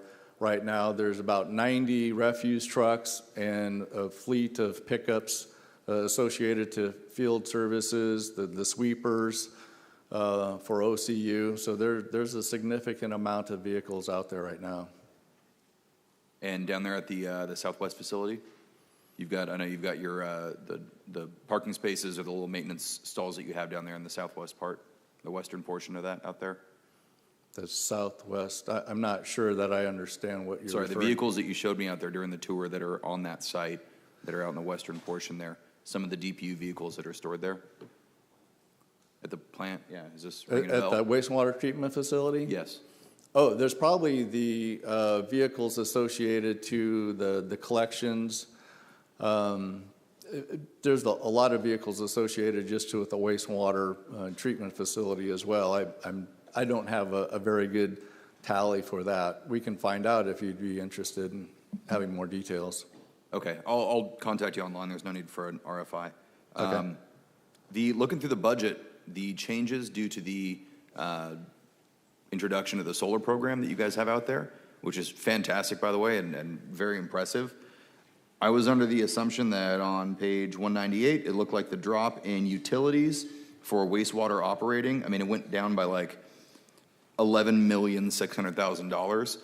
I thought that had something to do with it, but then I got further in and saw that the utilities electrical charges for DPU operation and maintenance facility on page 203 went up by just under $700,000. So have we seen cost savings from the implementation of the solar yet, or will that be a next year thing? We have. Corey Asher and I were talking about that. Just with the initial startup, I believe there was a savings of $700,000. That was without the battery component active, and that was not a full month. And so if that's an indication of the savings we're going to see, is pretty substantial. Okay, I appreciate it. Final question was, and it was briefly mentioned in your presentation here, and this is a word that I am already so tired of hearing this week, is manganese. I've got a group of, and I contacted your office, and you guys have been very responsive. I do appreciate that. It talked about money going into reducing hydrogen sulfide manganese. I haven't heard about hydrogen sulfide yet, but is that a money game? Is that a shell game with money that we're going to have to play to get this out of people's water? Why does that happen? No, manganese is naturally occurring. It's part of what is in the groundwater aquifer and the minerals in the soil. So it just, as the water is traveling through the aquifer, it picks up minerals, and we see that in the southeast. We see it up in the north. It just depends. It's not everywhere, but there are areas where it gets increased levels, and it's associated to a secondary contaminant level. It's not an immediate health threat at all. It's more about aesthetics and that it can stain clothes and things of that nature. Sure, I'm getting reports of a black gunk in there. Is there something that we can buy or invest in, or is that something, infrastructure dollars I need to move around to make sure that this isn't showing up in people's sinks when they're brushing their teeth or whatever else? We abide by the secondary MCL on this, and when it becomes at a level that it needs to be dealt with, we install the treatment systems like we are installing at 345. And so we have probably about a half a dozen of them in the system right now. So as it occurs and it becomes a problem, we deal with that issue. Where in the route does that get installed? Is that home by home, block by block, neighborhood? Is that where in that line as it goes from the trunk line all the way through? Where does that get installed? The treatment is at the well. Are you talking about the treatment, right? Well, so there's different ways to handle it. Some of it can be handled with treatment. We can also do sequestering, where we inject a chemical and it precipitates out in the pipes. So it just depends on the situation. Okay, thank you. We'll keep I can get more information for you on that if you would like. I appreciate it. I'll follow up individually. I would encourage your constituents to report, because we have to report any types of taste, odor, smell reports to the state board. And it also helps us determine, in entering the data into our system, if we have a problem at a particular well. So I would encourage you to make sure that those incidents get reported by the constituents to the Water Division. Will do, absolutely. Well, and I can tell you, each month I look at the reports for that the city manager is referring to, and we address each one individually. There's a response for every call, and just out of practice, I assign the reports every month. I review those in detail. So I do encourage that they call in and get, let somebody know that there's a concern. Okay, and I just want to reiterate, your staff has been fantastic with the EMT-like response when constituents have issues with their water, but it seems like it's going beyond the EMT level and we need to call in a doctor. So, and we have a flushing program. Just to some of the older wells, they don't have well screens. It's open bottom, and so sand can accumulate. So we try and go throughout the system and flush it to remove that sediment. We need a few more staff members. We're spread a little bit thin, but we try and get out there as often as we can. Okay, that's all I had. Thanks, Brock. Sure. Councilmember Perea, followed by Councilmember Vang. Thank you, Council President. Hi, Director. Good afternoon. Just wanted to talk a little bit about the added value service we added with Prop 218, and that's the bulky item pickup. Looks like we're going to start this service July 1st. How are we going to work on getting, I guess, educating the public that this service is available to them? And then what would be the process if somebody wanted to request a pickup? That's a great opportunity for us to focus on. We have a great outreach company on board. I know we've been looking at certain things. I don't know if we have anything specific to that, but I can, get back to you and let you know what we have in store for that. Okay. City Manager, do you know by chance, it sounds like we have a consultant on board to provide education services on the bulky item service, which is to start in a few weeks? The department has a consultant contract on board, do you not? Yeah, Southwest Strategies. Yeah. I'm sorry. The timeline to initiate education to kind of get that going. I haven't seen, is it in my shop, No, it's not in your shop. I don't, do we have anything? We haven't started that yet. We haven't started it yet, but we can get something going here pretty quickly. Okay. And then looks like the proposed budget for this line item is $0. It was included in the rates, so there's no cost associated to it. No additional I cost. just wanted to make that a highlight since it's going to start with this fiscal year. Got it. Okay. Sounds good. And is this your last presentation as director? It is. All right. Well, congratulations, Thank Director. you. Thank you very much. Next, we do have Councilmember Vang, followed by Councilmember Esparza. Thank you, Council President Kerbasi, and this is my first of your presentation, of your last one. Our Director last budget Buki. presentation, yes. Just 2 points I'd like to make. For the general public, can you tell me the difference in terms of services by the Department of Public Utilities and Mid-Valley and or Republic? I understand that you provide service to the city of Fresno's residents. Mid-Valley and Republic do that as well. So for the general public's understanding, can you tell me the difference in services between the city's service versus Mid-Valley and or Republic? Yeah, absolutely. So probably back around 2010, that time period, it was taken to the voters whether to keep the operations, solid waste operations with the city or privatize it. Through that effort, the commercial aspect of our solid waste operation was privatized, and in subsequent bidding efforts and whatnot, that was awarded to Mid-Valley and Republic Services. And so Republic handles everything north of Ashland, Mid-Valley is south of Ashland.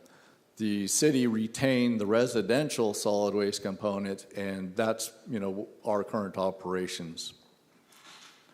The Ashland corridor is used as a divider because it splits the city's population approximately 50%. Is that the logic? Yes, the city's population or the commercial service areas. Okay. The water is going to be increased by approximately 10% of $742,700 for water conveyance. How often do water prices hike, and do we expect to seek a continuation of such hike rates in the foreseeable future? Yeah, so the Fresno Irrigation District went through a Prop 18 process a few years ago. The first rate increase was pretty substantial. I think it was, don't quote me on this 100%, but it was in the range of about 68%. And then they had a series of smaller ones programmed out over the next 5 years. And so what we're seeing there are those programmed rate increases that they had with their approved rate structure.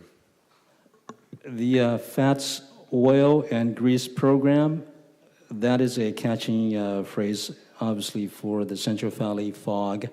Is this program for residentials or is it for commercials? It's really focused at the commercial. We want to make sure that restaurants and those type of facilities that generate a lot of grease is capturing that so that it does not get into the sewer system.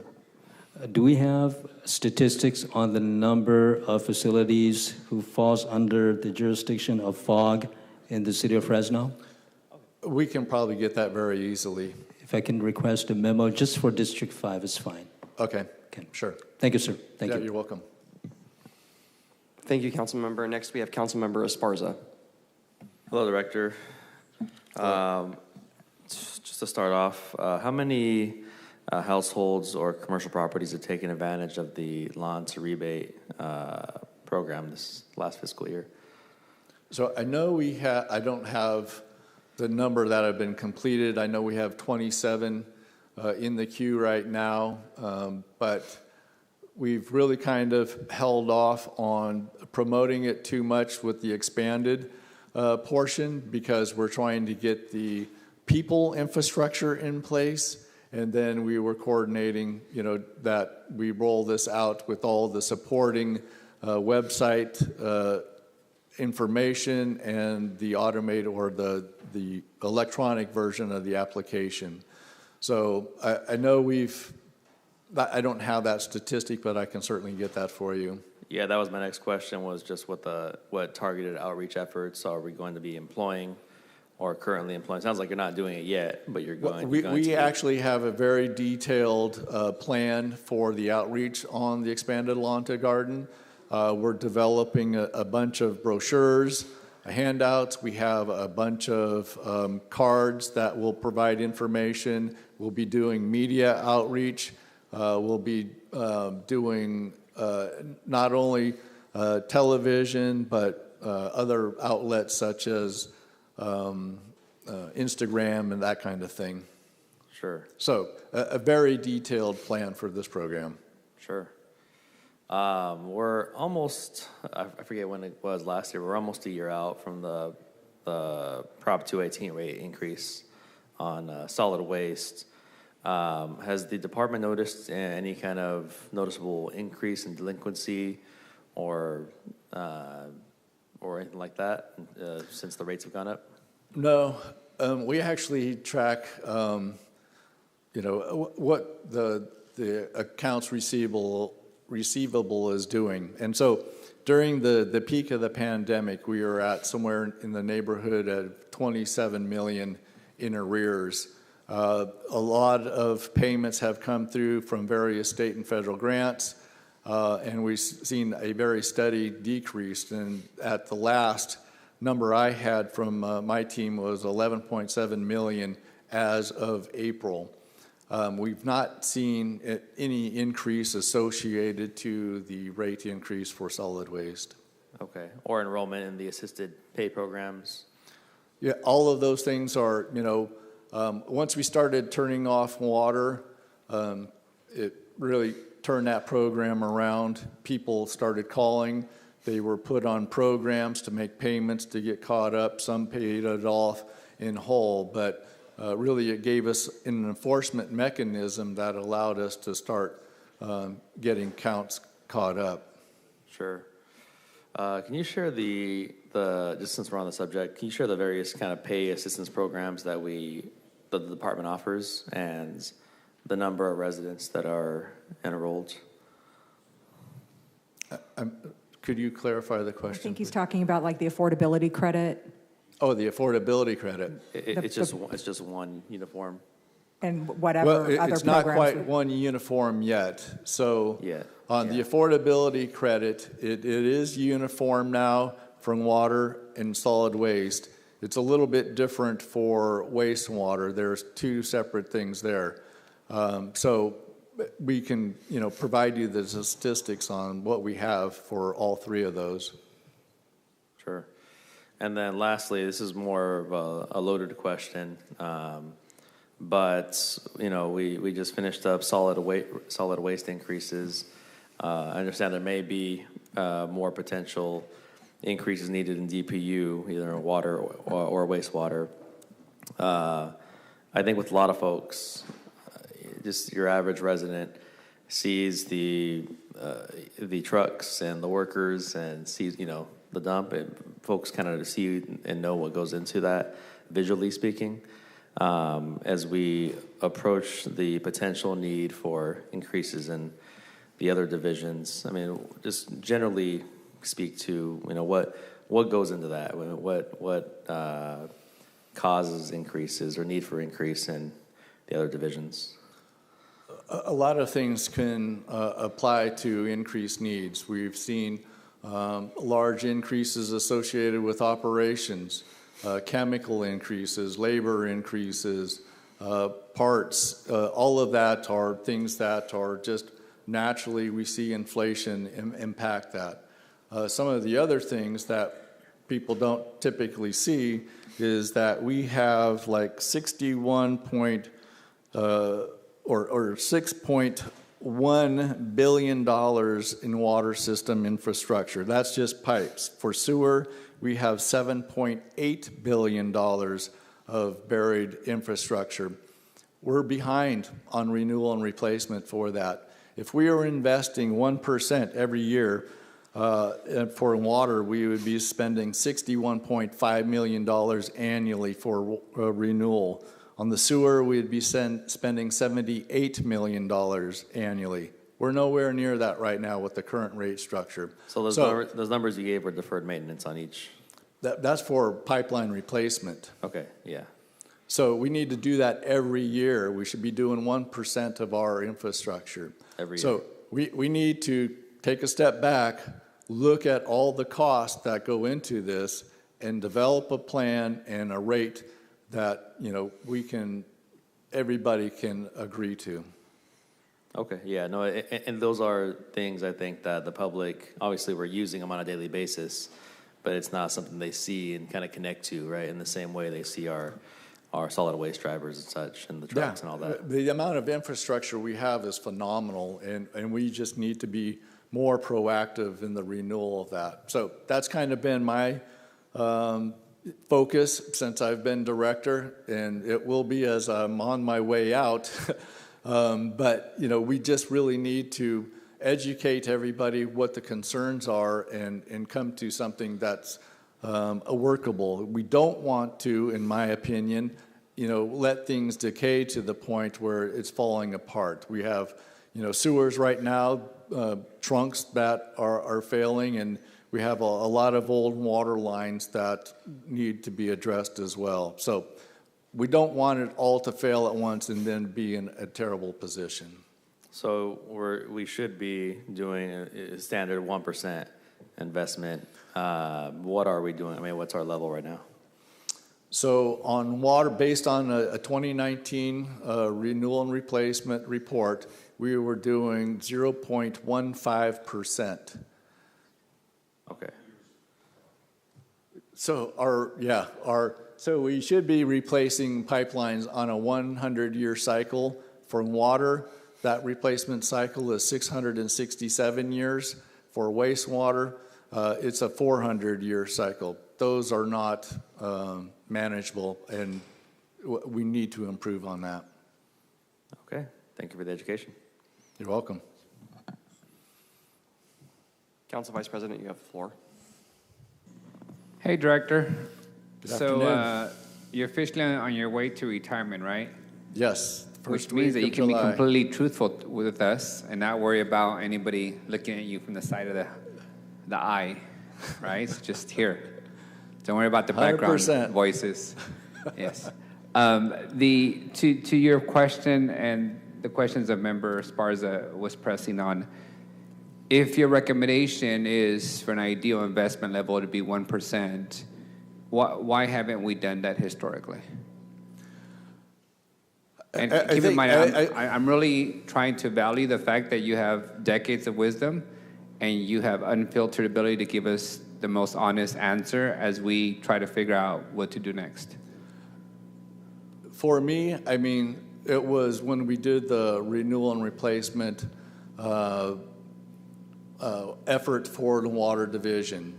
I think we have kind of been looking at things, and people have been in places where this is how much we do every year. Well, that might have been satisfactory in the 1990s, but it is certainly not satisfactory now. And through the 2019 renewal and replacement master plan we did for water, it was very clearly articulated and shown that we needed to step up those replacements. So I think it was just, it wasn't anything negligent or any way. It was just an awareness that, for me, it seems like it was just a lack of awareness on that. So we've had the awareness since 2019. In 2026, the budget you're presenting does not reflect a 1% investment on replacing infrastructure. What would it take for us to get to 1%? Would we have to borrow from the utility fund? Would we have to sell bonds? What would we have to do to get to there? I think there's a number of things on the table. If we, like for the sewer, we have sewers in imminent failure, right? I think we need to bond that so that we can get that up to par. So there'll probably be like a spike in spending, but through bonding, it actually kind of normalizes the cost, so there's not a big spike in rate increases. And so Brock, bonding, how are the bonds going to be paid back? We're missing a big component. Rate adjustments, yeah. Rate increases. Right. Rate increases. So, I'm not. That's always part of the equation. What is our current bonding capacity right now with the current rates that we have for wastewater alone?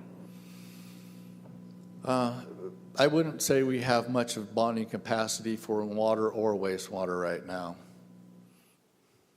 especially not in water and not wastewater, not in the time period that we need a rate increase for those two divisions. Director, what is the price tag to bring our current water and wastewater infrastructure up to par? I know you gave me the 1% is the ideal kind of marker on an annual basis to practically replace.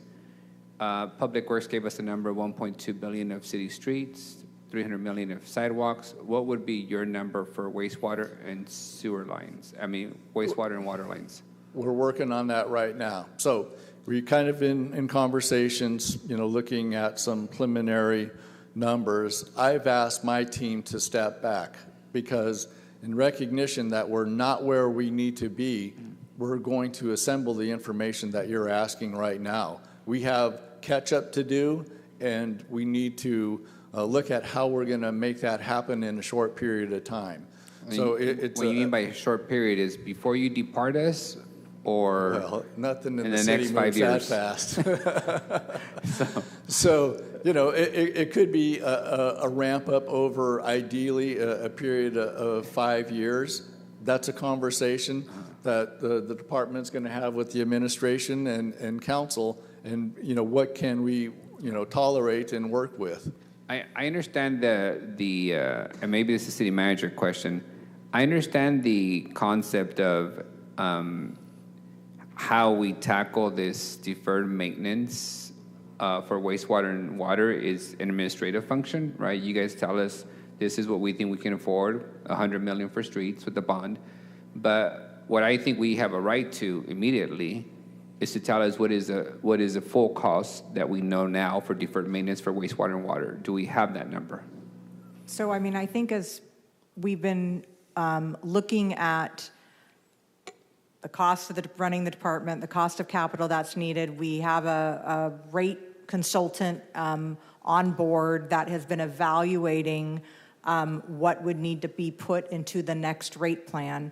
And I think as a part of that study, and maybe another study that Brock's doing, we're happy to provide that to you. So do we not have that number now? We don't have that number now. We're stepping back, looking at what that need is, so we can better quantify what we need, so that when we do the 218, we're talking the numbers we need rather than just a vanilla coded rate increase. I want this to be able to tell the people, our ratepayers, the citizens of Fresno, this is our situation. We need to be able to articulate that clearly and come up with a plan on how we plan to address that. And I appreciate that, because part of our ability to make a decision on what we can afford to borrow versus operationally fund immediately is knowing the whole number.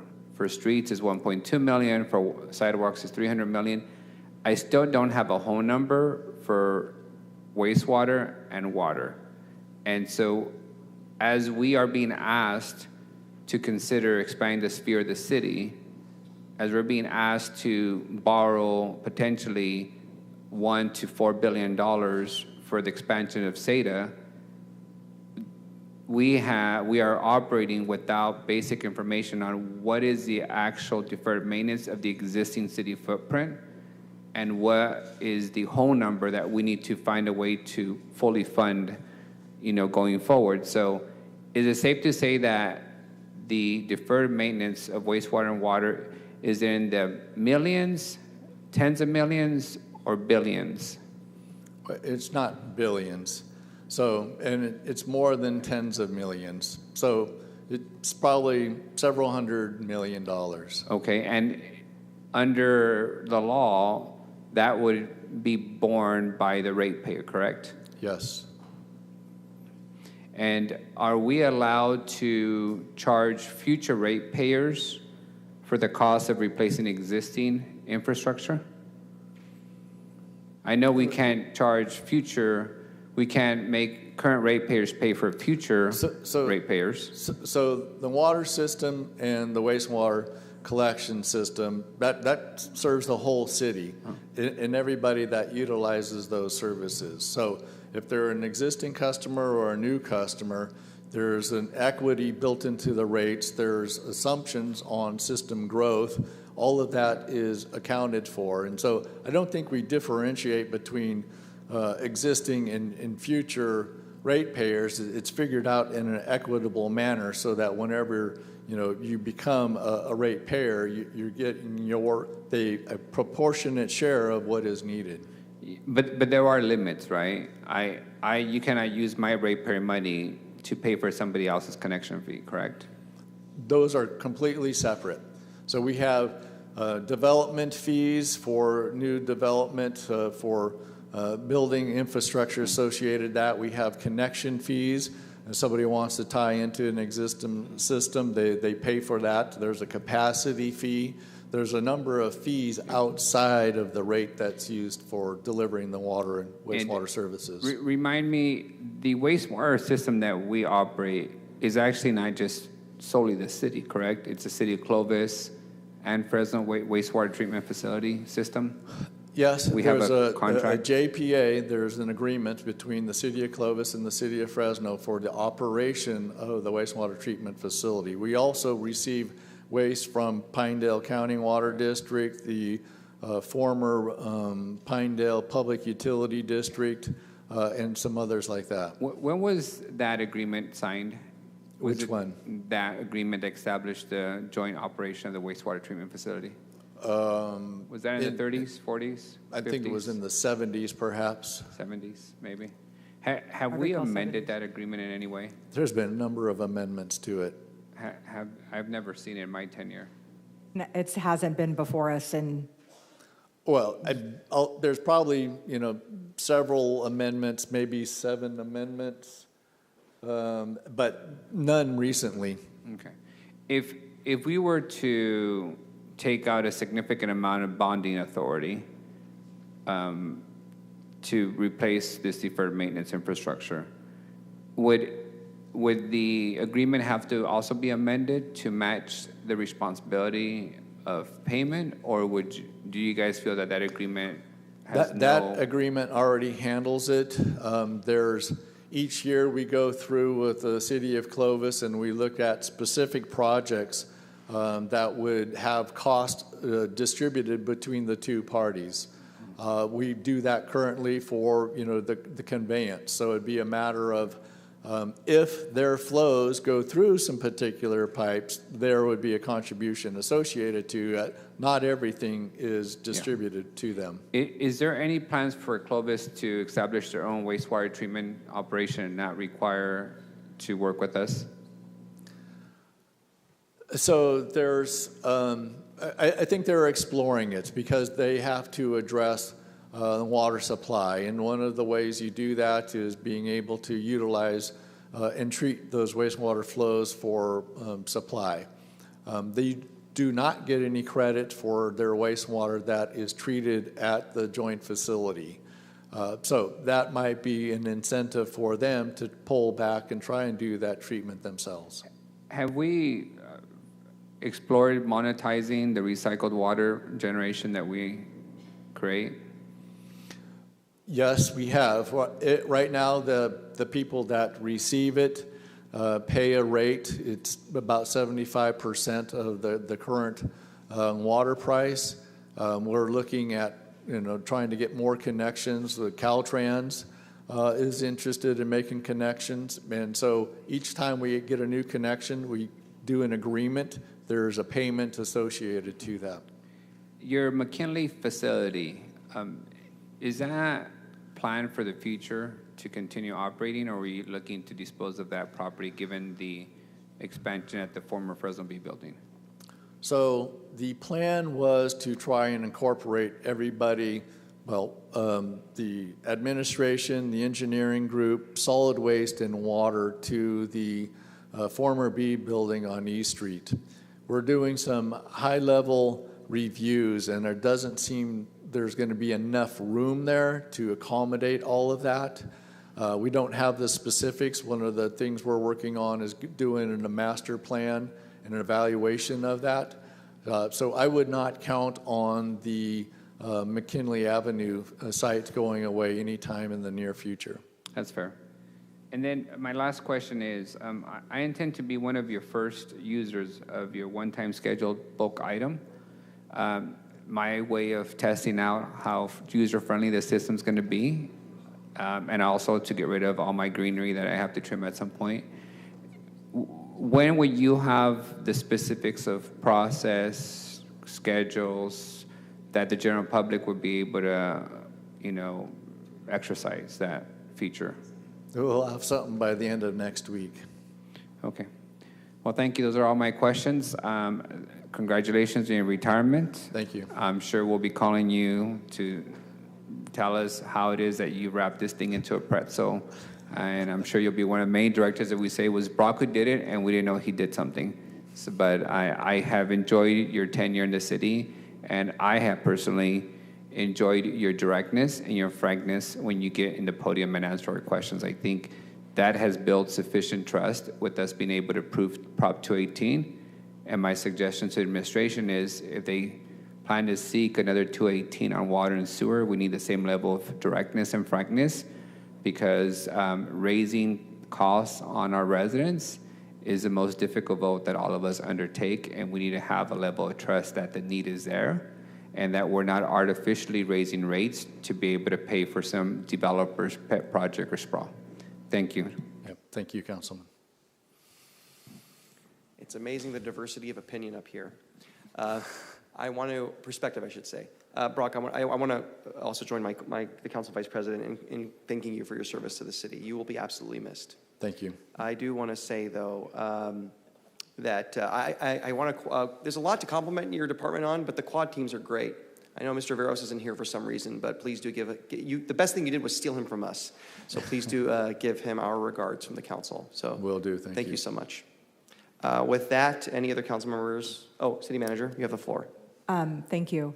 Brock, want to wish you the best in your retirement. I don't know if you all know this, but this is another giving city employee who got roped into a job that he never wanted. We have a great team here at the City of Fresno, and when duty calls and something needs to be done, we have very loyal people that are willing to step up and do something that maybe they never wanted to do, but heeded to the call and agreed to do it. So thank you, Brock. I know we had to kind of twist your arm to take the gig, and you've done a fantastic job. Wish you nothing but the best in your retirement. Brock was ready to go in February, and I begged him to stay through budget, and he agreed to do that. So thank you. I did beg. I don't beg very often, but I beg, please, Brock, get me through budget. So thank you, Brock. We appreciate all your time and effort and commitment and dedication to the city. You're welcome, and thank you. Stay humble, Brock. Don't go work for the dark side of corporates. I thought you were going to say Clovis. Okay. Okay. Thank you so much, Director. Next, we have facts. Before we do that, we are going to break back into closed session. So we'll be back hopefully soon. Thank you.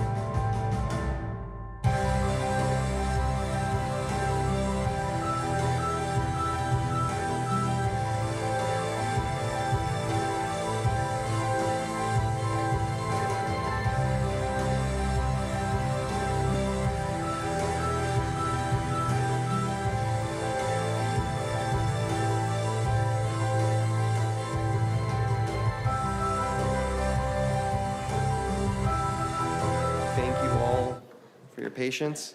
City Attorney? Nothing to report from closed session.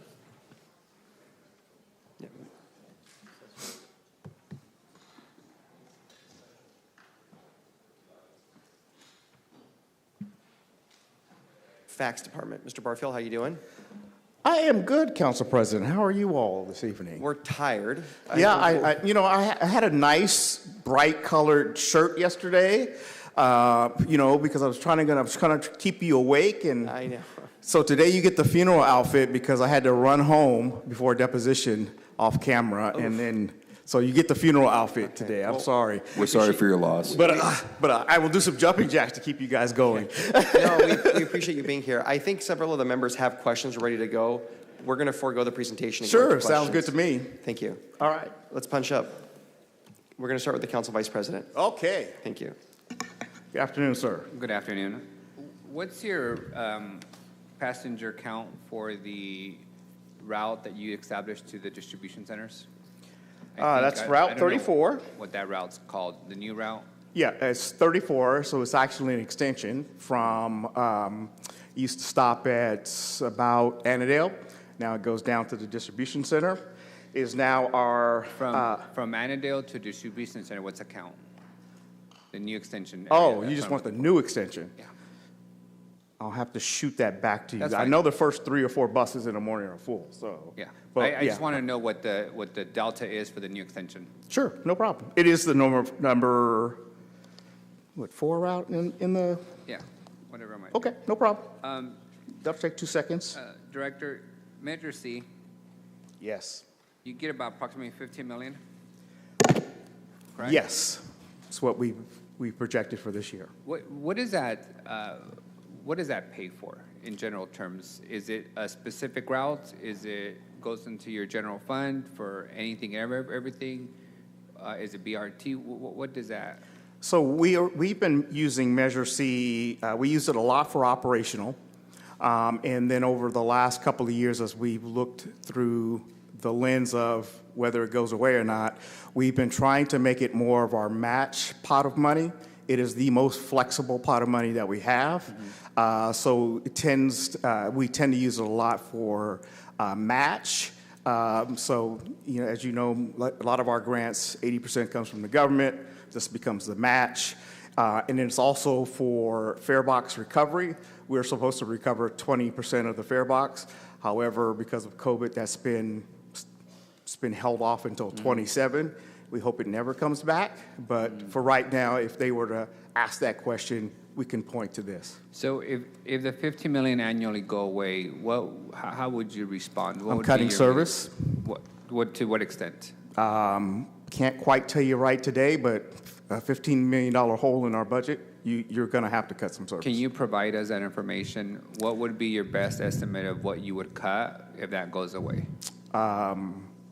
Not at the moment. No. But as I would follow-up? say I can clearly tell you we use a lot of it for the weekend service, for the extension of our night service, and for our frequencies. So those things would all go away. That'd be the first thing I'd cut. So as we discuss the renewal Measure C, I'd like to get more concrete on exactly what the consequence would be immediately for fax passengers if the 15 million goes away. So I'd like to be, or more money. So I can clearly say that if Measure C does not pass, and we see our last check around January-ish, because it lags in sales tax, that spring, we will be cutting back all night service. It will disappear. Night service, what do you Night mean service. by that? So anything after 7 p.m. And what is the service now? It stops at 10?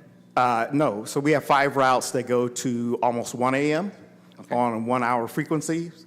And in January, they're due to all go to 30-minute frequencies because we continue to hear from our riders that I can't wait an hour to get home from work. Yep. And so we're trying to speed that up a little bit. So it's fair to say that for sure one of the first things would be night service goes away. Night service, and we'd probably cut back on Saturday afternoon service. And reduction of weekend services. Mm-hmm.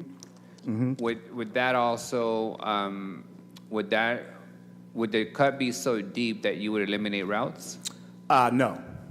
I think we've learned through COVID, and I'm not going to look at my staff because they're going to say I'm crazy, but I think in COVID, because we did not cut routes, we scaled back the amount of passengers on our bus, but we were able to still, at 10 people at a time, do 5 million riders. And so I think it would be derelict for us who have listened contently to our riders to cut routes. It would be scaling back that service on those routes. And in terms of ridership, explain to me in non-fax language, how many people ride the bus a year? Okay, so in non-fax, we just call them riders. So this year we are projected to hit 10,500,000 passengers. We, as of yesterday, when we got our monthly stats, we're at 9,400,000 and something and some change. So about 10 million riders a year. 10 and a half is what we're expected. 10.5. And if I recall, the airport data is about 4 million passengers a year. 2.7 passengers a year in airport. Yes. This reminds me of a very awkward conversation that Member Maxwell was in the room, and I think the mayor was in the room for, with the former director of COG and FCTA, where they reminded us that they've never ridden the bus, so they don't see the value of bus public transit, right? That sounds like a supervisor we know too. Yes, and as we remind them that they live in the suburbs and they have a car and they have no need for a bus. Yes, so, absolutely. Okay, but just in context, about 2.7 million passengers use the regional airport, about 10.5 million use the public transit of City of Fresno Fax. Correct. All right. The other questions I had around, what is your capacity now? Let me ask it differently. If we had more money, flexible money in the form of Measure C, is there a master plan that Fax has to add more routes or more frequencies? And if so, what would that look like? So yes, we do have a master plan. Actually, we are beginning our long-range transit planning. It's part of what we call, it's part of the regional transportation planning process. Out of that, we're doing everything, all transportation. But out of that, we'll also do a long-range plan. We currently have a short-range plan, so Council President Kabasi and whoever's on COG will see that soon. Our short-range transit plan calls for all the things in the next 3 to 5 years. It is about frequency for us. Frequency? Okay. And particularly peak frequency. Okay. One of the things we're looking at is we're doing it on an unscheduled basis right now. It's what we basically do is double up the 38 in the morning because of the 5 high schools and trying to get those kids to school. We would do stuff like that. The 9 would go to a higher frequency in both the morning and probably in the afternoon. So it's fair to say that you guys have built the network sufficiently. Now it's just about frequency would be the next step. No, well, sufficiently, no. So we still owe council and you also on the west of 99 area. As that area is coming together and the STEP grant we have will inform our north-south direction. We also have, that will begin in August, is the Crosstown Church route. So from Edison High School, West Fresno, Toronis, the future high school that they're going to do on Church, out to Sanger West and John F. Kennedy Middle School and back. Okay. Additional question here. How many of your buses take the freeway in their route deployment? None. So if you see a bus on the freeway, we are either deadheading back to the yard or we are going to a starting location or we're replacing buses in the day for whatever reason. The reason I ask is in this conversation of Measure C, some folks have said, let's use Measure C money to add an additional lane to the freeway system and make it a carpool lane so Fax can have a dedicated, lane. Yeah, it's a very fancy way to get to? No. Expand the freeway and tear somebody's neighborhood up? The only place that we traverse the freeway technically is on the 58 from River Park when we go up to the 58E when we're going to Valley Children's and back. But when you see a bus in the proper city of Fresno, it is either deadheading back or it's about to start its service someplace. Got it. In terms of your inventory of a fleet, where do you stand with the quality of your fleet? Do you know, we always hear from police that they need 200 new cars because they've reached the 100,000-mile mark. Mm-hmm. In comparison to your, does your fleet, is it mostly needs to be replaced? Are you pretty up to par with mileage, however you measure? So several years ago, this council assisted us in adopting our ICT plan, which is really our plan to get to zero-emission buses, even though CNG is near zero, but to get totally there. That included a replacement schedule. We have now gone through and we're doing the final touches to update that schedule. But I will say we are retiring the oldest buses in the fleet. They are 20 years old, rest their souls. We call they're the series 05, so in 2005 we bought these buses. Those will all be retired before the end of this year. And then we've also gotten rid of our 06s and we will start on our 09. So our fleet is pretty much well off. What we are seeing is then in the 2017 series of buses, which are the Qs, and the 2016 buses, which were the Fax 15, we've now decided to do a refurbishment schedule. So they'll get new engines, they'll get new seating, they'll get new floors, they'll have a complete overhaul. And you all started that process with those 11 refurbished buses. That kind of helps us as we juggle those over the next couple of years. A couple of years ago, it must have been, the labor union was complaining about the mechanism or equipment or the whatever process to clean buses. And I know we were working on getting some new machinery to clean buses. That all got that might have been me. What have you guys? So yes, we are waiting for the switch gear, which is the last piece of that component to energize that building. We're operating off of temporary power. So, but we did redo and rebuild our bus wash. Bruce Rudd actually bought the original bus wash that was there that we've replaced. It had a blower system in it because way back then everything was plastic and you just blew it out the bus. Now we will have a vacuum system and all of those things of that type. What's the funding source that you're using to pay for the additional officers or all the officers that you're contracting? So officers, their equipment is primarily federal. There is some federal assistance in there because, you know, we own those police vehicles. We bought them back under the BRT days. And then also state surplus, we call it state surplus TDA. So we are budgeted a certain amount of transit development funds every year. And then when we do a true-up, we use that extra money to pay for some of these other services. Because again, that's next to Measure C, that's the most flexible. But the operational cost of paying for police officers, what is the funding source? It's all of those combination of things. So their equipment is federal for the most part. The TDA, the state TDA, is primarily what we're paying for the officers. Okay. No Measure C dollars for officers? There's a little bit in there, but not. It could be more of the match side of things. It could be more of the flow thing, but it's not the general.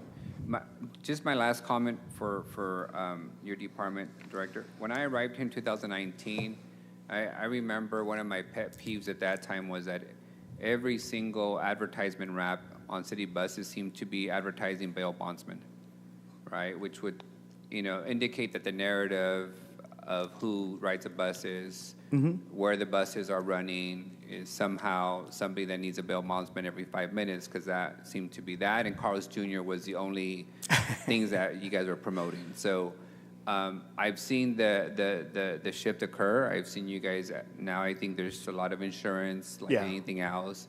I recognize that's not your biggest driver, the marketing You guys, how much you guys make on advertisement? So it's a little over $450,000 a year that comes out of that contract from Lamar. I think the cash bail situation during COVID kind of wiped out Lucky's and all those folks. And yes, I mean, I think a lot of them used our service because all of our buses ended up downtown at some point. So it just. So I just want to, again, reemphasize that there's a lot of other things in downtown. There's a lot of other amenities, public services, private services, Yosemite, a whole bunch of stuff. And I have noticed a shift in advertising. Well, we appreciate you noticing that. Which tells me that there is another market to market to our riders in our city. And we don't have to do the, urban legend that bail bondsmen are the only things that I would also encourage that our police department, our city departments that have vacancy rates and advertise for hiring people, including fax drivers, that all those folks also take advantage of that wrap and advertising opportunity to promote and advertise the city of Fresno and the job opportunities that we offer. I will say that we have been very good about in reach to other departments. So, for example, the wage protection program has a channel. We call them channel sets when you're inside the bus, the little ads along the walkway. We've got plenty of those. We've done Measure C outreach. We've done COG outreach. We've done our outreach and some of those things. We've done some of your outreach. We have done job fairs and other things like that. That's all in reach that is in and done at either a low or very low cost, meaning we need somebody to help us with the printing in most cases. Well, I do appreciate the work, and I look forward to featuring and advocating for public transit in the Measure C renewal conversations to not just keep the money, but to actually add more investment on an annual basis to public transit. So I may not use it daily, but a whole lot of people do. And we need to make sure that they have access. Thank you, Director. Yeah. And since you're up, I do want to make sure that you were asking some questions about the unit, the fax unit itself. And yes, you are correct that you may not see the police calls for service, but what you don't see is the 20,000 incidences a month that we have that could either turn into a police call or some of the other behind-the-scenes things. Anytime we hit any object, even a mirror hitting a pole, that generates a police call, and it's good to have our unit to respond to that. And then I do want to continue this, to get away from this misnomer about some of the lower level crimes. I will say that our unit is very, very aggressive in working with the district offices and the district officers on crime issues that are in and around our stops. I'll give you a couple real fast. The stop at Beechwood, which it had been a major problem for District 6 when Gary was here. That is where the credit union is and the T-Mobile. That actually was a drug distribution center at one point. Our cameras were able to see a lot of that, and working with the northeast and northwest sides, our group came together and did a pretty big bust in the Pinedale area. Now, Pinedale and those folks got a lot of credit for it, but that really started with a fax unit and a fax problem at our bus stop where we couldn't even get our passengers to the bus stop.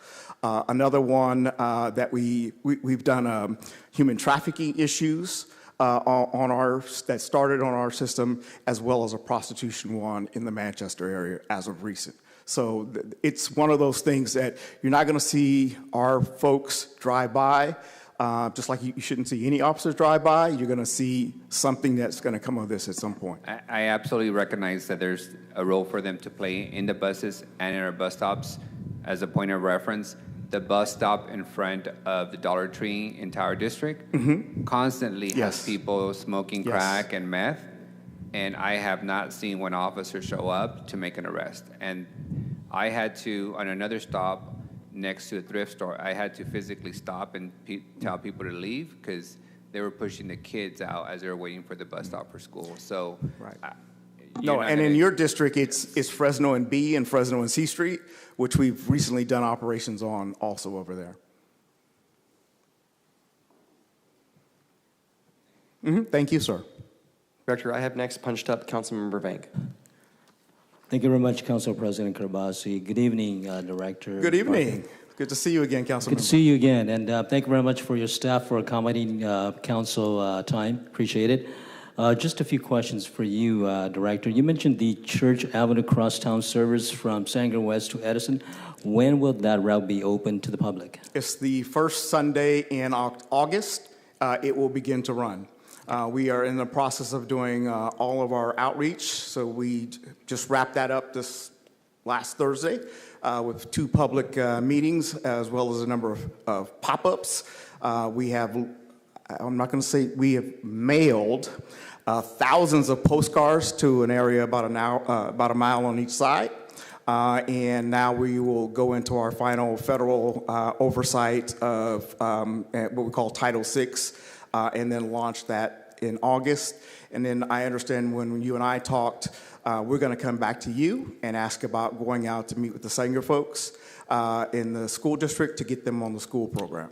Appreciate that. Looking forward to that conversation. Absolutely. How many routes are there in the city of Fresno that's operated by fax? There are 18 now. That'll be our 19th. What are the 2 top ridership routes?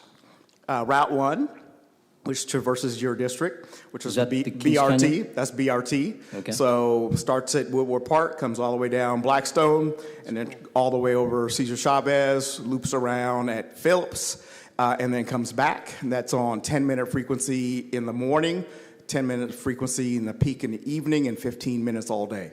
And the second? The second route is Route 38. I call it our bread and butter. It's the Cedar Avenue Express, but also for me, as a kid who grew up in West Fresno, that was my bus. So West Fresno, downtown, Calawa, all the way up Cedar, and then it ends in River Park and turns back around. What's the number of ridership for the most popular route, the one that you mentioned earlier? So right now, as of the end of April, for the month of April, BRT had 211,615 riders. For the year, it's had 2.2 million riders on that particular one. And then for Route 38, last month it had 108,223. Again, that's number 2. It's had 1.1 million riders for the year. So the difference between the first and the second is doubled. Doubled. But the frequency is also doubled. That we have out there for, well, more than doubled for BRT. This may be a more complicated question than it is. How much does it cost to get on a fax bus? So it's $1 for most folks. If you are part of the one of our fare programs that the schools pay for, it's free. The school pays a reduced price, 60 cents. And it's capped at $22. And then for seniors, Medicare, veterans, it is 50 cents. And then anyone under 12, it's $0. It's free. You mentioned the schools pay for it. Fresno has, I believe, 4 school districts, Sanger Unified, Clovis, Fresno, and Central. So any students attending these 4 school districts can have their school districts pay for the reduced cost. Yeah, so currently it's Central who who joined us a year and a half ago, almost 2 years now. Central joined, and that's when we extended Route 45 out to the Garza complex. And then we have Fresno Unified and State Center Community College. So the students who are at Fresno City or Clovis Community with their ASB card, that also doubles up. And then faculty, staff, and students with their Fresno State ID card, they also are covered, and Fresno State pays for that. And again, Sanger would be next. So the educational institution has to have an agreement with fax to receive those discounts. Correct. Correct. And that ride for those students is not just limited to a school day. It's not just limited to the old school for some of us who used to get a token in the morning. 2 tokens, one to get home and then one to come back tomorrow, and then you get 2 more tokens. Yeah, so some of you guys are shaking your heads. You remember that. This would also allow you to go to the football game if you had, I don't know, maybe a date, you wanted to go out to fashion fair and spend some money, or if you wanted to go to school or to work. Have you had a conversation with Sanger Unified regarding that school district joining or in agreement so their students, if they want to, can get the discount to travel from Sanger West to Edison? Yeah, we haven't because we didn't have service there.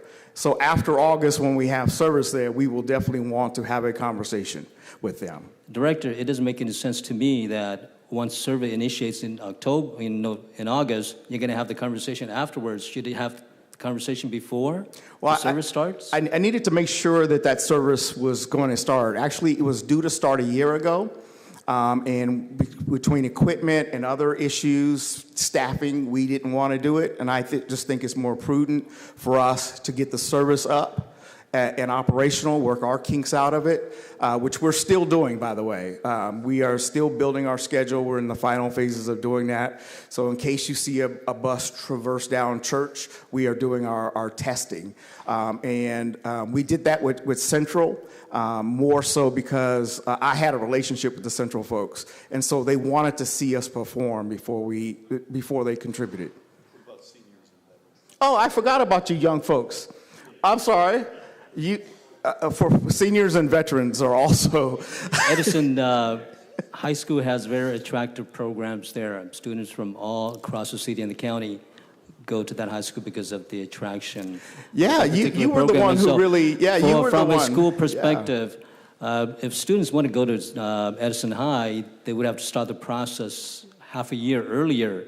And if they knew that there is a bus route beginning in August of 2025, where their parents cannot transport them, and the school districts do not provide public transportation for them. And if they had that knowledge beforehand, they may strongly consider doing inter-district transfer from the Sanger West area to Edison and vice versa, if they knew that there was a discount in terms of agreement between Sanger West or Sanger Unified for their students there to travel to Edison. And so we'd be willing to work with you right now if you want. So perhaps we'll have that appointment with myself and the trustees from the Sanger West area. Thank you. We appreciate you laying out the carpet for us. Really appreciate it. Thank you. Is there a bus route running through the Jensen corridor?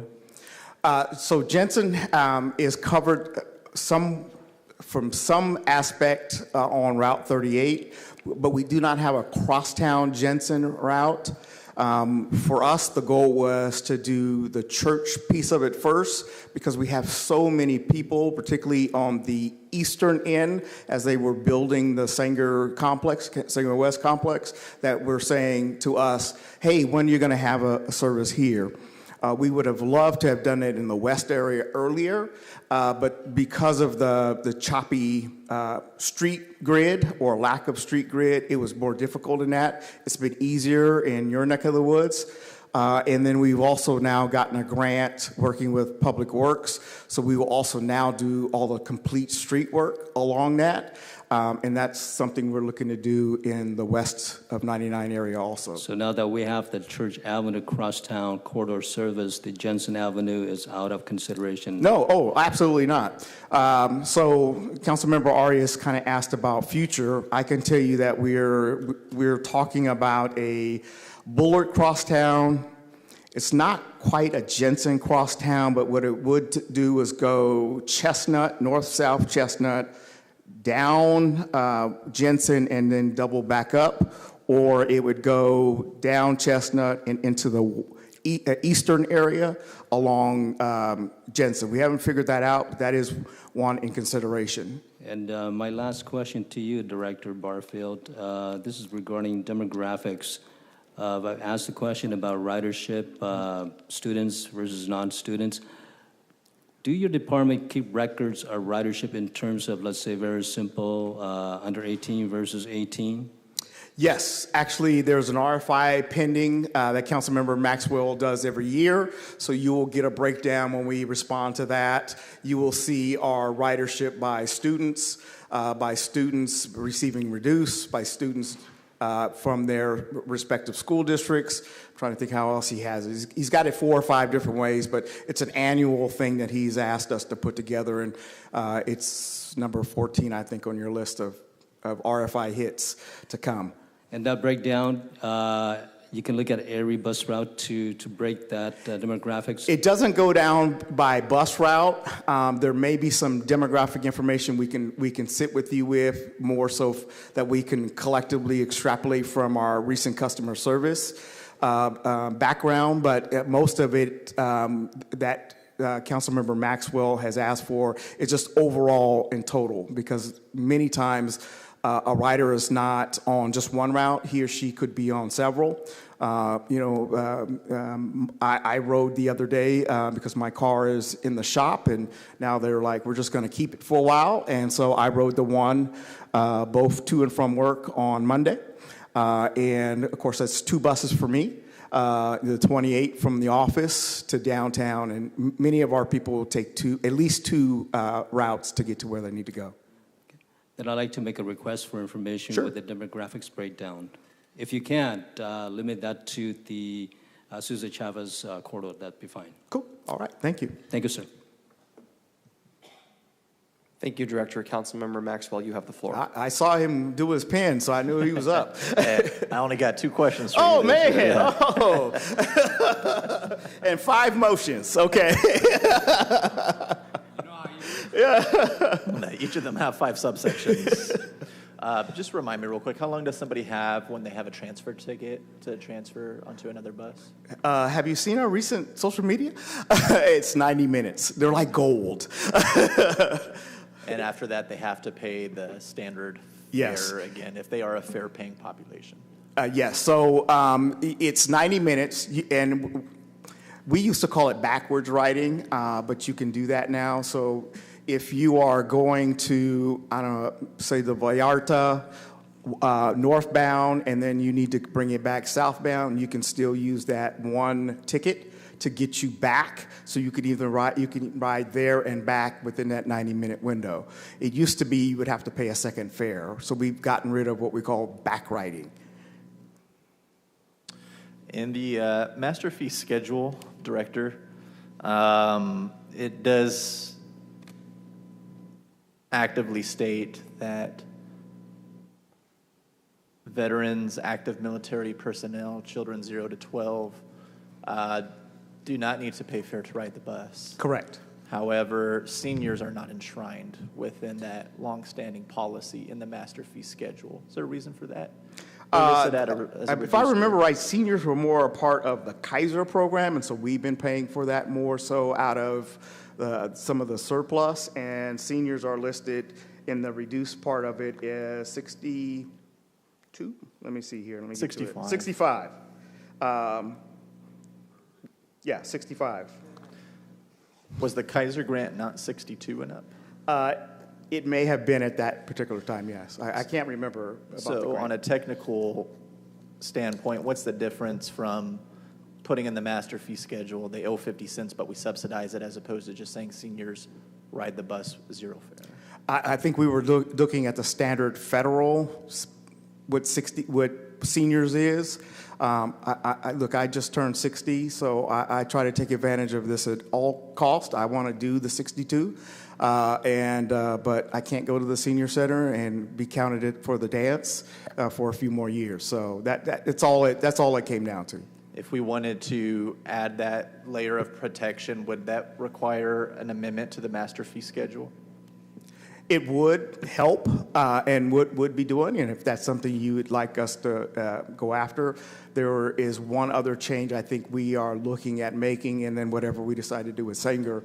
So that could be something we can come back earlier than later. I want to say we did a Title VI for that already when we accepted the Kaiser dollars.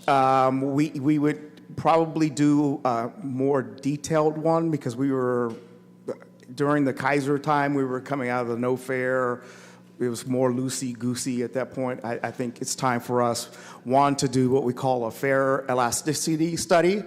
We last had one done in 2015, 2016. So we really need to figure out where the pain points for different people. Not that we're going to raise fares. Remember, we lowered fares from $1.25 to $1 coming out of the pandemic.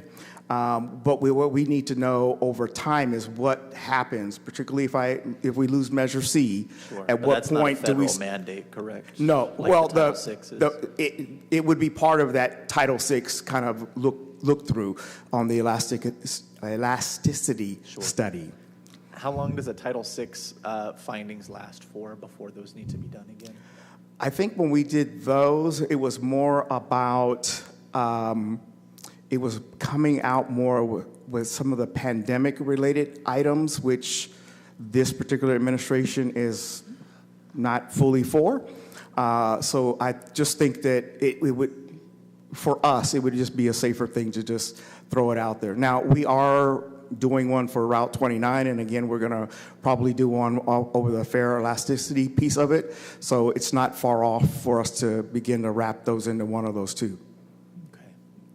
Have we ever done a survey of city employees to gauge how many employees ride the bus on a active basis or a casual basis, or how many would be interested? We actually did some outreach, it was more generic. So one of our team members, who just happens to be here, is a bus. He rides the bus on occasion. And we were doing a I Choose Facts campaign, and we were looking for those particular riders. I believe there is 2 or 3 in planning, and I know we've used, like our YJCP folks use our system, particularly the one that we have, who actually now runs our social media because he's so good at it. But nothing where we've like bombarded. I wouldn't mind doing it. I know a lot of people similar to, one day in the shop, I'm going to jump on the one and get to work and, go back in the evening kind of things. I know a lot of that does happen. Okay. Wi-Fi, can you speak to how that's been holding up on our buses? Oh, man, this guy, he's going to get me to be a commercial for you. Yes, I used my Wi-Fi, and I engaged it on Monday on my way home when I was doing my reading. Wi-Fi is on all of our buses and our Handy Ride, our cutaway system. And, yes, it's there. What speed do we offer on the internet service again? Huh? What's the speed that we offer? If it's slow base, I don't know, rolling base? Everybody's going, it works. I will tell you that. I was able to. I know it works, but not always quickly. It may not be lightning speed, but it is a cellular based. So whatever's available as you're traversing, because at that point you're then moving from one tower or one cell to another. So it could slow down in certain areas.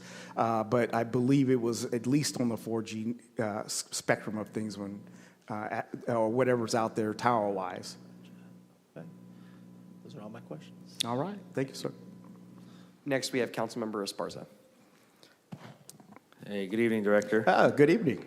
So, in the last redistricting process, I was previously just a kind of urban inner city district, bus stops everywhere.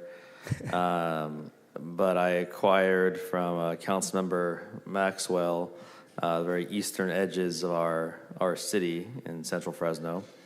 And, as a result of sprawl, they lack a lot of infrastructure. Correct. They lack basic sewer infrastructure, and the roads aren't quite wide enough and everything.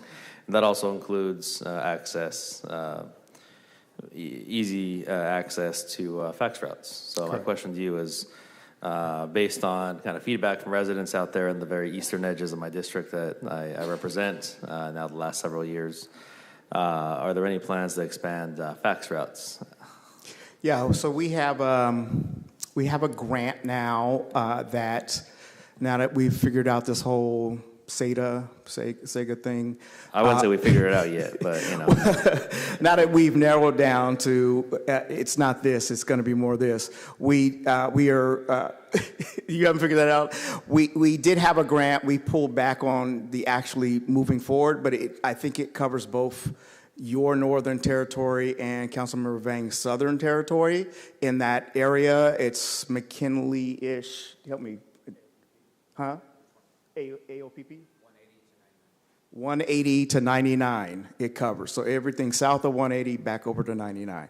And we're going to be looking in that area about additional infrastructure needs and additional bus routes in that particular area. And that's going to probably help us really inform that Jensen piece. Does it go left or right? So we're in the exploration phase right now based on the grant money. So yes, we have the grant money in our hand. Again, we delayed doing this over the course of this last year, but now it is our intention to move that process forward beginning late this fall into the winter and then do our outreach next spring. Great. Well, I'm going to take this opportunity to, again, within that process, advocate for expansion out to that eastern edge so that those residents have access as well. We are definitely looking at that. I can tell you that for our plan in the coming months will be to go into Fancher Creek, the shopping center itself, and go out to Fowler and make that our turnaround. So versus turning around at Phillips, we will go, or turning around at Clovis Avenue, we will go in there, come down Fowler, and then come back down Cesar Chavez and then back up Clovis. There will be at least 2 routes doing that and possibly a third at some point. So we are looking on that edge to do some things. And a lot of that was it's driven by the new center, but it's also driven by, as you say, the population growth in the area. It is, yes. All right, thanks, Director. Thank you. I have no other council members punched up. I just have a couple of quick questions. Sure. Actually, no questions. Thank you for being patient with us, number one. Thank you. How is the Herndon Crosstown doing? I know there was a list, and Councilmember Vang asked about some of the most popular route was. So Herndon Crosstown, which is Route 3, we have moved from a 30-minute service to a 20-minute service. Last month, it had 18,298 riders. It has been holding steady. It will have over 200,000 riders this year. It's a very popular route. We are finding out on Saturdays and Sundays where people in your district are traversing to Councilmember Richardson's district. Something about some fun places you have, like Incredible John's and things like that, or vice versa. During the week, it's used to go more for the medical stuff, and of course, it benefits the kids at Clovis Community because that's the route that ends up going up to Clovis Community. You said about 200,000. You said 200,000 riders. Compared to the most popular route, which is in Councilmember Vang's district, what was that? What's that number a year? 2.2 million. Okay, so yeah, considerably different. Okay, hey, you're up there, brother. No, it's still good. It's still good. Here's my question for you: if there was unlimited funds, and if you could add another route, you mentioned a few today. What routes would we be adding? 1 or 2? No, so really, I kind of told you the Bullet Crosstown. Yep. We are going to split 41 and 40. So the question is, do we split them where one goes up and down Chestnut and one goes up and down Willow, and then where do they turn? And then the next one would be what we do north-south in the west area. I have a feeling it's going to be Polk and Grantland would be the 2 major ones for our north-south connection. And then we are talking about something. We're trying to figure out a way to get directly to the airport for all of those trips, and so that's what our on-demand study is going to help us with, some kind of application or understanding where you can book a trip where you can get to certain destinations. And the airport is my number one.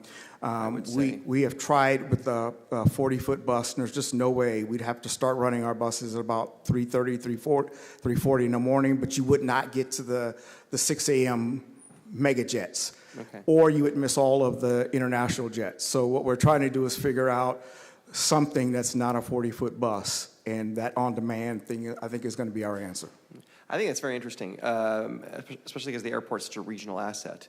Okay, so the reason why I asked this question, I don't want you to freak out. The reason why I ask it is I'm also dealing with other issues, like this push for certain types of zoning from the state, and they look at transit corridors as a reason to change zoning on properties. So I just need to evaluate, I have as much I can have in my arsenal, but let's say we were to eliminate the Herndon Crosstown. I'm not suggesting that, but if we did that, that might solve my problem, but I want those buses still operational. I want those bus drivers still working. So I wanted to evaluate what alternative routes there are. They could be working in case we ever did that. I'm not saying we will, but it's something I need to consider. So I'll send an RFI with some requests for that information. I would think, Councilman, we'd be willing to work with you at any time. You know, for us, those TOD corridors really are Blackstone right now. It is really the Cesar Chavez corridor. And there's not much more we can add. I mean, bus-wise, there's nothing more we can add, right? I mean, you've got the best service on those two corridors that you can humanly possibly have. I know you're having one of my problems like last week, huh? But my phone wouldn't shut off. Well, I hit a button, this darn laptop keeps repeating what I'm saying, so. So if there is a corridor that you're looking at, we'd like to partner with you because I think going in with it with open eyes for another TOD corridor makes sense. I just want to follow data. Like if the data, and then the airport makes logical sense because it's a regional asset, but I want to follow whatever the data says. So if we had to, let's say, get rid of one because of a planning issue or a state issue, that's why I want to have that. Just have that. I don't think it's about giving up something. I think it's about adding to. And so again, if there is a corridor that you are looking at, you know, Councilmember Maxwell asked us to look at dedicated bus lanes on Shaw at one point. And the issue with that is there's too many jurisdictions and we just don't all get along, right? You've got the county, you got the state. Sometimes you go from a county to the city, back to the state, and then you've got Clovis at the end. Sadly, that's a great idea, though. Right. It was a great idea, but you had too many jurisdictions that did not want to cooperate with a dedicated bus lane. And so that's why we just sped up the system. I wonder with Shaw, I mean, you don't think with Supervisor Bredefeld and Chavez there, we'd have more luck with the county now? I do think you have more luck. I just think that the issue with Shaw would be if you gave us a bus-only lane, the question is where do you put, and you put it in the center where it should be, then you're going to probably take away 2 lanes on each side, which for the motorist is going to be difficult because then your double left turn phasing, your right turn phasing all kind of goes out the window. I'll tell you what, if you don't mind, Councilmember, this was originally your idea. I'm going to request some information on what the status is, and maybe we can look at that again. We can pull that up. Yeah, we have a 2020-30 financial feasibility study I could share with you. Okay. And I think that was only for Shaw east of Blackstone to 168 or Winery. Still great. Okay. You want to just do that instead then? What did you want to specifically? I was just going to say if we can get an update from staff on what options are. Do you want that, or do you want to just take a look? Sure. Okay. I'll email it over. Sure. No problem. Okay. No problem. Okay. No problem. Great. Again, like I say, if there is a TOD area or corridor you all are looking at for some housing, we'd love to go with you because, again, there's not really any place that we could be the pioneer. We need, on our housing side, we are doing stuff around the Fulton property, which is now the Roos. So we're going to be doing some stuff there only because there's some leverage that we have there. We've got the A6 grant for the Dakotas, and then we have one other that's out there that we've been looking at and dealing with. But when it comes to the TOD stuff, we're not the answer anymore because those places where we've designated as TOD corridors in planning we've maxed out our service. Got it. Thank you. Those are all the questions I have. I have Councilmember Vang punched up again. Sure. I just recall a conversation I had a couple of weeks ago with one of the person who rode or who rides the bus along the Kings Canyon corridor. This may be a request for information, Director, but to your best recollection, the corner of or the intersection of Minnewawa and Kings Canyon Avenue, is there a bus stop right there? Minnewawa, do we have a BRT Because station? the concern of one of my constituents is that when they frequent the United Health Center there, they would have to get off the bus either at Peach or Clovis Avenue to walk to the United Health Center there. So It is in between two BRT stations. You're correct. So there is no bus stop There is not right there? a stop right in front of United Health. Okay. How much does it cost to put a bus stop at that intersection, sir? So it would be difficult with BRT because BRT is supposed to run faster, and also the dedication between stops is supposed to be longer. I think what we probably need to go back to is looking at, is there other alternatives? I do know we serve that with Handy Ride as a dedicated stop, as a dedicated location, but there may be other things that we need to do about United Health in the future. And the United Health Center was there, came about, I believe, 2 years ago. And Right. So prior So to it that, was there was after, no yeah. need Yeah. to have a bus stop there because people would not get off the bus at that intersection of Minnewawa and Kings Canyon. But now there is a need. Correct. Because there's a health Correct. center there. Correct. Yeah, and that's something that, again, I think now that there is something there, not that it would be the BRT would be the solution. It may be another route that we would have to figure out a way to, or an extension that we'd have to figure out how to get over there. So I have some thoughts. Like as we run the 22 out to Fowler, maybe we instead bring it down back that way and then run it back up, or the 33. So I have some thoughts that I'll throw out to the team. Correct. And their concern is either during the winter months Mhm. or the summer months, walking from Peach to Minnewawa, Yes. from Clovis to Minnewawa. Yes. That is a long distance, and it makes sense to have a bench or a bus stop right Yeah, there. it does now. It didn't when we built BRT, so. Correct. Yeah. Correct. Yeah. So on that, I'd like to make a motion to add amount to be determined, sources to be determined of a bus stop at the corner of Minnewawa and Kings Canyon Avenue. Second. Thank you. Thank you, Director. Thank you.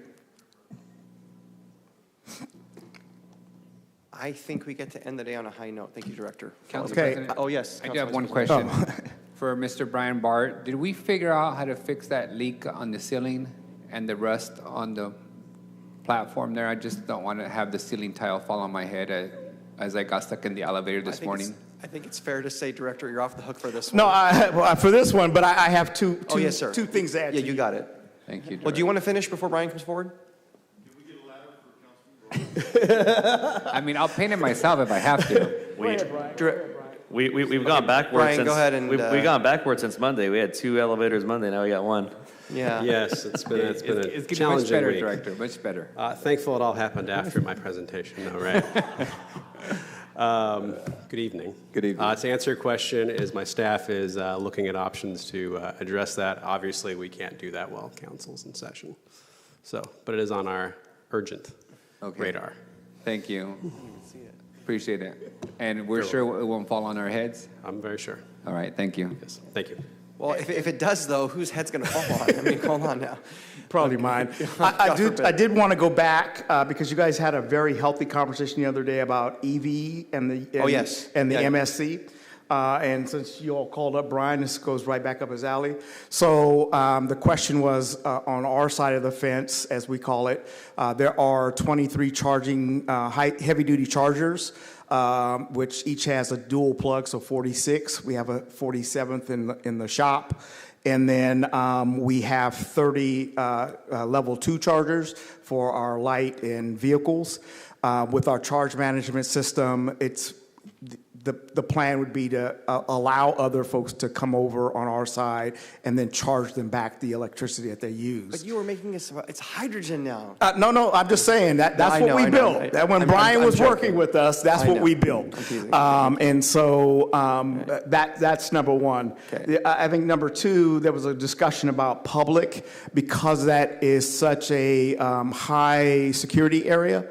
And we've got the double gates. The triple gates now, we have 3 gates, and all the security access to the public would not be the thing that we would do. It's available for the municipal side. And then there was a question about MSC security, and I just want to let you know that we are paying for that in fax. So Brian, the front gate will get a brand new gate similar to the gates that we have. We are installing at this time 114 cameras that you all did last May 23rd. We're in the final installations of those. Of those 114 cameras on our property, we're moving from analog to digital and all high def, and we'll move it into something. But we're also adding cameras to the front gate because there's not a plethora. And so we are the ones who are responsible for all of that security. As you know, we have a gas station, an LNG station, a CNG station. I've got hydrogen buses back there, and we've got... I didn't know you guys were responsible for that. Thank you for doing that. Well, we're doing it because it came up in our Homeland Security assessment. Okay. So because it's our gateway to our property, then we were allowed to do it. So it's something that we're doing for the entire city and the entire property. So I wanted to make sure that got on the record. Now we ended on a high note. Thank you, sir. All right. Thank you all. Have a Appreciate good day. you guys. Thank you. So we'll adjourn this portion of the meeting at 6:06, and we'll see you back tomorrow at 9 a.m. Thank you to all the fact staff that stayed after hours. You're the latest of the group, so thank you all. Greg should buy you a drink.